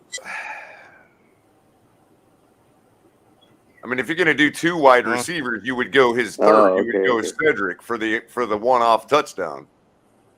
But hit Tyreek probably. Yeah, you think? Probably. What about the fact that we're going against the Patriots? You know Belichick and his style. It's all about who does Belichick think our number 1 is. You know what I mean? Yeah, he takes the number 1 option out always. But who does he think it is? You know what, though? Without J.C. Jackson, they don't have any. He'll default to it being Tyreek. He'll have to default to it being Tyreek. Yeah. He would Patriots default to it being who he would do. And he would do I think he can scheme to erase the speed. Did they pick up any corners to supplement JC? No. Yeah, they got the one guy. They did. They drafted a cornerback. They got the guy who was retired. The guy they drafted the guy with the Kansas City pick that they swapped. Seattle. And I bet Kansas City was doing a lot of dealing. And I bet you they can rent McCourty later in the season, who just retired. I guarantee it. It's possible. Mm-hmm. It's possible. That's a good one. I mean, if the Rams brought Weddle back, you know, they say McCourty's he was what, like 42 years old or 41 or something like that. At least 900. Yeah. Right. Yeah. They'll start bringing some guys back. Hey, does anybody know about the Bengals safety Jesse Bates at all? He said he's holding out. Yeah, I mean, like, is he like? How's he holding out for a payday or what is he? Our safeties, is he pretty good or? Jesse Bates is good, but he's not better than better than Holland. He's not better than Holland, but he's very good. He's very. Isn't it funny we're saying a first-year guy that you're not better than him? We haven't even seen his ceiling yet. That's awesome. Jesse Bates. That's some true stuff. We haven't seen his ceiling. We haven't seen his ceiling yet. Hey, are you sure it's Jesse Bates? It's Tyler Bates something? Maybe Tyler Bates. Let me see. No, it is Jesse Bates. It's safety Jesse Bates. He's not coming up on Pro Football Reference. I'll show you. I'll see right now. I'm pretty sure it's Jesse Bates. I'm pretty sure too. Yeah. Jesse Bates. Yeah, Jesse Bates the third. Oh, you forgot the third. Because I was spelling it wrong. It's 2 S's. Right. Here we go. Let's see, 2021. Number of games, 15. 1 interception. Passes defended 4. So that was a down year. He must have been injured or something. Let's go back to 2020. Played 16 games, 3 interceptions. Passes defended 15. Forced fumbles 1. No recovery. 109 combined tackles, 78 solos, 31 assists, 2 tackle for losses, 1 QB quarterback hit. pressures or hurries? All pro. What's that? How about quarterback hurries or pressures or hits? Hits 1. It doesn't show hurries. So that was probably a safety blitz or a corner blitz or something. Man, are these Cincinnati Bengal helmets real? But in 2020, he was on the second team All Pro. The white stripe.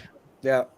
Dude, that looks dope as hell, dude. Yep, I love it. Holy crap. We need something like that. We've been talking about it for like 2 weeks. So on the pass rush, Ron, in 2020, which was his best year, his second team All Pro year, he had 6 blitzes, 1 QB knockdown, 1 and 0 hurries. But I mean, we're talking about DB blitzes. You know what I mean? God, look at that helmet. You can't tell me that doesn't look dope. It's gorgeous. It's amazing. Holland and Sanders, those two are an awesome tandem back there. And last year, he actually didn't do much last year. But last year, as far as tackles wise, last year he actually had 10 blitzes, 2 hurries, and 88 combined tackles. So they were using him as a gunner, basically as a hitman last year, pretty much. I put up Hollins and Brandon Jones stats. Let's see. Hold on. Yeah, but those helmets look crazy, man. I want an alternate helmet. Like I want something, man, from throwback. A throwback would be perfect. So I think Culler. I don't know if I think it was Culler that commented on somebody on Twitter. I don't know. No, that was the jerseys color that you were commenting. The orange jersey with the white shorts. White pants. Orange pants on white jerseys. Yeah.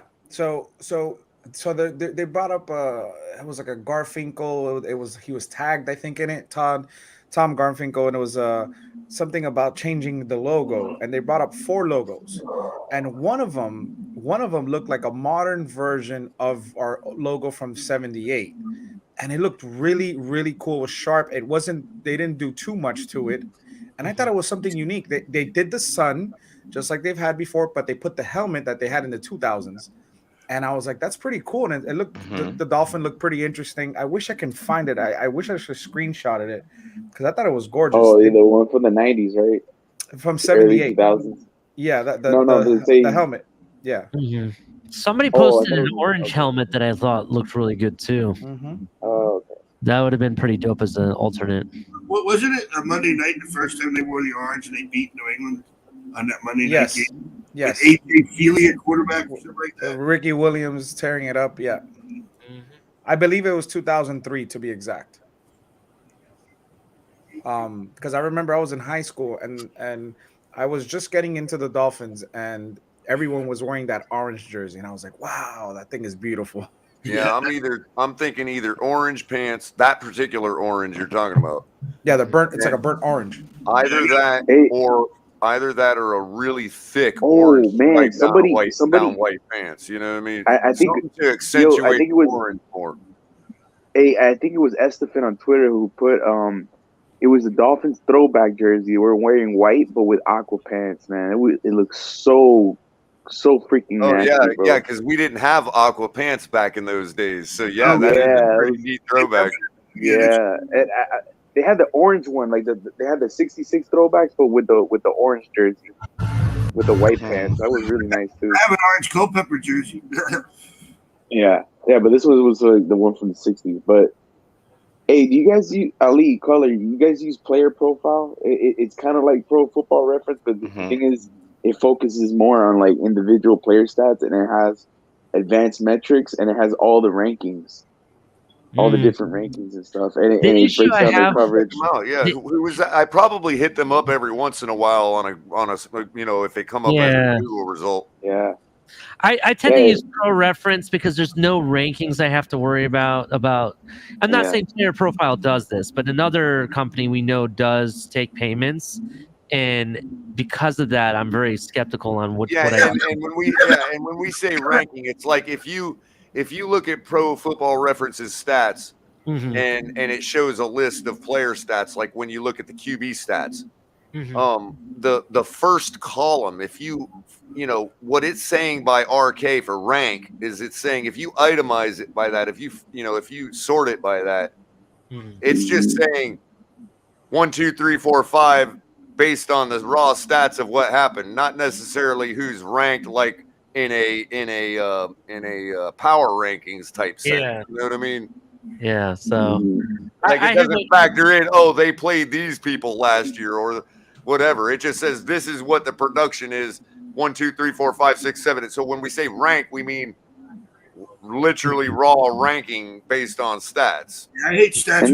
And do they give you like advanced stats? Like yeah, they do. Yeah, You can change it over to advanced, and then under the advanced, it actually has 4 subcategories for advanced. Okay. So it just changes what you can sort.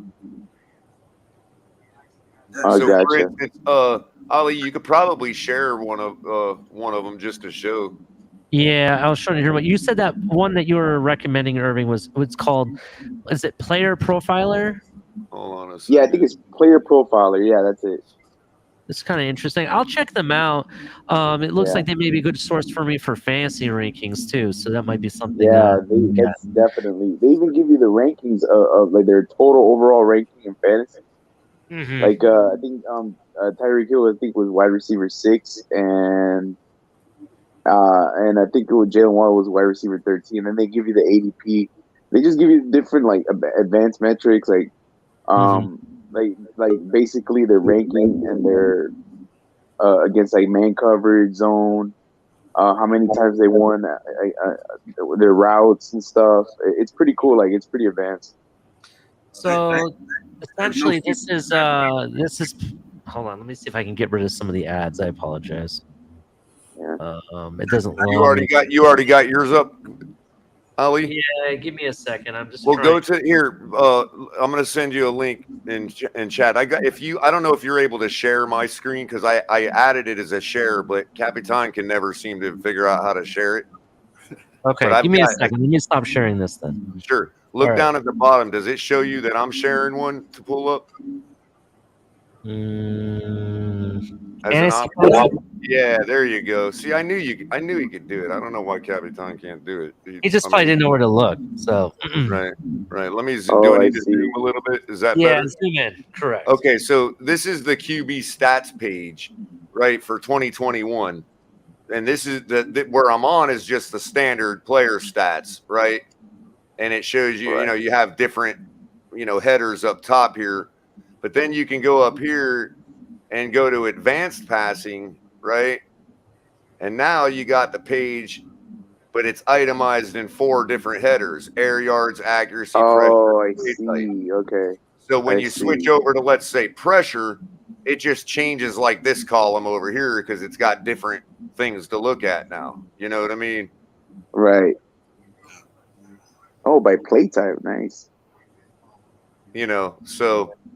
And where do they get these stats? Are directly from the NFL. So as far as I'm aware, they're aggregating it right off NFL's official stats. I don't, I wouldn't see why they wouldn't be getting it anywhere else. Stats are great. I think you still need context to go along with those stats. I'll check out Player Profile. Well, sure, Ron, you're absolutely right. You know what I mean? But when I use stats, it can only ever be used to correlate a description of something that happened. That's all they can ever be used for. I agree. Right. Unless you're in the media. Like if I look at the stats and it paints a certain picture, and that picture happens to match what I saw with my own eyes, right? That's what I use them for. I don't use them to necessarily predict what's going to happen because every one of these players, all 1,700 players in the league, could get an ACL sprain tomorrow. That is literally possible in the scope of the universe. It's not, you know what I mean? Yeah. So, Batman, did you go to the 2 event? I didn't mean to interrupt you, Color. I had to ask him right away. You didn't go? It was too expensive. Now, Ron, when you start to factor in things like sample size, that's when you can start to say, okay, well, this pattern is probably not going to break unless there's some kind of life event you know about or whatever else. Like, for instance, when you look at Tyreek Hill's stats, there's no indication that they're going to be any different than they've been all 6 years of his career. Right. I'll show you guys pictures. And they've been pretty consistent. You know what I mean? So I can reasonably predict that even if he goes to another team with a, serviceable quarterback, that he's going to have those same numbers. I understand. But I'm saying, like, you can look at these numbers and without having the context of each individual game, because each game has a different ebb and flow. Sure. And they play each game differently, different schemes, different game plans, things like that. So if you don't take those things into account, you're just looking at numbers. Yeah, it's a gauge. It gives you an idea, but I don't think it gives you a true picture. Sure. Yeah, there's one way you can itemize it on their site to where there's this one category where it's like 12 running backs and wide receivers are at the top of the quarterback list because they all threw one touchdown on a gimmick play. You know what I memean? So you're right. I mean, I know I'm using a real extreme example, but you're absolutely right. You got a quarterback that's got thrown for 4,000 yards, but his team's 4-14, and they're coming from behind every game, so they're throwing the ball in every play. There's no context for that. Right. Mm-hmm.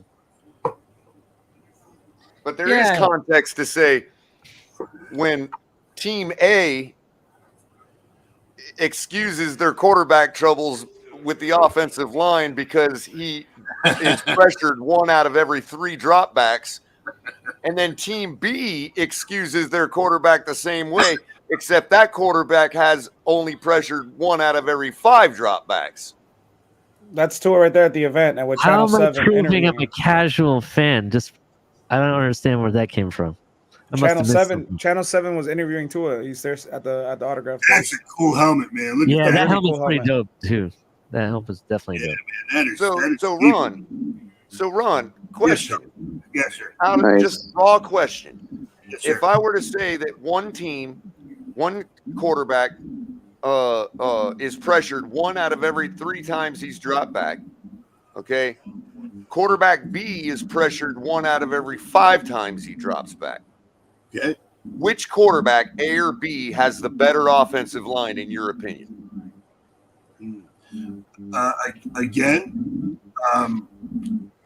Obviously, you would think over a 17-game span, or over a whole season.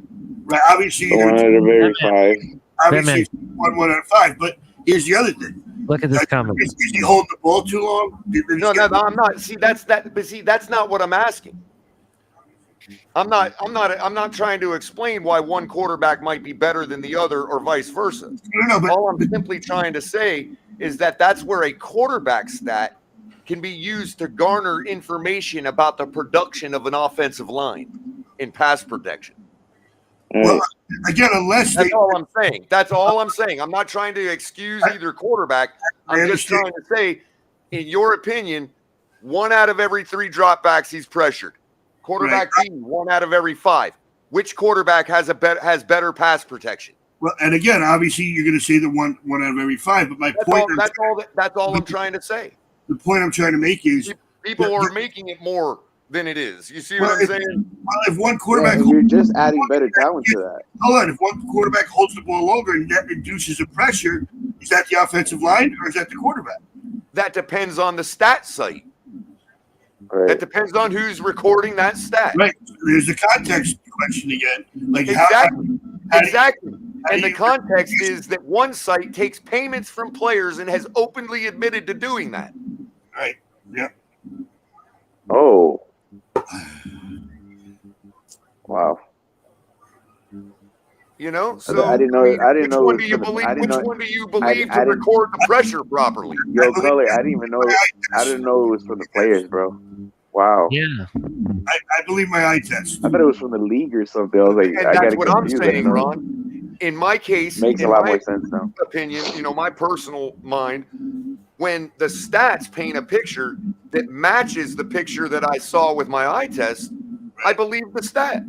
And that makes sense, obviously, because you have your own eye to back it up. I at least believe that it's a valid descriptor of what happened. You know what I mean? It's a guide or a gauge for you to lean on. Right.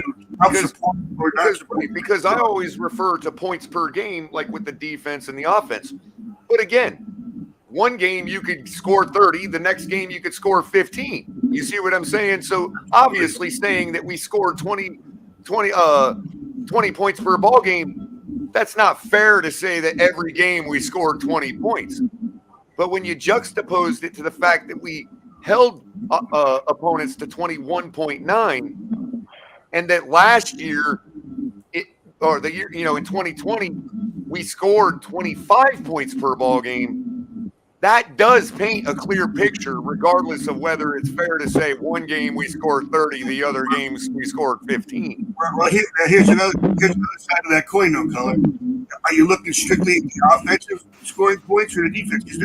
Well, in the case when they, as far as I understand, when you look at the stat, and I could be wrong, but when you look at the stat of points per game, it's offensive points per game. Like they only count scrimmage points. Okay, well, here's the way those stats can be skewed. Let's say your defense is balling out. You scored 3 times on defense. Your offense is going to have to play conservative, so you don't turn the ball over and give them back. So, again, my point being, you got to look at the context of every game when it comes to those stats. Sure. But again, I'll ask you the one of those base questions again. Okay, if I told you that offense A scored 25 points per game in 2020 and 20 points per game in 2021, and then I told you that defense A held opponents to 21 points per game in 2020 and also about the same number in 2021, which side of the ball would you say regressed? Obviously, you need to attack the offensive side of the ball. So it's fair to say that. And that's all anybody's, like anything beyond using the stat to say anything beyond that is using the stat improperly, in my opinion. Well, did you guys hear about Orlando Brown's contract situation in Kansas City? Yes, absolutely. He's Yeah. I guess they're trying to franchise him, and he hasn't signed it yet. No, so they offered him a 6-year, $139 million deal, 23, and he turned it down. 95, like with a signing bonus. 95 in his first 5 Well, years. what he said why he turned it down was the guaranteed money wasn't there. Yeah. That it was inflated on the back end of the contract to make it look, show 120, but the guaranteed money wasn't even close to that. That's a 26-year-old, 27 next season free agent in the market. 27-year-old tackle. Wow. That's scary. Does he play right tackle? I think he plays left. I'm not sure, but I can check. Yeah, Byron Jones for him. I think he plays left. Remember and that he was mad because the Ravens were playing him at right, that he didn't want to play right because he wanted to get paid like a left. Right. So correct. So Batman, what do you I'll start a question for the panel. What do you think and we'll go with Batman unless Ali wants to answer first, obviously. Go ahead with this question. Well, I was thinking, like, what do you expect? What kind of information do you expect to garner after the first couple days of rookies reporting next week?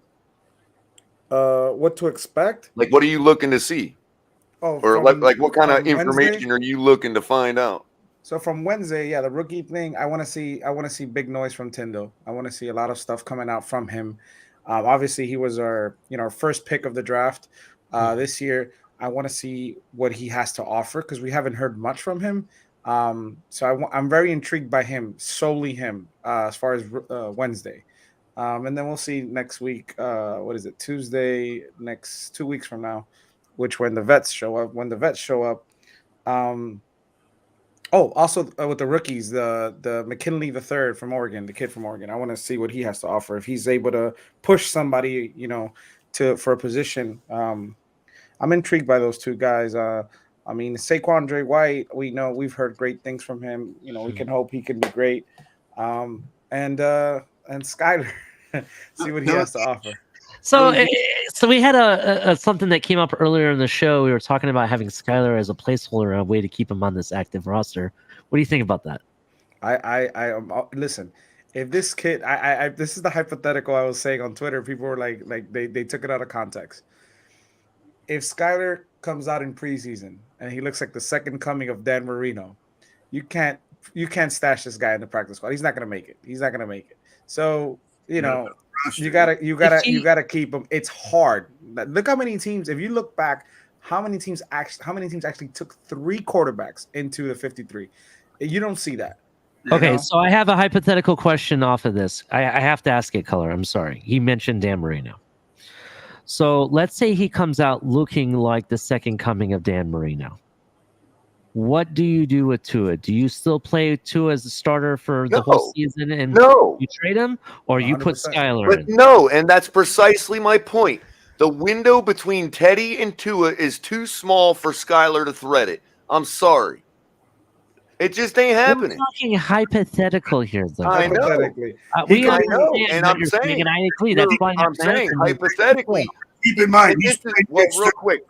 Let me answer it a better way. When we first drafted Skyler, the extreme Tua supporters, they immediately said, "Oh, pump the brakes, people. He's only being brought in to emulate Josh Allen to the defense." Bullshit. Well, here's the thing, Ron. If he is able to emulate Josh Allen, why aren't we starting him? This is true, but here's the other part of it is that I didn't say he had to be kicked off this team. That's not really where I was going with it. It was more of what do we do with Tua? Tua is the question here. What do we do? What would you do? That would be up to him. Again, this franchise will because he can have Teddy's backup role, but I doubt he'd want to do it. This franchise, McDaniel's not going to let that happen. Even if this kid looks like the second coming of Marino, he ain't starting. Exactly. That's what I said the other day. Is that they're not going to let that be seen. Real quick, hold on, Ron. Third, fourth string defenses. Ron, real quick. I'm sorry, I didn't mean to interrupt you, but I had to do this. First time ever on my show. Everybody give welcome to El Gordito. First time on my show. Thank you so much, El Gordito. How you doing, what's up, man? I'm not sure Gordito's been to any of our shows yet. Gordito, man. Welcome to Finn's Tailgate, man. 2:22 in the morning. Gordito's up. Yes, sir. I've been up. I was watching the show for a little minute, bro. I've been up. Well, welcome to Late Night Exhale, but also welcome to the Finn's Tailgate. Like I said, I don't remember if you've been around yet, man. Yes, welcome. My welcome time on the show, man. Appreciate it. Much love. Hey, we got tradition here around here. We're going to start right now. What's your favorite sports movie? We Are Marshals. Ooh, that's a good one. That's a good one. Man, that just hits the heart. You know what I'm saying? But it's either that or The Blind Side. I'm cheesy. I'm a big boy, you know? I'm cheesy. Mine's a Space Jam. Space Jam is mine. Miracle. That's an odd one, and I can't even remember the name of it. Hey, you guys have a great night, all right? You out, Irving? You have a great night? Yeah, I'm out. Have a great night. Work tomorrow. All right, bud. All right, Batman. All right, Irving. Later, man. What's that dang movie called where the guy he goes back in time? Mm-hmm. Oh, The Best of Times. No. He goes back in time to decide whether he wants to take this big college. Like I guess he gets injured and ruins his college career, but now he knows it, so he can choose not to play in the big championship game and go on to have a major career in college and all that. That's awesome. But if he takes the injury, he doesn't do all that. But he meets his wife and has a great family and a great life and all that. So he has to give up all that if he chooses to avoid the injury. I forget the damn name of the movie. It was great though. Remember the actors who were in it? kind of no names. It was sort of a B+ movie. You know Is what I it mean? old? Is it old? No, not too old. What are we talking? How many years? Oh, probably somewhere in the 2000s. Okay, so could it be Touchback? And it was football. It could be Touchback. It could be. That that could one. be the name of it. It says football. Kurt Was it Russell's football? in Was there? Kurt Russell. Kurt Russell. Let me look. Let me pull up IMDb and look too. Yeah, it says Kurt Russell Touchback 2011. I don't remember. Maybe Kurt Russell might have been their coach. It's funny because Kurt Russell was a coach in Mayfield. Yeah, this is it. This is it. Yeah, it's this is a man looks back 15 years to the injury that ended his career as a promising high school football player. So yeah, it's Touchback. Was Kurt Russell the coach? Let me see.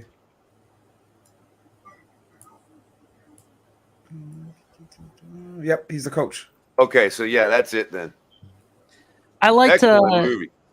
I'm gonna watch for me. I liked Any Given Sunday, but there's another movie I kind of like as well that is more of a kind of like a comedy sense. I'm not sure which one I like better, the remake or the original. And that's The Longest Yard. Ooh, that's a good one. I like the remake because it's more comedic in a way, but Yeah. that's a good one. And cliche, so remember the Titans too. That's a good one as well. Oh yeah. Oh, come on, Ollie. Come on, Ollie. What? That's a good one. Oh, I don't have that one on my list, bro. I don't have that one on my list. I've never seen the one with Al Pacino and. I thought you would have already hit it by now. I haven't seen that one. I haven't seen that one. You see Glory. Left side. Strong side. It's Brian's song, right? Brian's song? Yeah. Yeah, that was Gail Sayers and Brian Piccolo. This is also another good favorite sports movie of mine.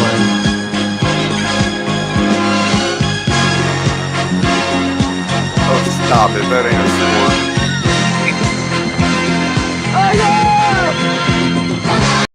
It's a good one. Do remember that fake boxing is not a sport. Boxing used to be a sport. Boxing used to be a sport. Listen. Boxing is a sport. I love that. Fake I love boxing Rocky. is not a sport. I love Rocky, but you know what's crazy? Like you look back at it, I think it was a friend of mine that was telling me he's a big movie guy, and he said that in that Rocky movie, a lot of those scenes were actual punches, man. There were actual punches. I think it's more of a drama. I think it's more of a drama than a sports movie. So we know Paul's married. The first Bring It On. The first Rocky movie, they filmed a lot of that in a moving van. Really? Yeah. Yep. With one camera, with him running on the streets in Philly and stuff. Oh, the running scene. The first Rocky. That's before he got all the money back in him and everything. How about Wildcats?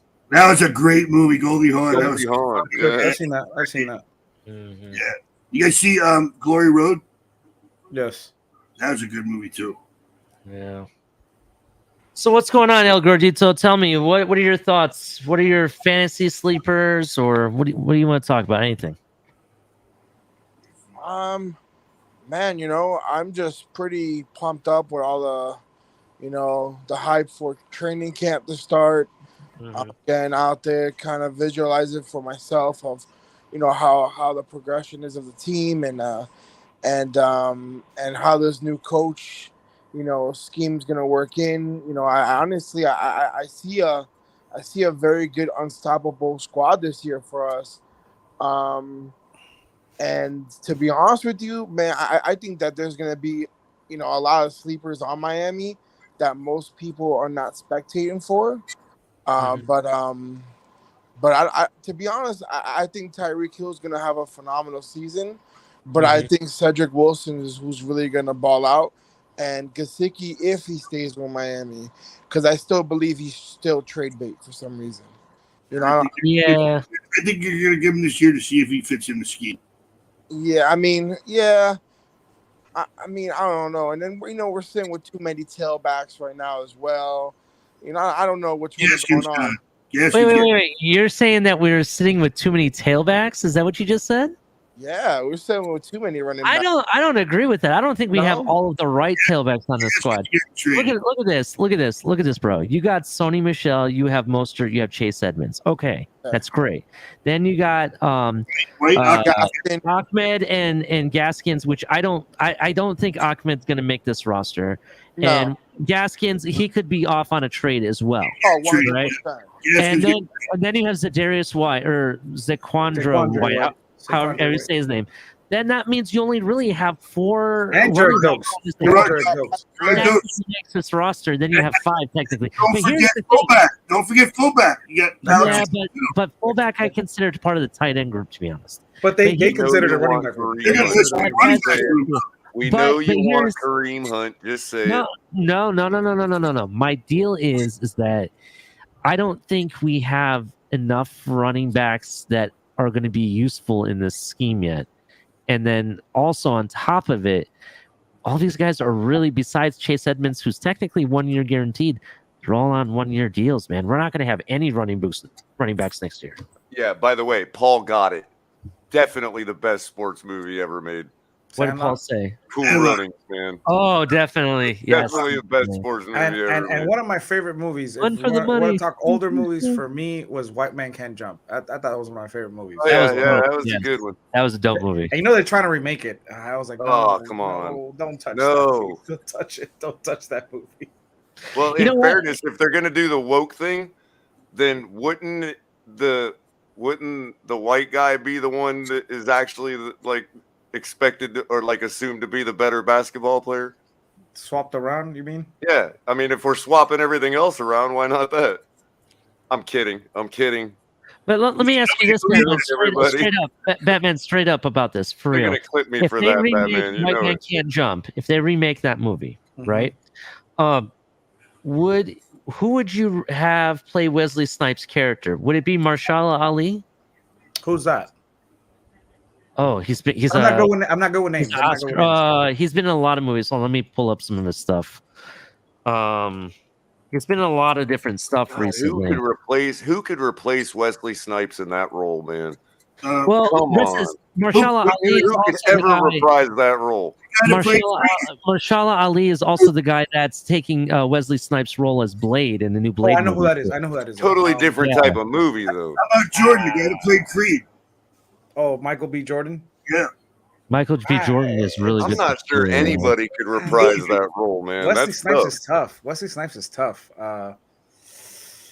He wasn't one kind of actor at the time. Because it's not Wesley Snipes that you're emulating there. I mean, you're emulating that character. Right, correct. From the movie. And I don't know if anybody could. Oh, man.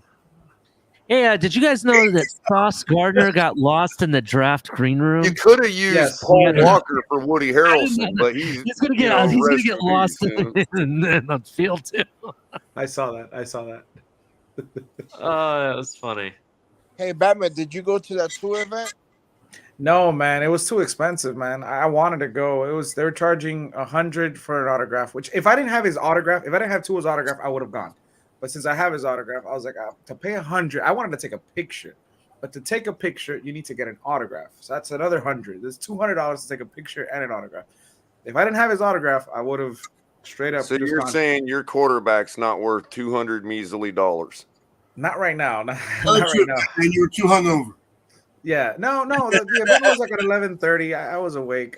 It's just I want to go to the Water one next Saturday, but I have his autograph too. So it's like I'm rather disappointed in you, Batman.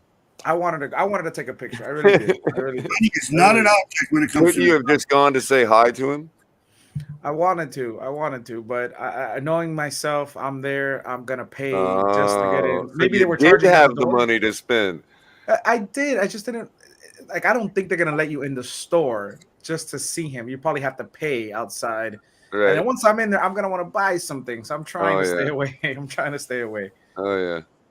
I'm putting this helmet together, and this helmet, putting it together is not cheap. It's not cheap at all. So where was it? Was it at an actual Fanatics shop, or was it? No, it was Hollywood Collectibles in Hollywood. It was a store in a shopping center. So it was I was looking at the pictures. It looked like a very small store because he had the table and there was a line. I was like, this is not too much. Probably for 10 people, 20 people. How long was the line? It's pretty big. It's pretty big. Did you so you went there enough to at least see him? No, I saw the pictures of everybody that went today, like all gotcha. the people I tailgate Man, with. you couldn't even go see him. Yeah, Dang. couldn't go. And I next don't week I know if- work. When Marino was up here in Jersey, I already had his autograph once, and I went again. Money's no object when it comes to the Dolphins, man. No, but it's like I said, if I didn't have their autographs, I promise. Watson Oh in a my Browns God. uniform. Oh my God. Really? That's funny. Are these people serious? I had to do it, man. It was so funny. Definitely coming from Look, two of theirs. Bill That is- Cosby was drugging people. Okay, Shout out to Completely your different. sponsor, guys. Fanatics. Shout out Right. to your sponsor. Go to Fanatics. Whoa. You want to get it. Yes. It's Fanatics, authenticated, both of them. I got a great deal with them for both. This is the Nice. Waddle, Mm-hmm. and then this is the Tua. What would that cost you, Batman? Both. I think I got both for 140. Usually a Tua goes Oh, for not 140. Yeah, That's not bad because I went to usually see. the Tua goes by itself for 140. This one's for 90, but I got both for like 140, 150. That's great, man. I remember I went to get Marino's autograph. This got to be 21 years ago. My son was 7. He's 28 now. First time I went, I had him sign a jersey, and then he came up again, and I had this. My buddy gave me a Wheaties box that said touchdown record breaker, and I never opened I've it. seen it. I've seen that box. I've seen And it I at, had- at a mechanic shop. Yeah, I had Marino sign the box. Marino signed autographs. That's news to me. Now he listen, doesn't. no, Now no, he no. doesn't. You down Back like then. 6 times. No, Back this then, is he 20 did it. Yeah. 21 years ago. Every year they have something called the NFL Extravaganza up here in Jersey, Mhm. and they have a ton of players come. Let me tell you, I got to tell you a little story. It's a great story.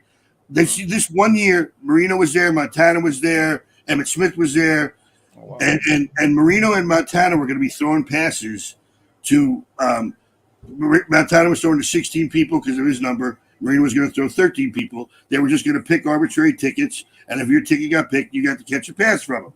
Well, Montana had about 250 people in his line.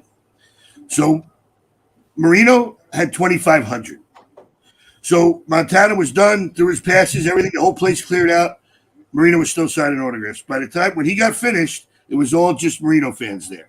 So he started throwing passes. I was there with my son. He was 7 years old. We both had our jerseys on. My son's a redhead with a short little crew cut. And we're standing at the end of the line. Marino throws his 13 passes. And then he points at my son. He sees him wearing the jersey. And he says, go ahead. I pushed my son. I said, go. And he goes out. Marino throws him a pass. It bounces off his chest. He says, wait. He threw him another one, and he caught it. That's awesome. So That is pretty dope. So forever, my son caught a pass from Dan Marino. Let me show you guys some of my stuff. So I just collected over the years. This is Ricky Williams. Nice. I got his jersey framed and signed too. I got a Raekwon that I got for like $20. Raekwon Davis. Dope. He's gonna step up big this year. I got a collectible shop that hooked up me and Gio on these. These are the Javon Hollands. Gio has the white one. I have the orange one. And then I got this one at a garage sale. I said it the other day for $1.75. Chris Chambers signed. And he was my first Dolphins jersey, so I really wanted to get You got it checked out and everything too? This one doesn't have the authentication, but the others do. But this one doesn't. That's funny. He was my son's favorite Dolphin player growing And you up. said you paid $1.75 for that? At a garage sale, yes. That's awesome. Listen. When Gordito says it all the time. You never know. You see a garage sale, pull over. You never know what you're gonna find. I saw something on YouTube the other day. Some guy stopped at the garage sale. He saw a bunch of baseball bats on the ground, and the guy was like, he was a collector. He looks at one. He goes, "Wait a minute, that looks familiar." He pulls out the bat. He asks her for a pencil. She brings out a pencil. He rubs it on the back. Jackie Robinson. She had Jackie Robinson's bat out there in a garage sale. It's true about the garage sale, Batman. My friend and I, we went to a garage sale, and I'm sure everybody here knows what Magic the Gathering is, right? Mm-hmm. And some of these cards are worth quite a bit of money, and he paid $5 for a box of them, right? And he came away, we took him to the store, and ended up coming back with like $800 worth of cash. Wow, that's great. Yeah, it was crazy. So it's like it's funny though, so I don't know if you guys ever seen that show Storage Wars where they Oh yeah, I watch it all the right? time. Definitely. So, go like, buy your stories without looking at it. You got to pay for your exactly. story. So I've done it myself. I've actually done it myself. So there's an episode on Storage Wars that they buy this lot, right? This lot that was like a bunch of like newspapers or whatever. So they bought it. And I remember when they go and repraise it at the end of the episode, it was a bunch of newspapers from Elvis Presley's time in mint condition, and that thing sold. I think it was like $140,000 for the entire collection of newspapers. And I was like, for newspapers? Wow. And I was like, wow. So then a friend of mine was like, I'm gonna take you to this thing, but like you need to carry cash. And I'm like, well, I'm only gonna take $100 because I'm not trying to buy nothing crazy. So I remember we went to the storage unit, just like the show. They open it up, they give you a few seconds to look inside, like from the outside. So you look in, and there was I remember there was like giant tires for like a truck with rims. There was a pressure washer. There was golf clubs. There was like a bed. And then the auction started. So we're starting off at $10. And I was like, well, first off, I don't have a truck to bring all this stuff back, even if I win it. So like, I'm factoring this in my head. And my friend goes, I'll do 50. And then it ended up selling for like $75. But it's crazy because just the tires by itself are worth the price. So then, yeah, you gotta, once you buy it, they give you 24 hours or 36 hours to evacuate everything out of there. So yeah, I mean, that stuff is pretty cool. It's interesting. You never know what you're gonna find in there. You might find a unique piece that it could be like a microphone that you find, and that little microphone is probably worth $1,000. And it's like you never know. Yep. But it is fun. It's fun. It is fun. Definitely dope.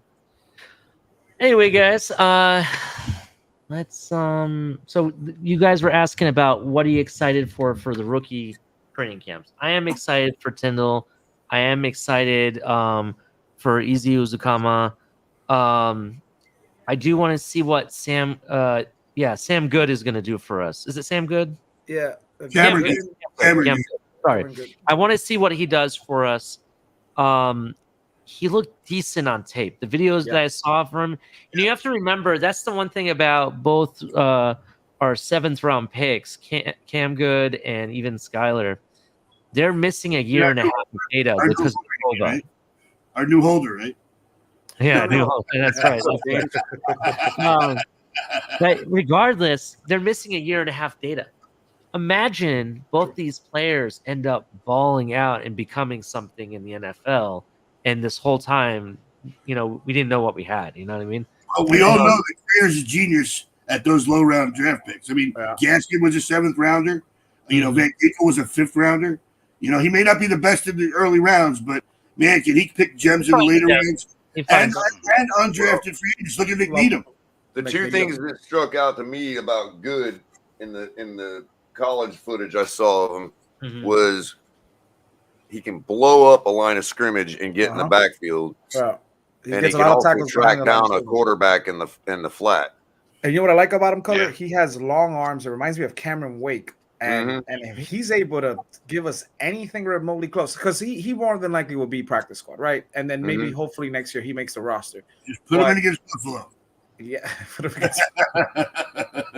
he looks good. I like him. I like him a lot. I mean, like I said, look at the long he also arms. gets low. He gets through the line by getting low. You know what I mean? And it's just that was Cameron Wake's secret, man. He could bend like nobody. Yeah, I'm kind of really, hyped up to see what he can do. How about this? We haven't even mentioned this guy. What about the lineman? Kellen Dietz. That's what I was going to say. Kellen Dietz. Yeah, man, I'm excited to see him. I want to see how. Heard anything? Have you heard anything from him? They paid him guaranteed money like they did Robert Jones. Yeah, he got guaranteed. He got a lot of guaranteed money to sign with us as an undrafted free agent. And they thought he was supposed to go in the 5th round or 4th round, something like that. So I'm psyched to see him. Yeah, if he can make this roster, it'd be pretty cool. And listen, was he the one from the Pac-12 that was the highest rated guard or center or something like that, or probably guard? Yeah, he was a guard. I thought he was a smaller school. Yeah. I thought it was something like Montana State or something like that. I want to see some of the rookies start to separate themselves from the rookies that are not going to make this team. I want to see immediate separation between the two. You know what I mean? Besides the ones that you think we're going to keep. Izukama, we're probably going to keep. Tyndall, we're going to keep no matter what. Everybody behind that, I need to see what sets them apart. That's what I want to see in the training camp with the rookies. With everybody else, with the veterans, I'm excited to see the chemistry built. I want to start seeing the, how well they start playing with each other. You know what I mean? And, and where that's gone. You know what I mean? And I want to see our offensive line. Especially offensive line, yeah. Hey, what? I said I'm just going to say, especially the offensive line, John. Yep. Yeah, I want to see what the offensive line has learned from Armstead and what he has had to teach them. So it's funny that we've had in past years we've had so many holes, and this year the only question mark if that offensive line can play, middle of the road, we're golden. This is true. Here's the deal with behind it. There's only really one question mark on the offensive line for me, and that's the center. The center, I think, is the most important position in this offensive line. That's the only question I have. Right tackle, there is no way that you can tell me that none of these what do they call it?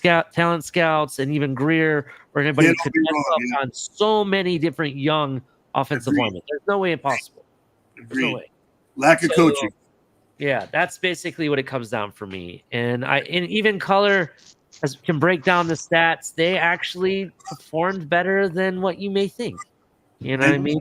It may have been really bad the first half of the season, but the second half they were obviously winning games, so they had to have. They were also playing worse teams. Let's be honest. But I don't know if any of you guys saw Brian Balding. I know Culler did. Saw Brian Baldinger's YouTube video about the 49ers running scheme that McDaniel came up with. That's going to help their offensive.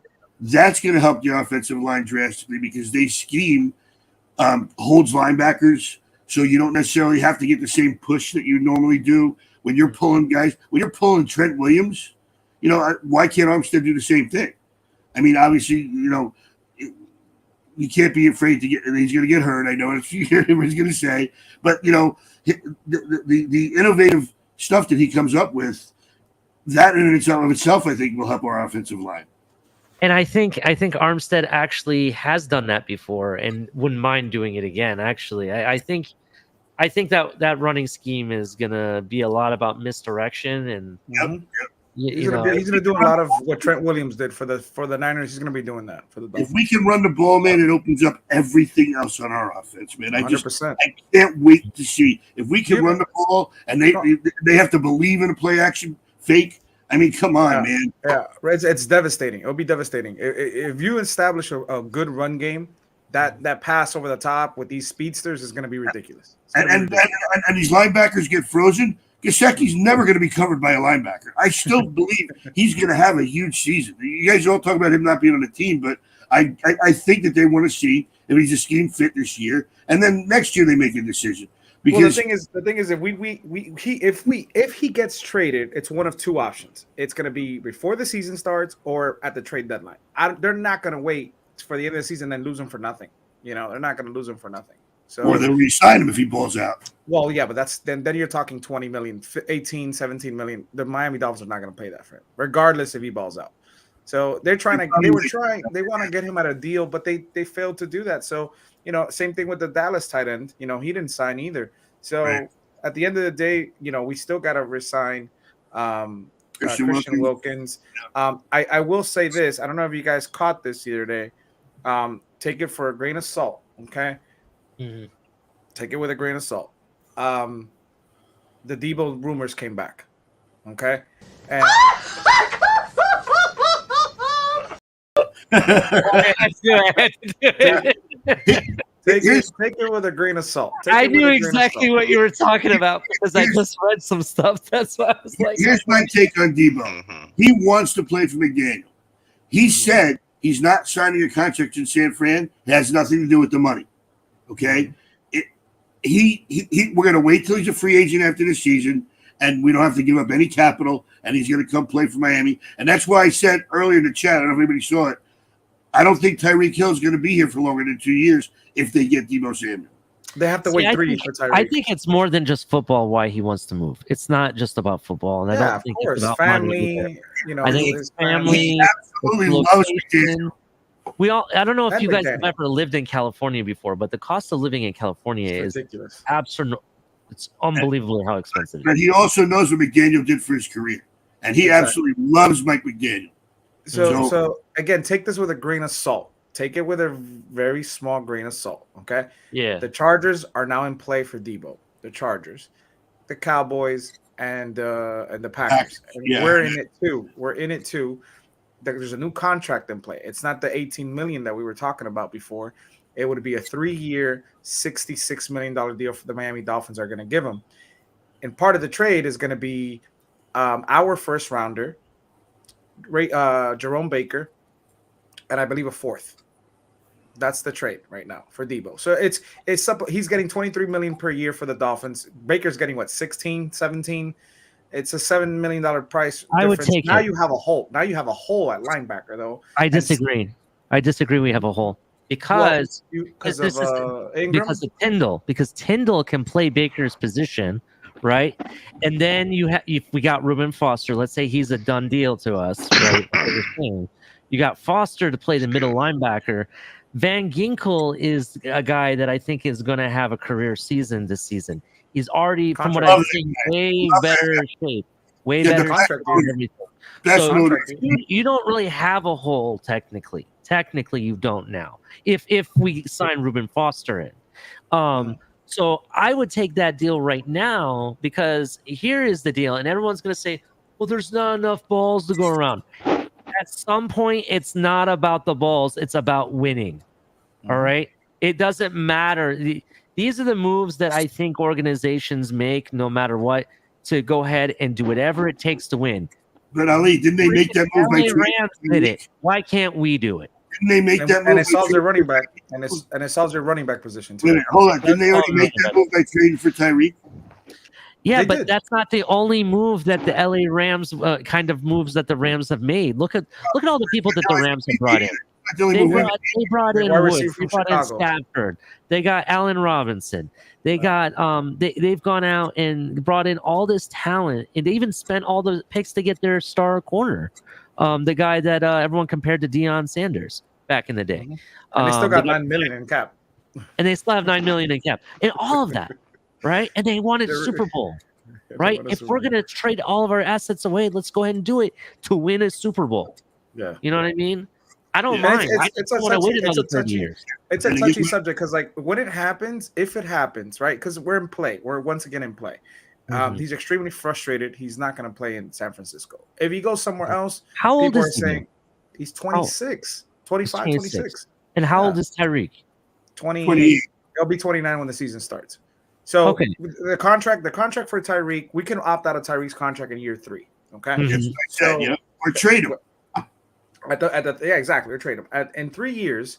If Debo's deal's 3 years, at that point when we both get rid of them, Waddle's up for a contract. Then we can pay Waddle. You get what I mean? We'll be off the books off of Tyreek and Debo. So our Super Bowl window is a 3-year window. It's a 3-year window, and you have Waddle, Tyreek, Debo, Nzukama, and by the way, I told you guys the other day, Lynn Bowden is back in play. He's looking good, and he might actually make this team. Cedric Wilson. Yeah. Okay, that's good news because I haven't heard anything from him forever and a day. I want to see him return. That's actually good. I want to see Bowden return punts. Yes, me too. That's actually not a bad idea. I still think it's going to be easy just because he's the new guy. You know, you don't put a rookie back there. That's not true. It's generally the offhanded rookie that goes in that position. It could be easy E for kick returns, and they might make Bowden punt returners. Punt return for Bowden because that's Easy E is a 4th-round pick. It's not like he's a 1st-round pick talent wide receiver you're putting back. No, I got you. But as far as what Batman said, I agree. Returning kickoffs, but not punts. Punts are a lot more difficult. You know, to engage, to know when to catch it, fair catch it, let it drop. You know, catch it or take a hit. So I would trust Lynn Bowden a lot more in that role than Easy. 100%. By the way, I forgot to tell you guys. I don't know. I know you probably mentioned it before. We mentioned it before. The undrafted lineman. I'll tell you right now. You guys were talking about where he's from. He's from I think it was Arizona State that I saw. Let Yeah, me see. that's the guy I was talking about. Yeah, Arizona That's State. like So one of the he- highest grades. It was ridiculous. He's 6'8" and he runs a 4.9. Wow. That's That's Mike McDaniel's type of lineman right there. 6'8". Wow. Is he projected as a guard or a tackle? He's a guard. He's a guard. Okay. Just imagine if he they can play actually tackle, have the though. He offensive can play line tackle. already figured out with these players. Maybe they already have it figured out. You know, He did start 17 games at left tackle during his 2 seasons, though. But he did come from Texas, so he's played a lot of guard. Depends what Miami's going to use him. It's the same thing with the guy you mentioned before. Kellen No, Dietz. the one you mentioned before that we had last year, the undrafted. Robert Jones. Robert Jones, he can play both. You know, I think we brought him in as a guard. He played tackle for us the last I like game. that kid, man. When they put him in the end of the season, he played okay. He played pretty well until he got hurt, but he was good. Yep. So there's a video out there of him. I don't know if you guys have talked about this. Larry put it out there. Shout out to Larry Fins Fans panel. So there's a video that somebody put out on Robert Jones that he has an issue with his legs where he's not bow-legged, but it's more that his knees are like inverted. And if you see that when he's playing, that's scary because it could cause you to have a bad injury. But that's just kitchen toe type thing, like where they're facing each other. No, their knees. No. My wife actually has the same kind of thing where she can actually bend her knees backwards. It's Hey, you're really lucky, man. difficult. Hey, lucky you. Okay. It just looks really weird. That's all. I get it. But do you think that could affect his injury? Like, could it affect him getting an injury if he gets hit like on the low? Like Yeah, a let's low say, hit? yeah, especially if his knees already bending that way, and and let's say it's not even on purpose, because sometimes when it may happen and you get hit right on that sweet spot. Oh, I can't do it. Yeah. But I do like Robert. Like I thought. Listen, like Ron said, that last game against the Patriots, they started him. He looked really good until the injury was like the second quarter or something like that.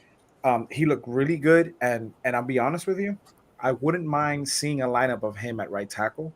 Right next to Hunt. Yeah. Robert Jones. Absolutely. Yep.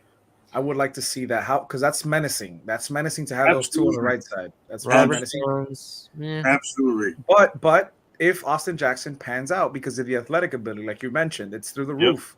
That could be scary too. Now the question is when he has to anchor and on pass protection. That's what scares me with Austin Jackson. Well, the issue with Jackson, people forget he was a very young raw kid when he came out, and he came out the year before he donated bone marrow to his sister, to save her life. So I mean, I've never had any experience with that, but you got to imagine that's got to affect you physically. 100%. I don't know how long, but as far as an anchor and strength, you figure that's got to be one of the first things it's going to affect. But I don't know. He was pretty good. We all forget how solid he was until he got injured. injured. He got injured. But his injury was knees. What was his injury? His knees? I don't remember. So. Let me look at that. How did him and Kinley play together well on that side? When Solomon Kinley and him were playing together before he got hurt, that left side wasn't too bad. 100%. I'm looking to find out what it was. Just bear with me a second. And shout out to Robert Hunt and his family, man. I remember when I first started like the Instagram page that we have for Miami Sports Fanatic Show. His mom was really nice because I put out a picture of him when he got drafted, and she came out and said thank you, and I was like, oh, no problem. Highlight of the year last year, him catching that pass and running for touchdown.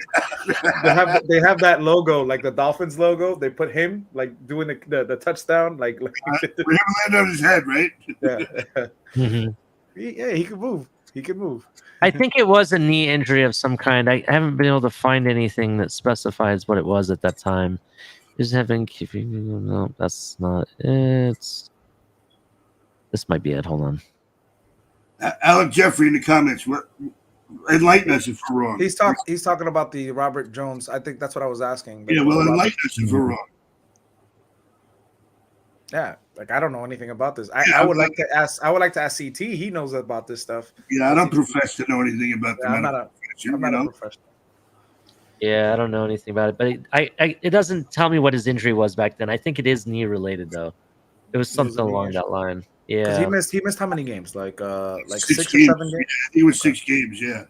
Yeah. But he was never the same when he came back, though. Right, 100%, 100%. And listen, and it goes to all the alignment, and I know I mess with Culler all the time with Jesse Davis and stuff, but Yeah, listen, he played on a bad team all year. a lot of these guys, not only just the injuries, but a lot of these guys just kept moving around, kept putting them in positions and swapping them around, playing here, playing there. Listen, the versatility aspect I understand as a team wanting to put the guys in the skill position for them to help each other out, not just themselves, but help the collective group. Right. But if you draft somebody at guard, and this person's played guard, predominantly played guard, keep them at guard, because once you start moving and shuffling, then you have things that happen, and then you have situations where people get injured. You get what I mean? So it's like, yeah. That's the thing. Like, why do so many teams draft a tackle and project him at guard? Mm-hmm. I mean, that happens. Like, it's rampant. I mean, every time. Oh well, he's a tackle, but he's projected as a guard in the NFL. I think it's because the guard position is easier to play. It's easier to teach. You know what I mean? I think that's essentially why a lot of these players play guard right off the bat rather than playing They don't tackle. have some of the attributes you need, like long arms. You know, That could be it too, but and footwork too. Footwork ties in if you're going to be a tackle or not. Because like, I think listen, I know Robert Hunt wasn't awful at right tackle. He was. wasn't. No, he was pretty good. Yeah. But in my opinion, when they moved him to guard, he looks. I know his stats are comparable. Stats are very comparable. But I just don't want to keep moving him. And I know he would probably solve a right tackle situation, but I don't want to move him. I think if you bring in the right center, and at least listen, I've been pounding the table since 2 years ago when Lindsley from the Packers was a free agent. That was a #1 target, and he ended up going to the Chargers, and he solidified that line, being the anchor because he's the leader of that offensive line. He's and the it helps your guard. line. Yes, and it helps your guard. So I lost my mind last year when Rodney Hudson got cut from the Raiders, and we didn't fucking get him. Okay, exactly. Lost my mind when that happened. I did too. I was like, go get him. I'm like, go get him. And we didn't get him. Hey, we're 3 out of 5 positions on the offensive line has been anchored. I could say that we could successfully have a left tackle. We successfully have a left guard in Connor Williams. Hopefully he stays there. That's my thing. And successfully have a right guard, which would be Robert Hunt, in my opinion. Right. The question is right tackle. Which one of our players is going to be the main right tackle? Because we know one of them is going to end up being it. Right. The biggest question for me is center. There is nothing more than that is a question mark. Because if you anchor that center position, that helps you manage everything on that right side. Without he likes to step up in the pocket. And if he doesn't have room to step up because the center's being pushed back in his face, that causes problems. But I will do this.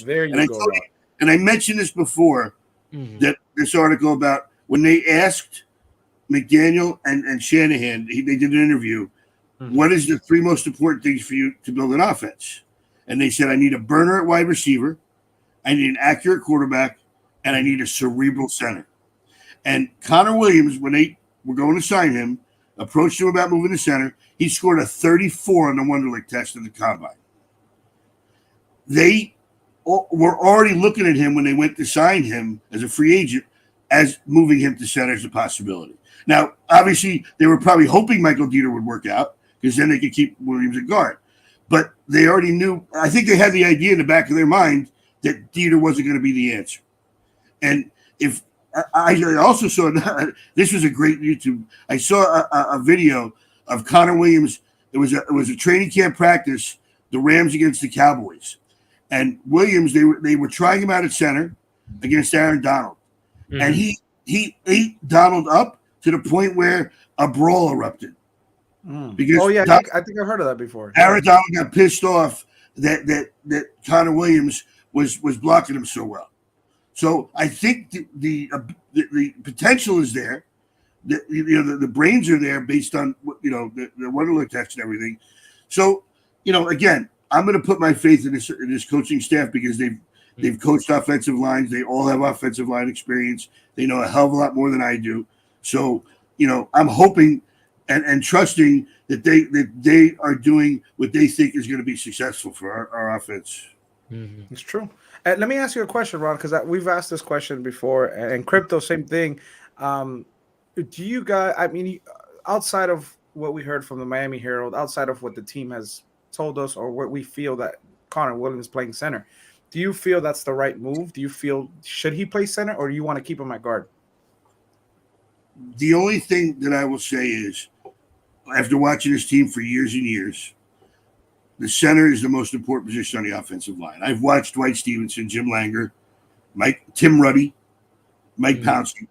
They were all the most intelligent, smart players on the team. Tim Ruddy especially came out of Notre Dame, wasn't a super athlete, but he was very, very intelligent, knew how to call out the Mike linebacker, could call out the twists and the stunts. I think that's almost as important as athletic ability. Obviously, you have to be able to hold your own, but if you can prepare before the snap for what's coming, that's going to help, as well. And if they think that Connor Williams, again, I don't know, I don't know anything about him, as far as his intelligence or anything else. But if they believe that he can do it, then I'm going to put my faith in them because they've got years of experience coaching offensive lines. Mm-hmm. What about you, Crypto? Crypto fell asleep. Sorry. No, I'm here. No, I was away. How do you feel about Connor Williams at center, or do you want to keep him at guard?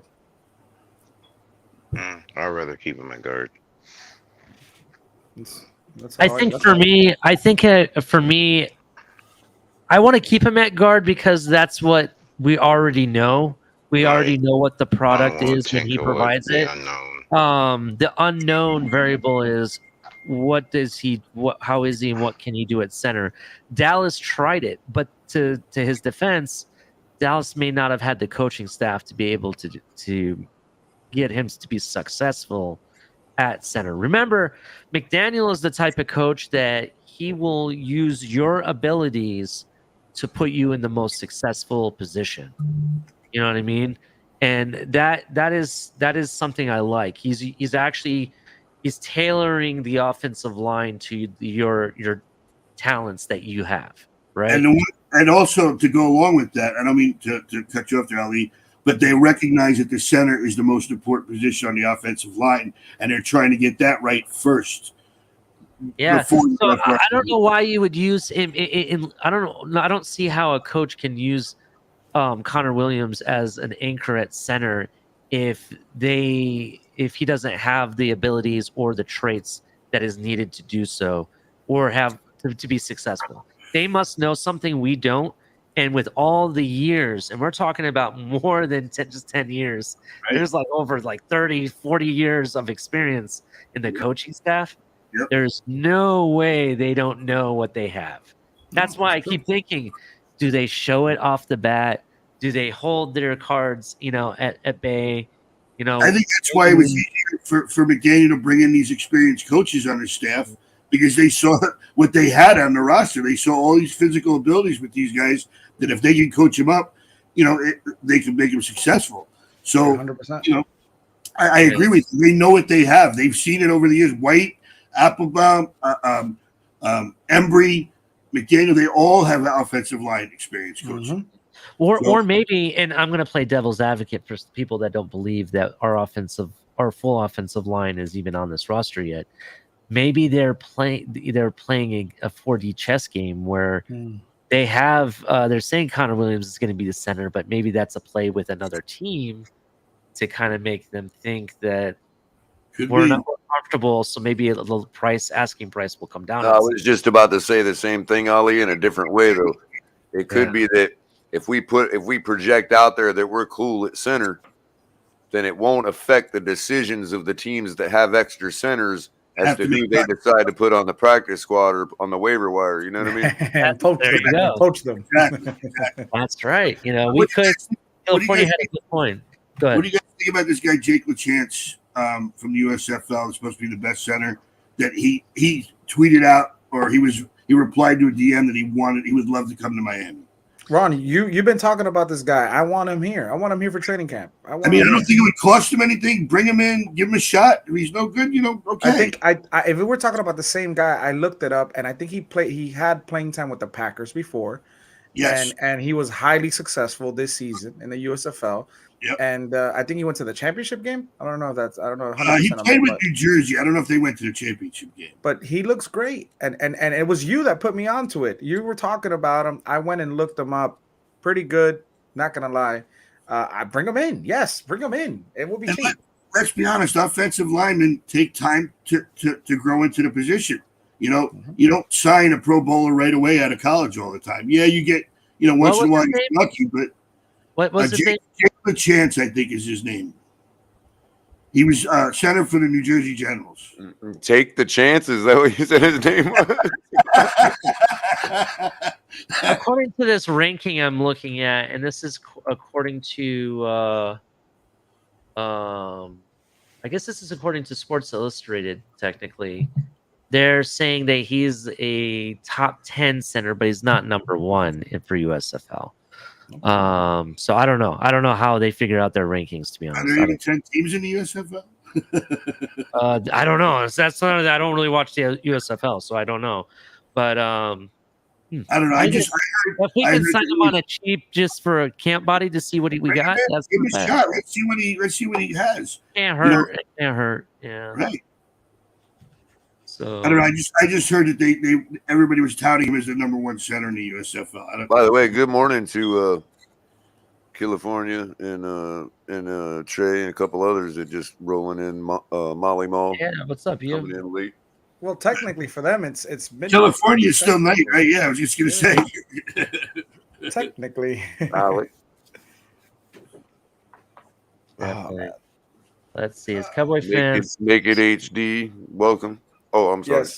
I wish I could find Molly Mall. We've talked to Molly Mall on the spaces before, and for him to say that's big. That's big. Yeah, but those penalties were an aberration because the 2 years before that, he only had like a 2 or 3. Ali, you showed that stat. I think that last year was the only year he had an issue with penalties. Yeah, I've actually. It was. I think it was.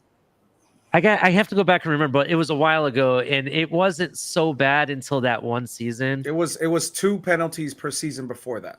Right. Yeah, right. and that's not too bad. That's not, I can live with that. You got to throw I that can out live with as an aberration. But there's a lot of variables we have to think about. Dallas runs a different scheme than we do on the offensive line and in as an offense. They have different coaches. There's all these different things. Maybe he has the traits to run our offensive scheme better as a center than he did Dallas. Maybe he has the talents that we need for what we want our offensive center to do. You know what I mean? There's like all these different variables that come into play, especially our coaching. So we'll see. We'll see what happens. I really trust this coaching staff more than I could say the last 2 seasons. 100%. So. 100%. And that's on the offensive side. On the offensive side. Yes, on the offensive side. We've hired. Everyone's trying to say we have a top 5 play caller on defense. I don't know. I'll tell you what, I have one fear on the defensive side, and that's that there's 3 years of tape on us now. And I was watching, I think it was the Baltimore game, where whoever was the retired quarterback that does the announcing kept mentioning. No, it wasn't him. It was like either Romo or I don't think it was Romo. I forget who it was, but he kept saying, when you face that zero blitz, you got to attack the middle of the field, go deep. And Lamar Jackson tried it once, and he almost had a touchdown, but he just overthrew him a little bit. I'm afraid that if they find a way to just give them enough time to slow down the zero blitz, that we could get beat. And that's possible. Well, I think our pass rush is going to improve, first of all, and secondly, I'm hoping, yeah. We're on an overall upward trajectory. But the other thing is, it's kind of hard to actually. I get what you're saying, but we also have 3 years of film on everybody else too. True. And if you're talking about the adjustment game, it's hard to really say, okay, this guy does this and look at tendencies, right? Because they do different things on the side of the ball that's reactive. You know what I mean? Because those reactions can always change on a whim. Well, I'll tell you what. One thing I love about this defense, I watched so many years of Tom Olivedati and Chuck Studley with that read and react bullshit. I love the. So you're not a Olivedati hater. Good. Yes, Glad I'm not alone. All right. But yeah, and he's from Jersey too. I hate to admit that, but I mean, I seem to remember our defense being just fine when he was here. I don't know why everybody hates on him so much. Because they couldn't beat Buffalo. He couldn't stop. But who could? Yeah, I hear you, but I don't know. I'm jaded, I guess, because of those years. But I get it. The point I'm trying to make is those read and react defenses. Now we dictate to the offense, but with our aggressive style. They may call a play, and they can't run that play based on the defense that we're running, because we're being aggressive and we're dictating the pace of play now. That read and react stuff, the offense can scheme against you because you're reacting to what they're doing. Now they have to react to what we're doing. Yeah. Hey, let me ask you guys something about the defense real quick here. And Batman, if you want to go first to answer this question, do you think that I understand we changed what type of defensive scheme we were running come the Baltimore game, and Boyer was supposedly making calls on the defense. Do you think part of the problem with the defensive scheme that we were trying to run early on in the season, do you think a big issue with that is us trying to stop the run and we weren't able to? You know what I mean? If you were able to manage and maintain the run, would that defense would have worked for you? So to put everything together, this is where everything ties in for me. Okay. One thing we forget that both Byron and X were banged up, and they were playing, but they were banged up, so they didn't get healthy until like week 4, I think. Against the Texans. You know this is what scares me the most, and this is being honest, truthfully honest with you, everybody, with the fan base. This is the truth. According to last year, from what the reports are, everyone can see it different, right? Everyone sees it different, in person. Even back when I would see the games again, Gio caught something last season that I didn't catch because I was at the game. So then when I rewatched it and I saw the game, I saw what he was talking about. So Brian Flores did not have a play sheet in the first 7 games. He didn't have a play sheet in his hand. So there's a sense that Boyer was responsible for those losses in the beginning of the season. Mm-hmm. Brian Flores took over. The defense looked crazy. They looked amazing. And that's how the trajectory started. And we started being a top 5 defense in the league. And then he put the clipboard down once again for the Tennessee game. And what I'm saying is, who was really calling the plays on the defense? That's what I'm scared. Because if it was Flores and we stuck with Boyer, is Boyer going to keep doing what he was doing with that zone, or is he going to go to what Flores was doing when we were winning games? I don't see Tennessee as an issue anyway. We held them to 17 points until the dam broke open in the 4th. No, but regardless, what I'm saying is he had the clipboard, so he was responsible for the defense looking as great as it was. Mm-hmm. So we as a fan base, we're thinking, all right, Boyer's going to run the same thing. We don't know. Boyer could be running that zone crap that he did. Well, I'm saying if Boyer took back over, what I'm saying is if Boyer took back over for the Tennessee game, then he did just fine. What was the score at halftime? It wasn't much. I think it was like 10. Okay. 10-3? No, 17-3. 17. Question for you. The year before. Because they didn't score in the 3rd quarter now when they scored 17 in the 4th. The year before last year, Boyer was acknowledged as being the play caller. Mm-hmm. Their defense was just as good the year before. That's true. So, but I haven't gone back to see who was really up until that Buffalo game. Well, yeah, up until the Buffalo game. Nobody showed up for that game. So yeah, that Buffalo game was bad. But also, Boyer and Flores were together in New England. So I don't think there's going to be a big drop off when it comes to the play call. And I think the defensive schemes that Flores knows, I'm pretty sure Boyer knows how to run that as well. That is probably not a question. Here's the thing for me though.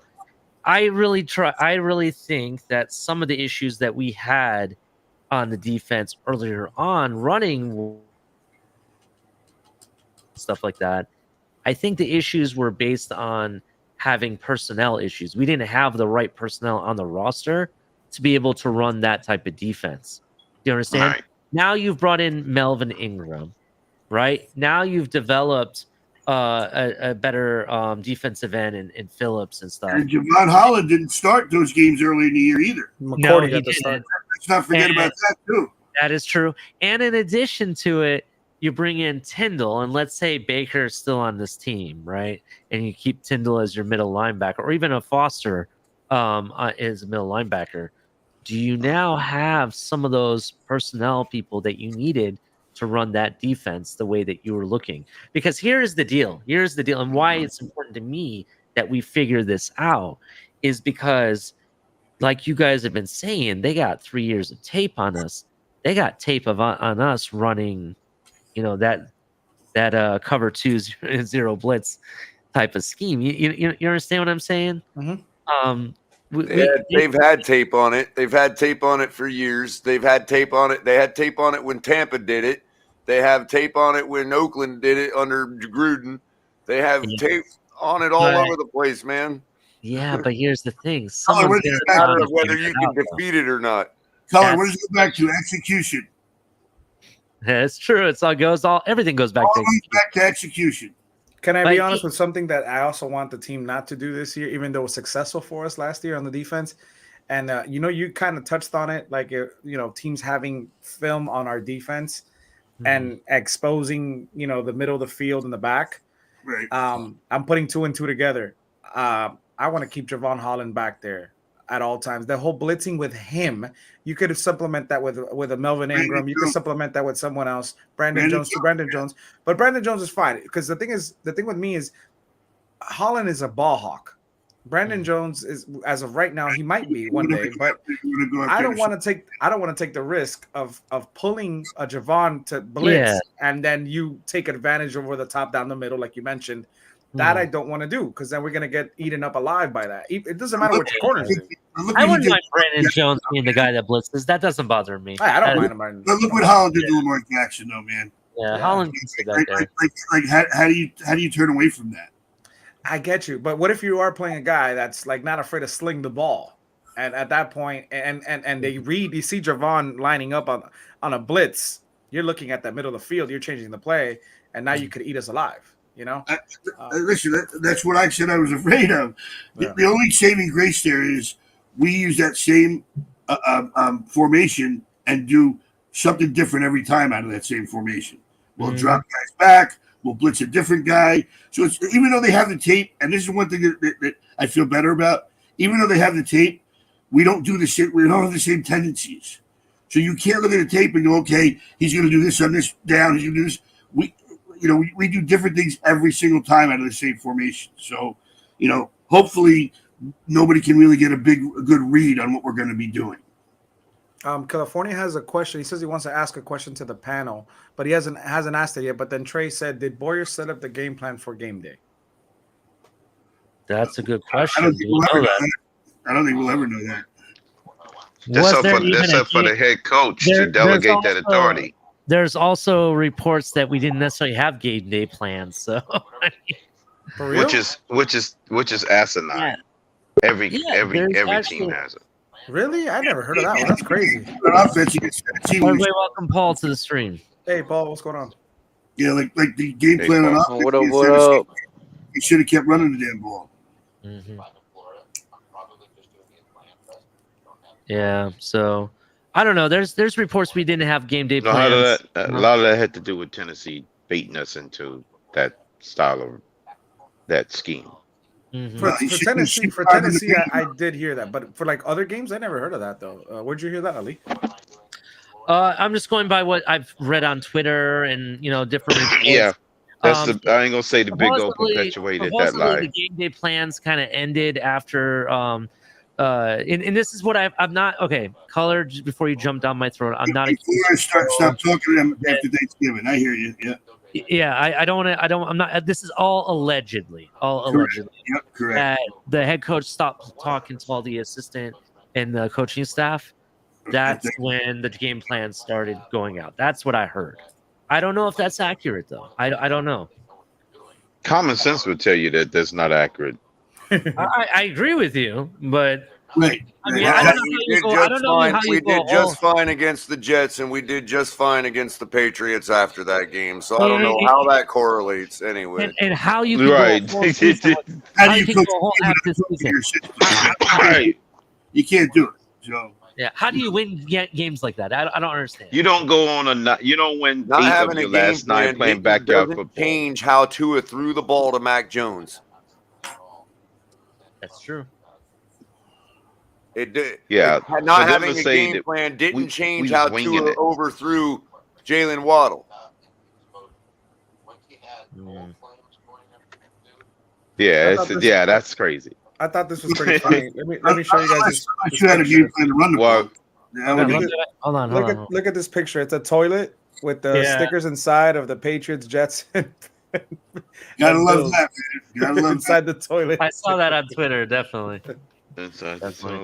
yeah. And if you All right. stop talking to everybody and they didn't have no game plans, apparently not having a game plan didn't stop Tua from performing against the Jets and the Patriots. right. That's all So I'm saying. we got California's California, Right, which that's automatically good. I like kills that. the narrative that he They- was being Give sabotaged. me that helmet all day. Give me that helmet all day. That's really nice. All right, so this is California's question. We're gonna start with Paul, new to our panel here, and work all the way back up to myself. Would you draft a cornerback in the first round? And if so, who does he have to be similar to? Paul, you're up. In the first round, I would draft him in any round. Yeah. To me, it don't If matter. we're That's getting a rid of position you can Byron draft in any Jones, round. we got to get a first round corner. I think they have So, to draft yeah, I the would first get a. Mm. year. Yep. Because Byron Jones is gone. So it would be to be similar like Byron. Then the question would be: you want to draft the corner and you want it to be similar like Byron, or you want it to be like X? I want to be Pat Surtain. I Jr. want to be more like Ramsey. So like X. I was gonna say the same thing, Crypto. They Yeah, but I want to be able to catch the ball like X. Right. So with Ball me, hawkish like with- Ramsey and catch it like X. Shut that one with ball skills. That's what we I need. definitely would love to draft a corner first round, but Ali Mhm. knows who I want first round, regardless of the situation next season. We could Yeah. both we could stomp the ground.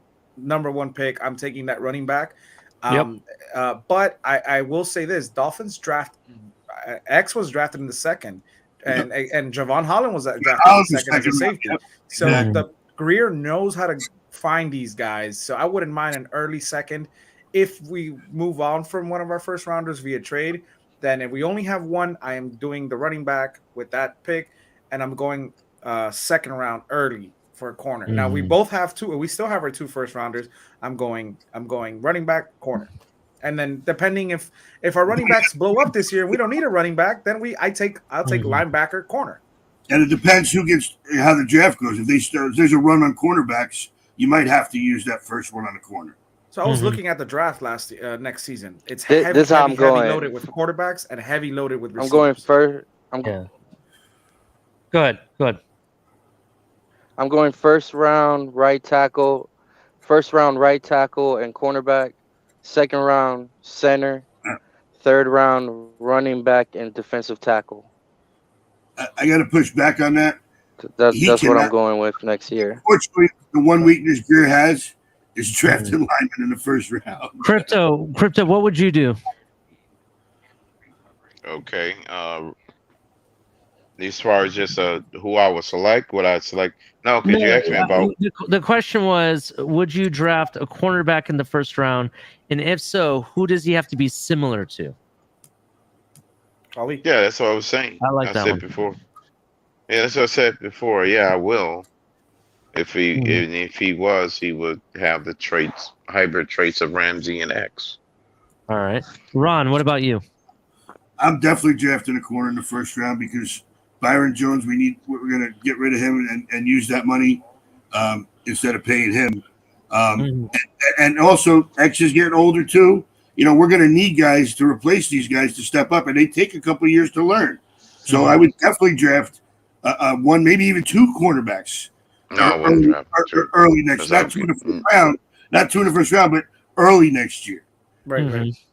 No, I'm just using What about you, Color? What? Because we still got Noah. Corner in the first round, and who does he have to be similar to? Yeah, I would do it. My answer is very similar to Crypto's. All right. I would draft a corner in the first round if there was a corner that we absolutely wanted, no matter what. Like we had to draft him. Let's say he is like a Jalen Ramsey type player, and he was the all be all. Now in next year's draft, I can tell you who the top 3 prospects are. The top 3 prospects. Just real quick, I'm sorry, Ali. I wouldn't draft a project like we did with Noah. He's got to be a guy that's supposed to be a can't miss. Those guys are usually top 10. That's the thing. They're usually top 10. And here's the other part of it is Noah. I don't really think it was intended day one to be a starter. Yes, you want a day one starter. I get it. So here's the 3 prospects. He only played 1 or 2 years quarterback in college. He was a wide receiver. I understand. I get that, but I kind of feel if you go back and actually read all the draft information and what the recruiters had to say, and even what players had to say, they said that he was, was a very tough corner in the SEC. So we'll see. I understand. So here are the top 3 prospects. Okay, the top 3 prospects, and I'm gonna give you all 3 names, but only 2 of them, to me, come from a school that I think has the proper competition to really show on the field here.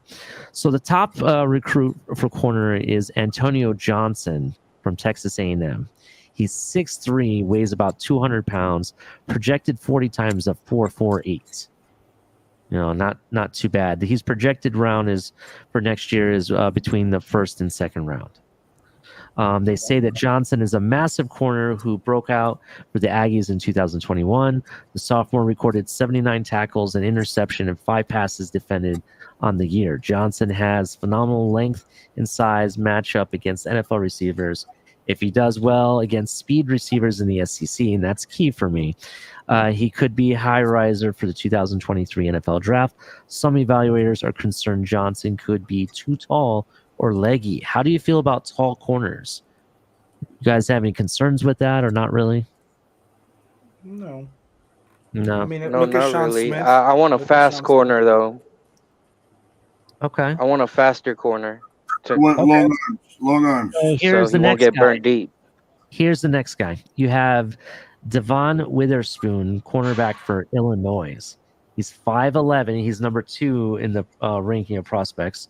Weighs 183 pounds. Projected 40 times a 4.44. 3 strikes. Okay. 3 strikes. Small.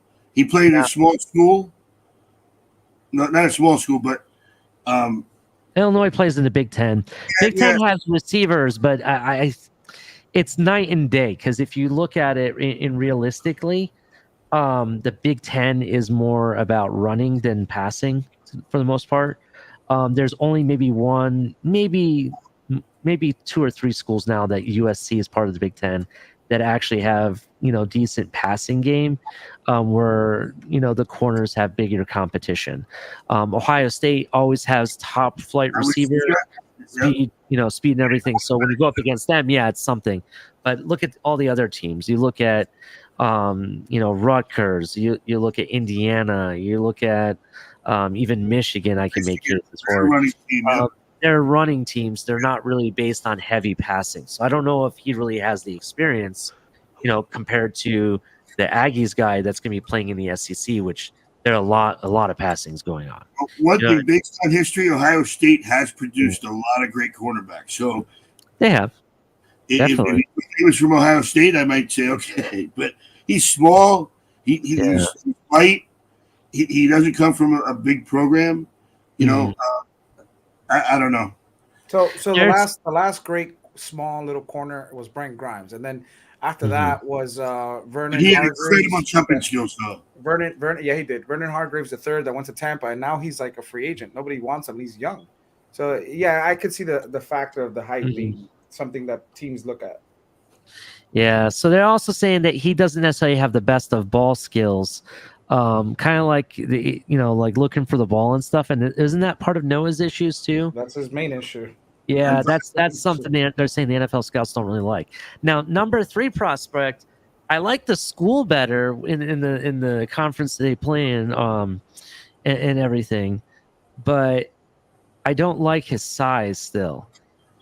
He's also a little bit slower. He's 5'9" and only is projected 40 times a 4.48. It's Clark Phillips III out of Utah. Phillips is a cover corner who can run the route and prevent separation in 2021. He collected 61 tackles, 2 interceptions, and 13 passes defended. The big question with Phillips will be size because NFL teams preseason measurements have him checking in at 5'9", 184 pounds. See, there's really not in these top 3 already. I don't see one that is your Jalen Ramsey type of corner. How's he going up for a top ball against Devontae Parker? Yeah. Well, there's some short receivers that have, really well jump skills.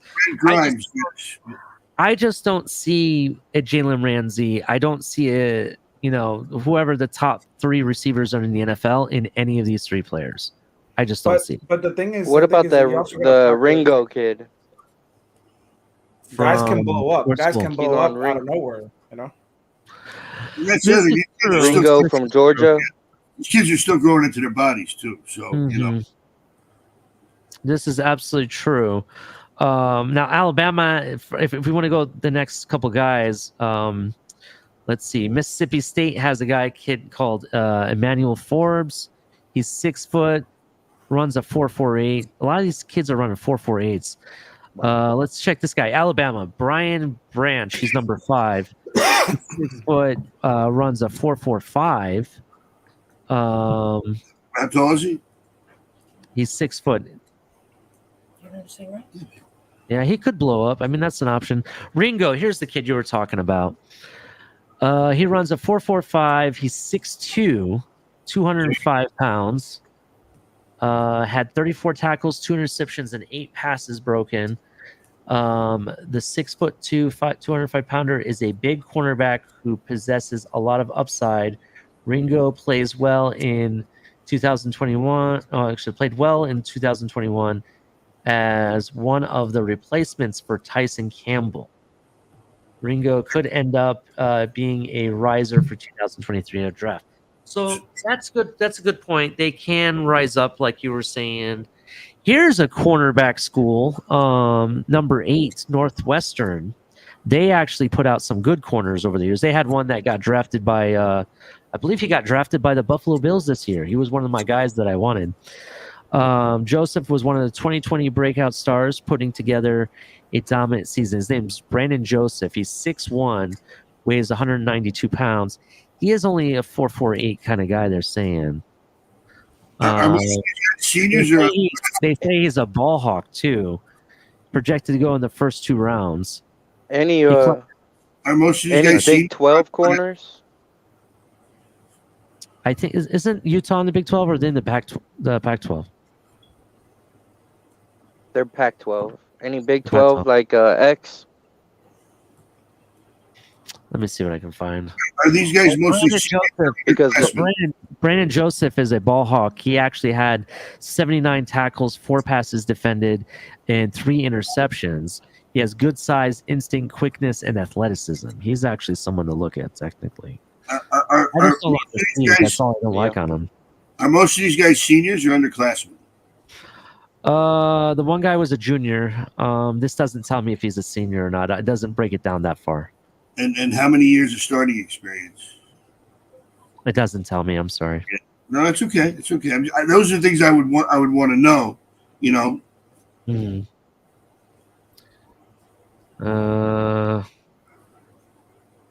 Trying to see what I can. I like find Big out. 12 corners because they go 5 wide all the time.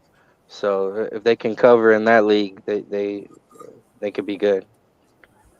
Name some Big 12 schools for me. I'm not familiar. I'm sorry.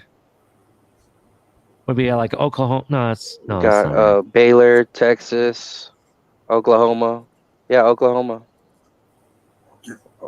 Yeah, Baylor, they did. Texas, This is the top Texas 32 Tech. recruits, and nobody in the Big 12 is even listed on this.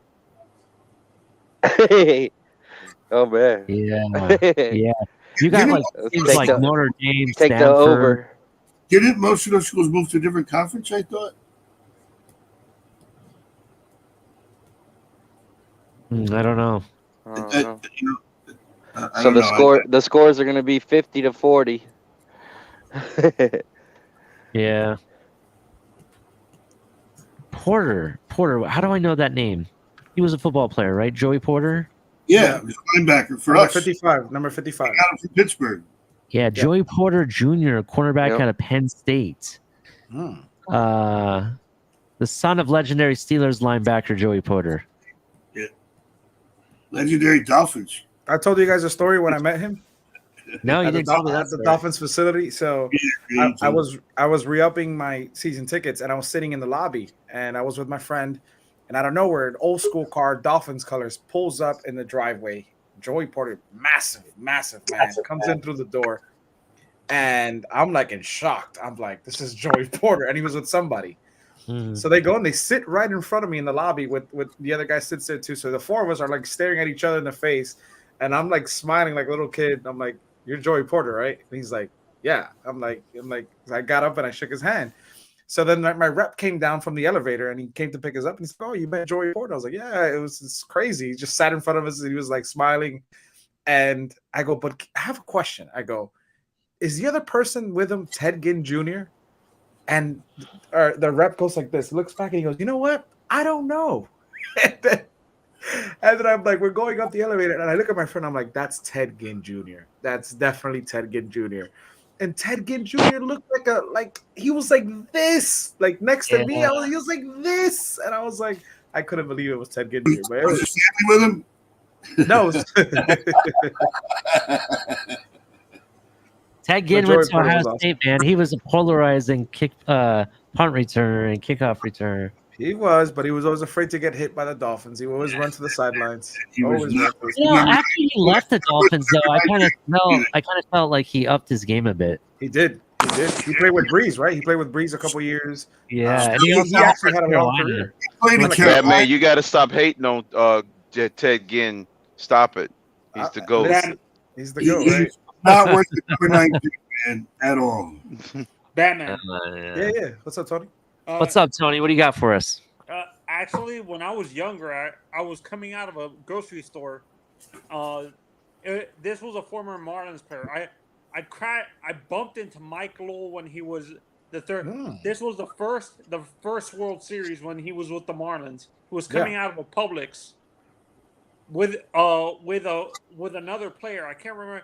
It was one of the pitchers. Oh, it was Alfonseca. It was. I'm like, is that Mike Lowell? Because I'd never seen Mike Lowell in person. So all I seen on TV, I'm like, is that Mike Lowell?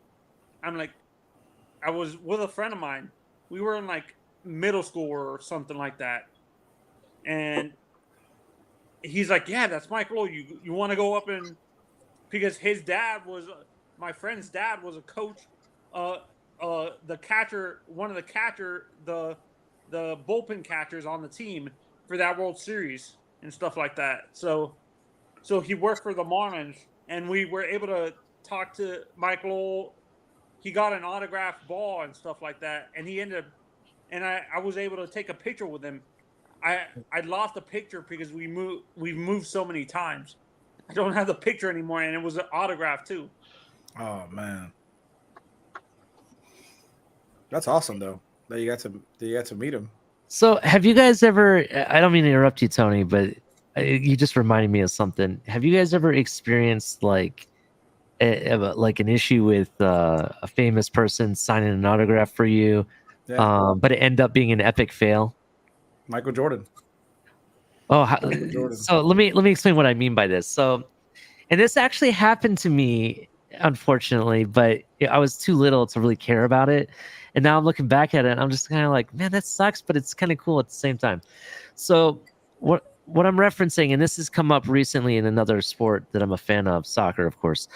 And people are complaining. Check this out. So I got invited to this special MVP training workout session with the team that only certain people can go to, right? I got a special ticket to go to. It's pretty badass, and I'm probably going to go to it. It's in Orlando. It's the Friday before the game on the this coming up Friday. So anyway, I'm seeing these reports and people are putting out these videos where at the training sessions, like right now they were in Vegas. They were putting their jersey out on the fence where the players come to walk into the locker room, and they're having people sign it.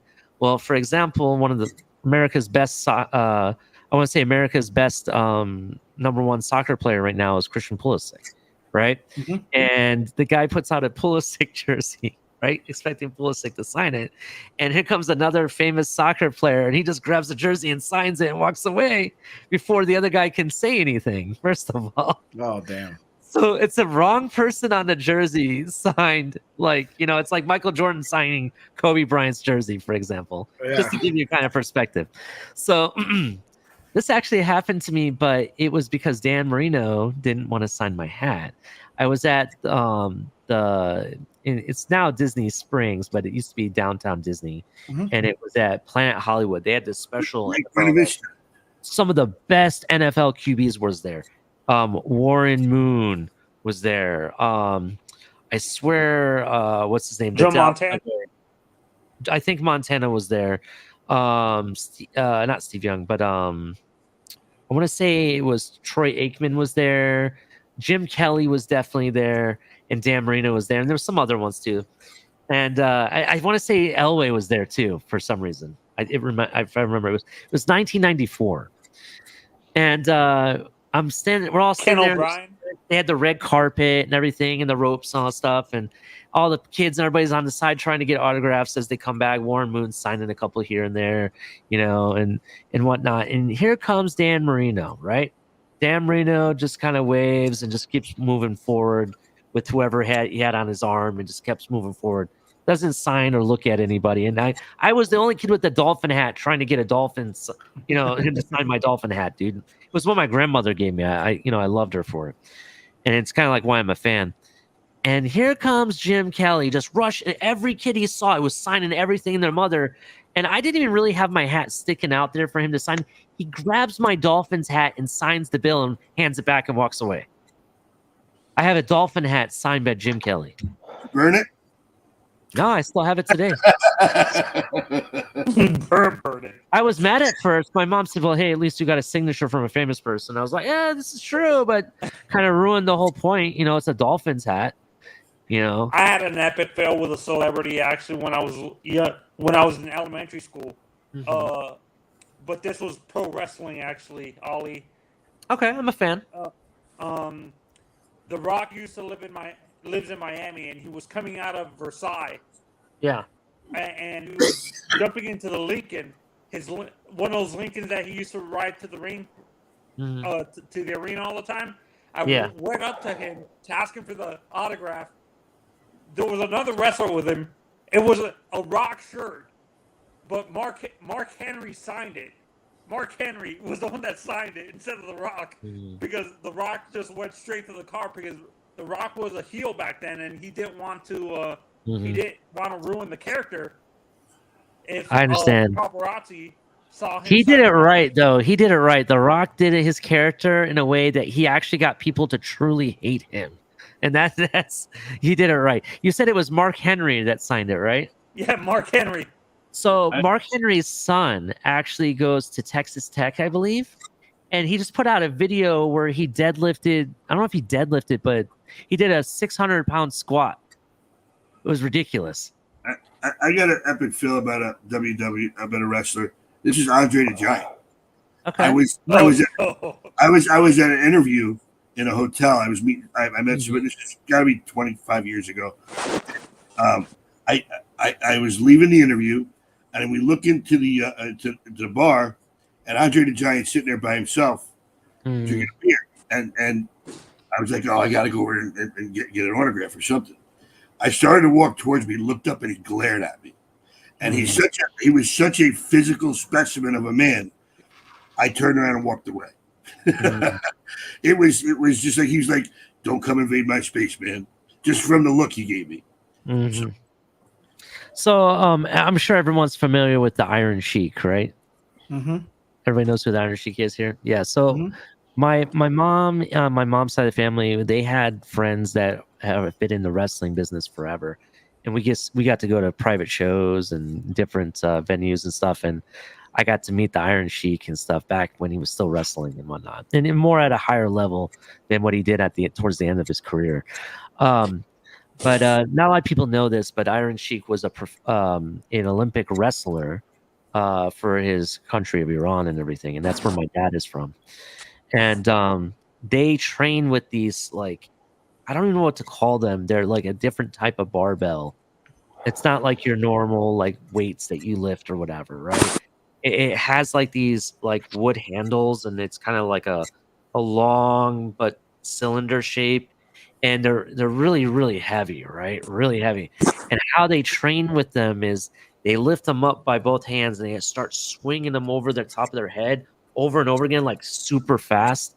And it's basically builds all of your upper body muscle and whatnot. But what's funny about it is you can hurt yourself like really bad if you don't do it properly. Like you have to really train yourself on how to do it. I've seen videos of these people like smack the side of their face and break all their teeth just with these barbells training with them. It's like a dangerous way of training. But that's gotta be funny as hell. Yeah. Anyway, I met him as a kid, and I thought that it was like the coolest thing ever, right? Several years later, and I'm like in my early 20 years, like 19, 20 years old, and a lot has changed. Iron Sheik has like become this like social media crazy like YouTube guy putting out crazy videos, calling some people some really nasty names and saying he's going to make them humble and everything, and completely different person than what I was expecting, from back in the day. But then I found out that he had like this really bad issue, like family incident. He lost one of his kids, and it really messed with his mind. And it just brought me to perspective that no matter what character these people play in professional wrestling, no matter what sport you're in, no matter what position you're in the end of the day, all these people are human. That's the issue. We put these guys on a pedestal thinking they're not human. Yeah. They're superhuman and stuff like that. Oh yeah. And yeah. It's weird. There's been a rash of, funny you should bring that up. There's been a rash of wrestling suicides the past like 2 or 3 years. Daphne killed herself and stuff like that. You know who Daphne is? Yeah, I'm pretty positive I know who that is. Yeah. I mean, there's been a lot of stuff. There's been CTE in wrestling, and stuff like that. It's still a dangerous sport. And plus, in addition to it, you also have the issues with, using steroids and stuff. I'm sure you know who Chris Benoit is and what happened. Yeah, Vince beat the government. Yeah. So he was able to cover that situation up. So on a positive note, I met Lawrence Taylor. My son played Pop Warner, and we're up here in Jersey. And LT's son was on the opposing team. And we saw him on the opposite side of the field. He had a Bluetooth in his ear long before everybody had Bluetooths. And he was walking around on the phone, didn't stop talking on the phone, but people were walking up to him. He said he didn't turn anybody away. He signed every single autograph. People came up to him. I got him to sign a little football for my son. He was wonderful. And I didn't stop to talk to you because he was on the phone already, but he didn't turn anybody away. He took people were walking up to him with little notebooks and pencils. He signed every single one with a smile on his face. That's LT. It was again just to gives you a good feeling about some of these guys who he's supposed to be like a bad boy in the NFL, but he was wonderful. Yeah, I mean, speak about LT. He was in the movie Any Given Sunday, and he played himself, dude? Tell me he played himself. Yeah. I get my $1 million bonus, man. I gotta play. Yeah, but no, he really did play himself, and some of the. Yeah, what is LT known for? Like taking out Joe Theismann, right? He broke his leg on Monday Night Football. Yeah, I heard it was a sick hit too. I have to go back and watch that. It was really, really gross. Yeah. But he redefined that position. I mean, he really did. Yeah. All right, guys. I think I'm gonna do one final rundown, and then we'll do final thoughts. Is that okay with you guys? Cool. Your show, buddy. All right. Thanks, man. I was about to tell you guys I'm taking off, but okay, cool. Yeah, let me do it. We'll go to final thoughts, man. All right, so we got TMI Tuesdays. Check them out. Tonk 7 and Culler. You can check them out anytime. Culler commentary. You never know what time of the day Culler's going to go on. Sometimes you just want to have a cup of coffee with them, or even late at night. And they got me every Saturday nights at 10 p.m. Late Night XL. We talk fantasy. We talk everything here all the time. And every other day of the week, you got El Capitan. Sunday, Monday, Tuesday, Wednesday, and all that content that he puts out. So that's really good stuff. Actually, no, that one doesn't have it. Here we go. Check out Backroom Collections, our partners, and Fanatics. Check them both out in the descriptions below. Backroom Collection has some really cool stuff. I might get some stuff from them to put in my man cave. Make sure you use code #TFTG at checkout to save 10% off your order. And make sure you use the links below. We also got some great merch. We got t-shirts, hats, beanie caps. We got hoodies, yoga pants. There's a really awesome flag. Hey, speaking of flags, Batman, you got your flag you put out soon, right? Yeah. I only did 4, so I'm doing more for like a merch store that we want to do because a lot of people are asking for them. All right, man. Well, definitely. Now I'm on your channel. I'm interested. I'm gonna watch more to make sure I get on that because I'd like to get one of those. Pretty cool. Yeah. So check that out. We got a Venmo and Cash App. Just look up the Fins Tailgate. Donate to the channel. Check out if you want to subscribe. You want more content, more notification. Become a member. We got 3 levels. We got the Amigos, Familia, and MVP. Shout out to all of our members. Thank you so much. I appreciate you all. Make sure you hit like and subscribe too. I really appreciate it. Really appreciate it. All right. So, final thoughts today. Paul, what you got for me? Hey, good show like always, Ali. Thanks, man. Earlier this week, you got attacked a little bit, and I disagreed with what they were saying. I think you are very good at what you're doing, and I enjoy watching you on Saturday nights and when you go and guest host sometimes. With the Dolphins, our defense, we have to learn how to play zone defense if we're going to be a top 5 defense. Just got to happen. We got to learn how to play zone defense. I mean, not all the time and not maybe like 10 to 20% of the time, but we got to look good doing it. Tua, I love Tua. As long as he is the quarterback for the Dolphins, I'm rocking with Tua. And that's all I got to say. All right. Well, thanks, man. I really appreciate the kind words. Thank you. And fins up, man. Definitely. Fins up. All right. Let's go to Mr. Ron Levy. Hey, I just want to thank you again, Ali, for giving us the platform and the opportunity to come out here and talk about Dolphins football. I just love talking about the team, and I appreciate all you guys. You guys are all salt of the earth, and even if with differing opinions, sometimes we're still all on the same page for the Dolphins. So again, thank you very much for allowing us to come up here and express our opinions and our views. And again, I just want to say again, I'm excited about this team. Mm-hmm. I have faith. I'm putting all my faith in this coaching staff. Hopefully, it's not unfounded. The one thing that even though McDaniel's a first-year head coach, the fact that he had experienced NFL veteran coaches that were willing to come onto his staff, like Darrell Bevel and guys like that, makes me feel a lot better about him being a first-year head coach. Here's the one thing. Again, I got to give it up to Culler. Our roster, to me, is top 5. I don't care what anybody says. It's all going to be all about execution. If we can execute, we have the talent on the roster to be a playoff team, and the sky's the limit. So it's all about execution. Hopefully, we'll be able to execute when the time comes. And fins up, guys. Definitely FinSup, man. I'm gonna put you in the back there, Ron. All right, crypto, my best friend. All righty, good. What's your final thoughts? Yeah, good show, man. Can you hear me? Good show, good show. Definitely, I can definitely hear you. Just curious, you watching us in VR? No, I didn't, Donna, because I didn't get home in time. Gotcha. I'll do it next time. I'll try to get home in time to switch over to the VR. Most of the time, I'll put down on the VR at the very end of my name or whatever name I'm using. But yeah, okay.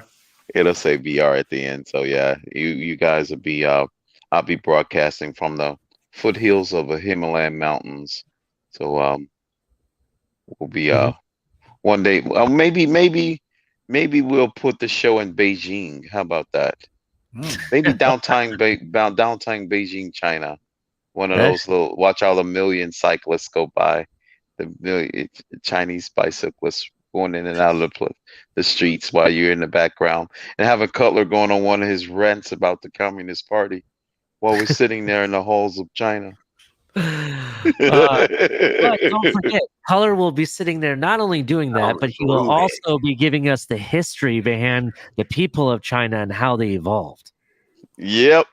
Yeah, he will. Exactly. We know exactly that's well, going to happen. It's interesting too. Like Chinese history is like very, very, very complex because it's so ancient, and like you could literally fit all of the rest of the world's history into just Chinese history, man. It's crazy. Yeah, you can. It's already started. I told you. Exactly. All right. Somewhere in the Great Wall of China, man. We're gonna be actually we have the Dolphins on the Great Wall of China. How about that? That's true. Nice. That would be dope. Cool. All right. I like those Ali, that when you said earlier about the fantasy, had my mind going because I have a lot.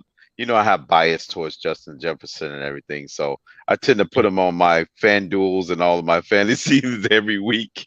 Him and Waddle, I pair him up with him and Waddle almost every week, or I switch out Waddle and put in maybe I throw in Cooper Kupp or somebody. But yeah, Crypto, let me ask you a question. Let me ask you a question because I know Ali's brought it up before, and I looked into it because a friend of mine has the VR's. Oculus 2. Yeah, Oculus 2.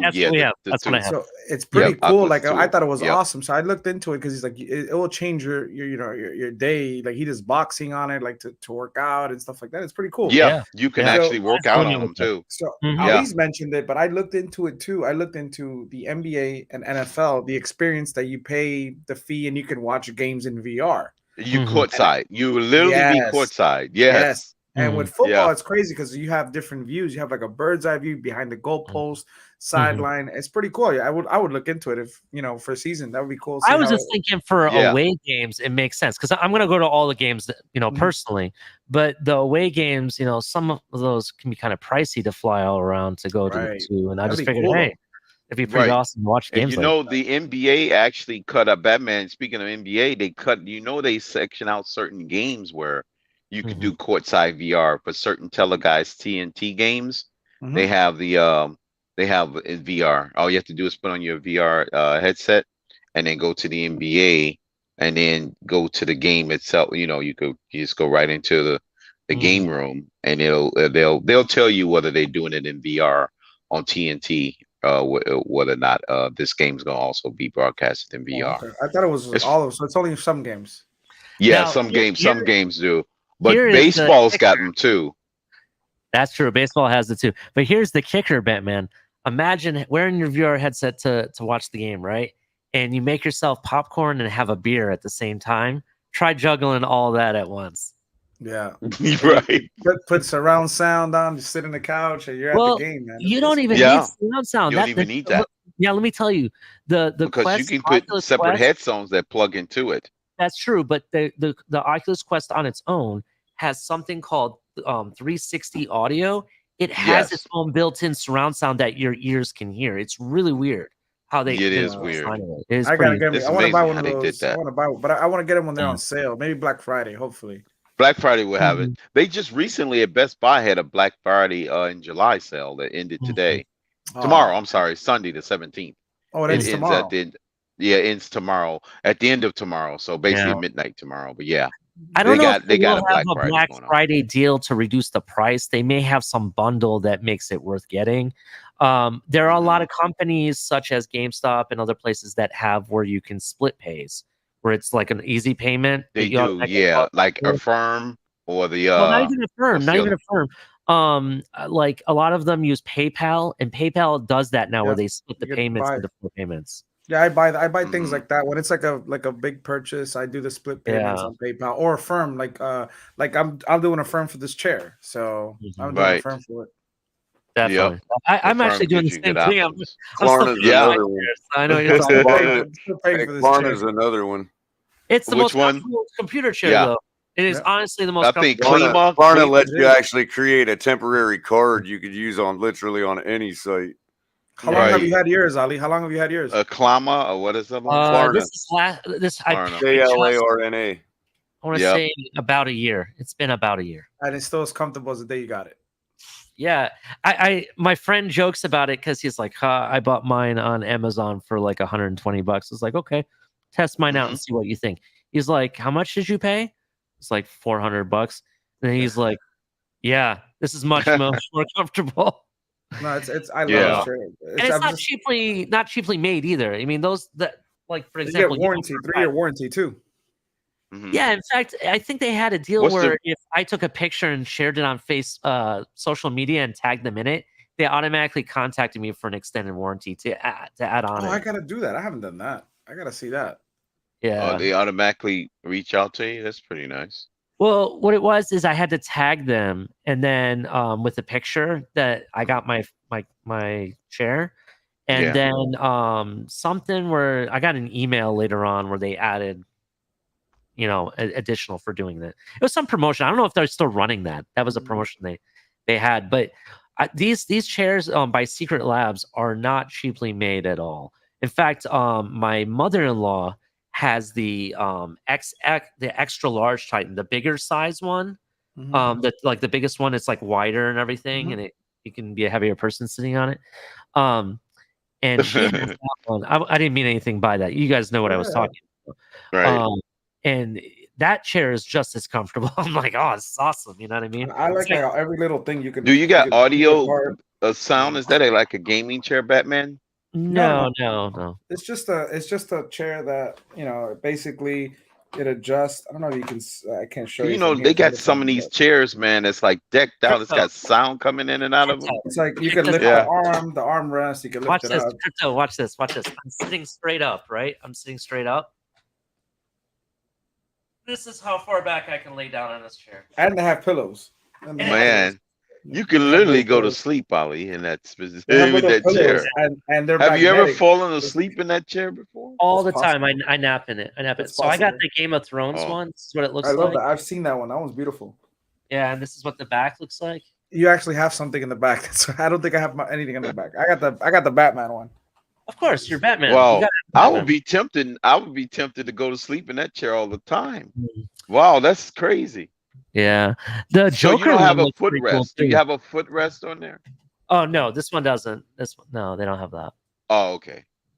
Yeah. Oh man, I'm gonna say, man, that's even tempting, even more. But tempting. the legs and everything are not made out of plastic. They're metal. They're heavier duty. It's not cheaply made.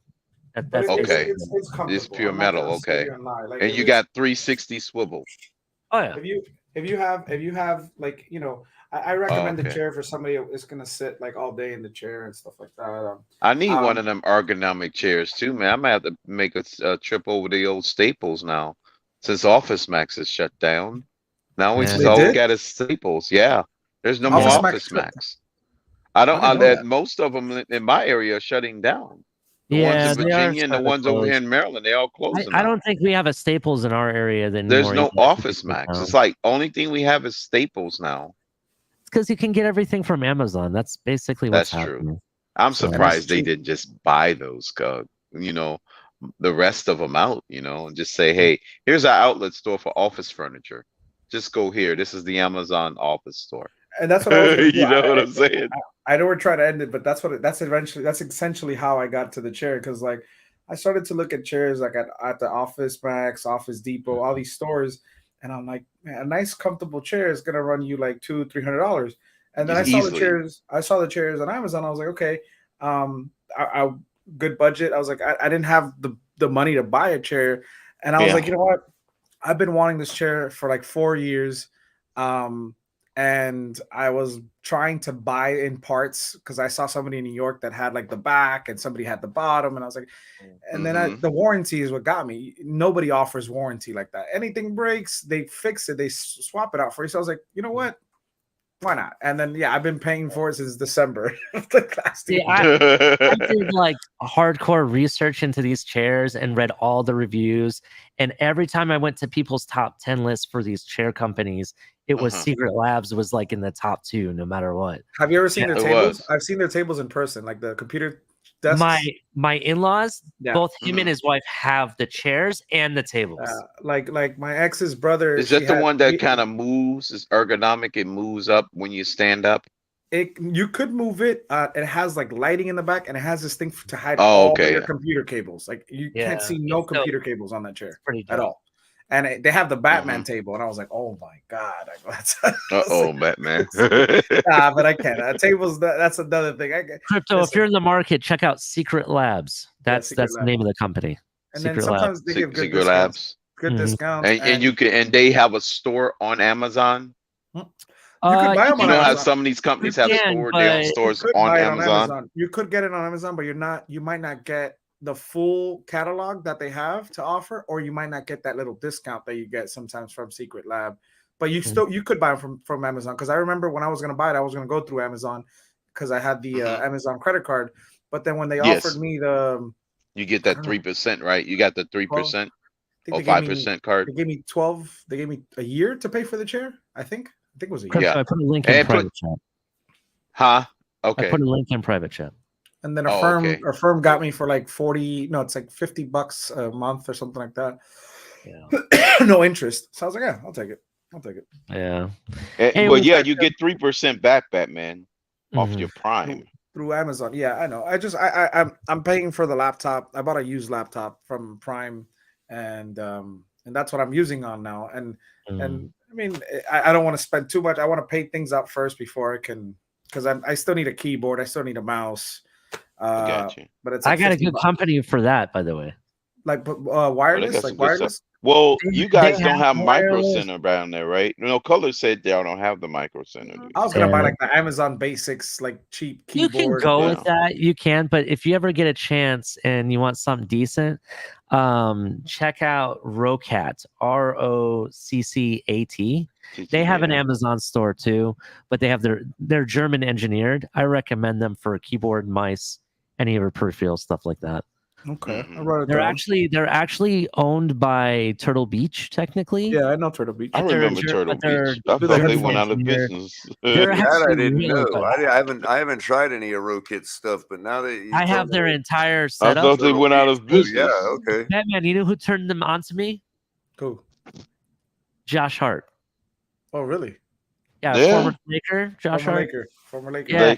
Former Laker. In fact, Hart is a Chelsea soccer fan, so that's why I was like, "Yep, I'm trusting him. He knows what he's talking about."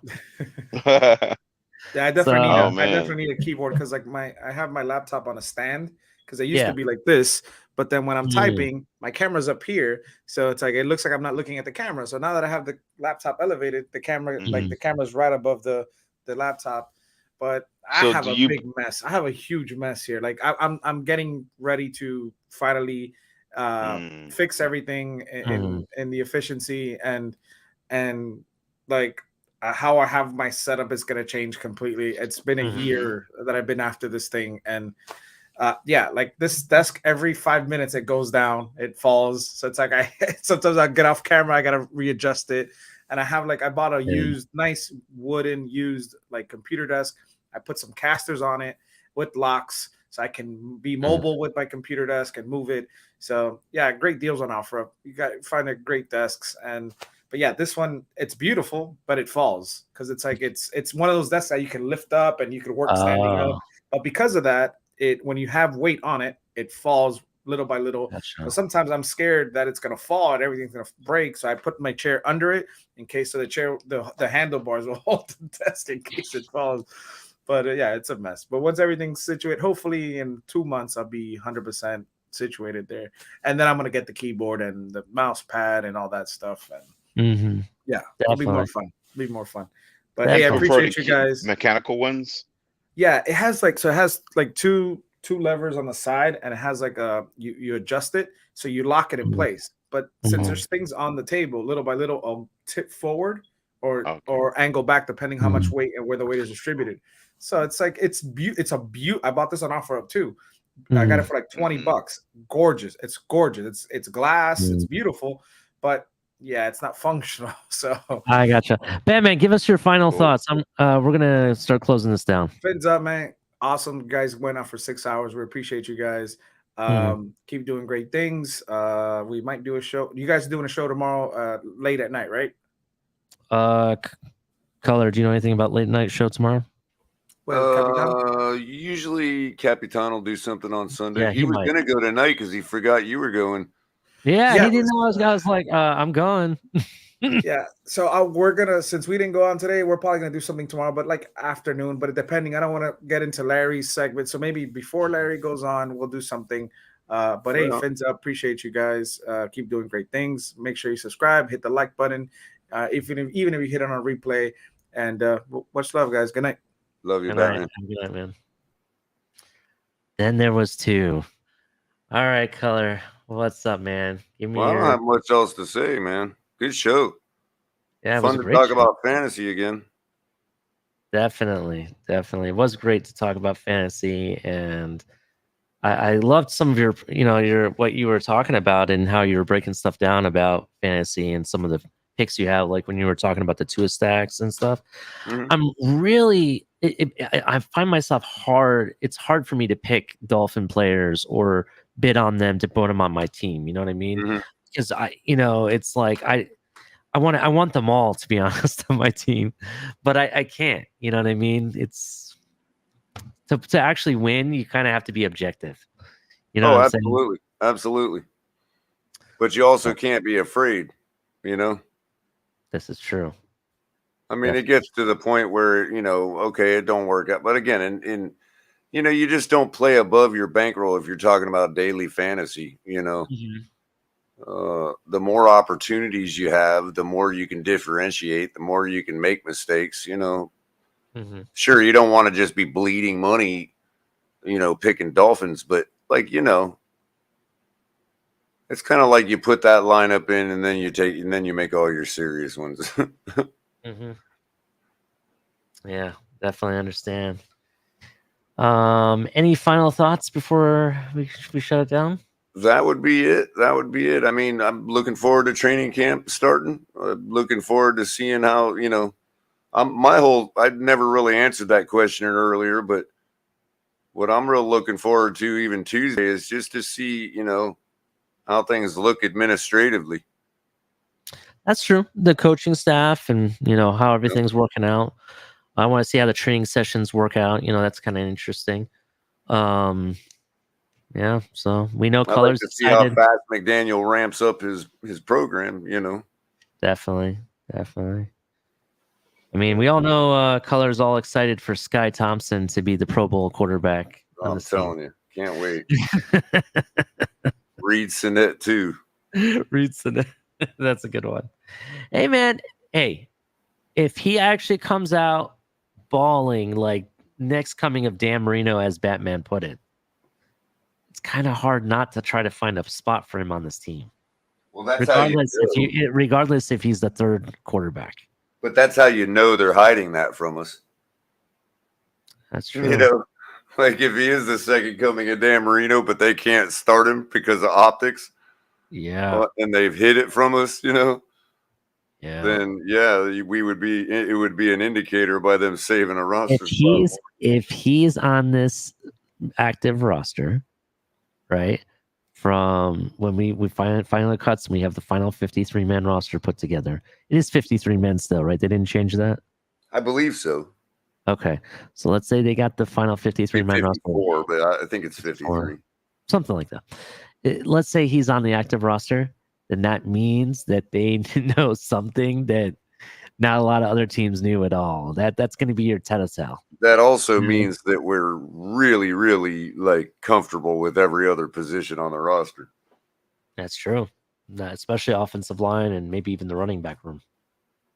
So we'll see. I look forward to it. Definitely. Try to get my tickets and get down there, for the for training camp. But we got to have somebody in this community that can help you out, bro. Oh, I just have to create another account and have duplicate me's all over the place. I just don't think you should have to like break yourself down to do that. It's kind of ridiculous. It's been going on for a year, and I keep getting frustrated and saying, "Oh, I'll deal with it next time." Yeah, and it's been the same way on several phones. Log into my tablet, same thing. Computer, same thing. It just and then to give me a phone number where it doesn't really do anything for you, it's like, come on, guys. Yeah, I understand. They don't make enough money. Hire me to do it. I'll take them phone calls. There you go. Miami Dolphins, if you're listening, hire Culler as your IT guy. He will make everything better for everyone. So, and for those tier 2 guys that are out there for the Dolphins that you might be listening, I need a rip and rebuild. That's what I need. They'll know what I'm talking about. Definitely. I know what you're talking about. Anyway, all right, Culler. Well, all right, man. It was a great show, and thank you for everything. Definitely, I'll catch you backstage as well. All right, ladies and gentlemen, thank you for this long 6-hour event. It was great to have you all, and I appreciate everyone that came out. We had some great discussions about fantasy football, what we're excited for. We talked about other sports and stuff. It was a pretty good show. I really appreciate everyone. And just a reminder again, this platform is to be all about inclusion. We're one big happy family. We're Dolphin fans in the end.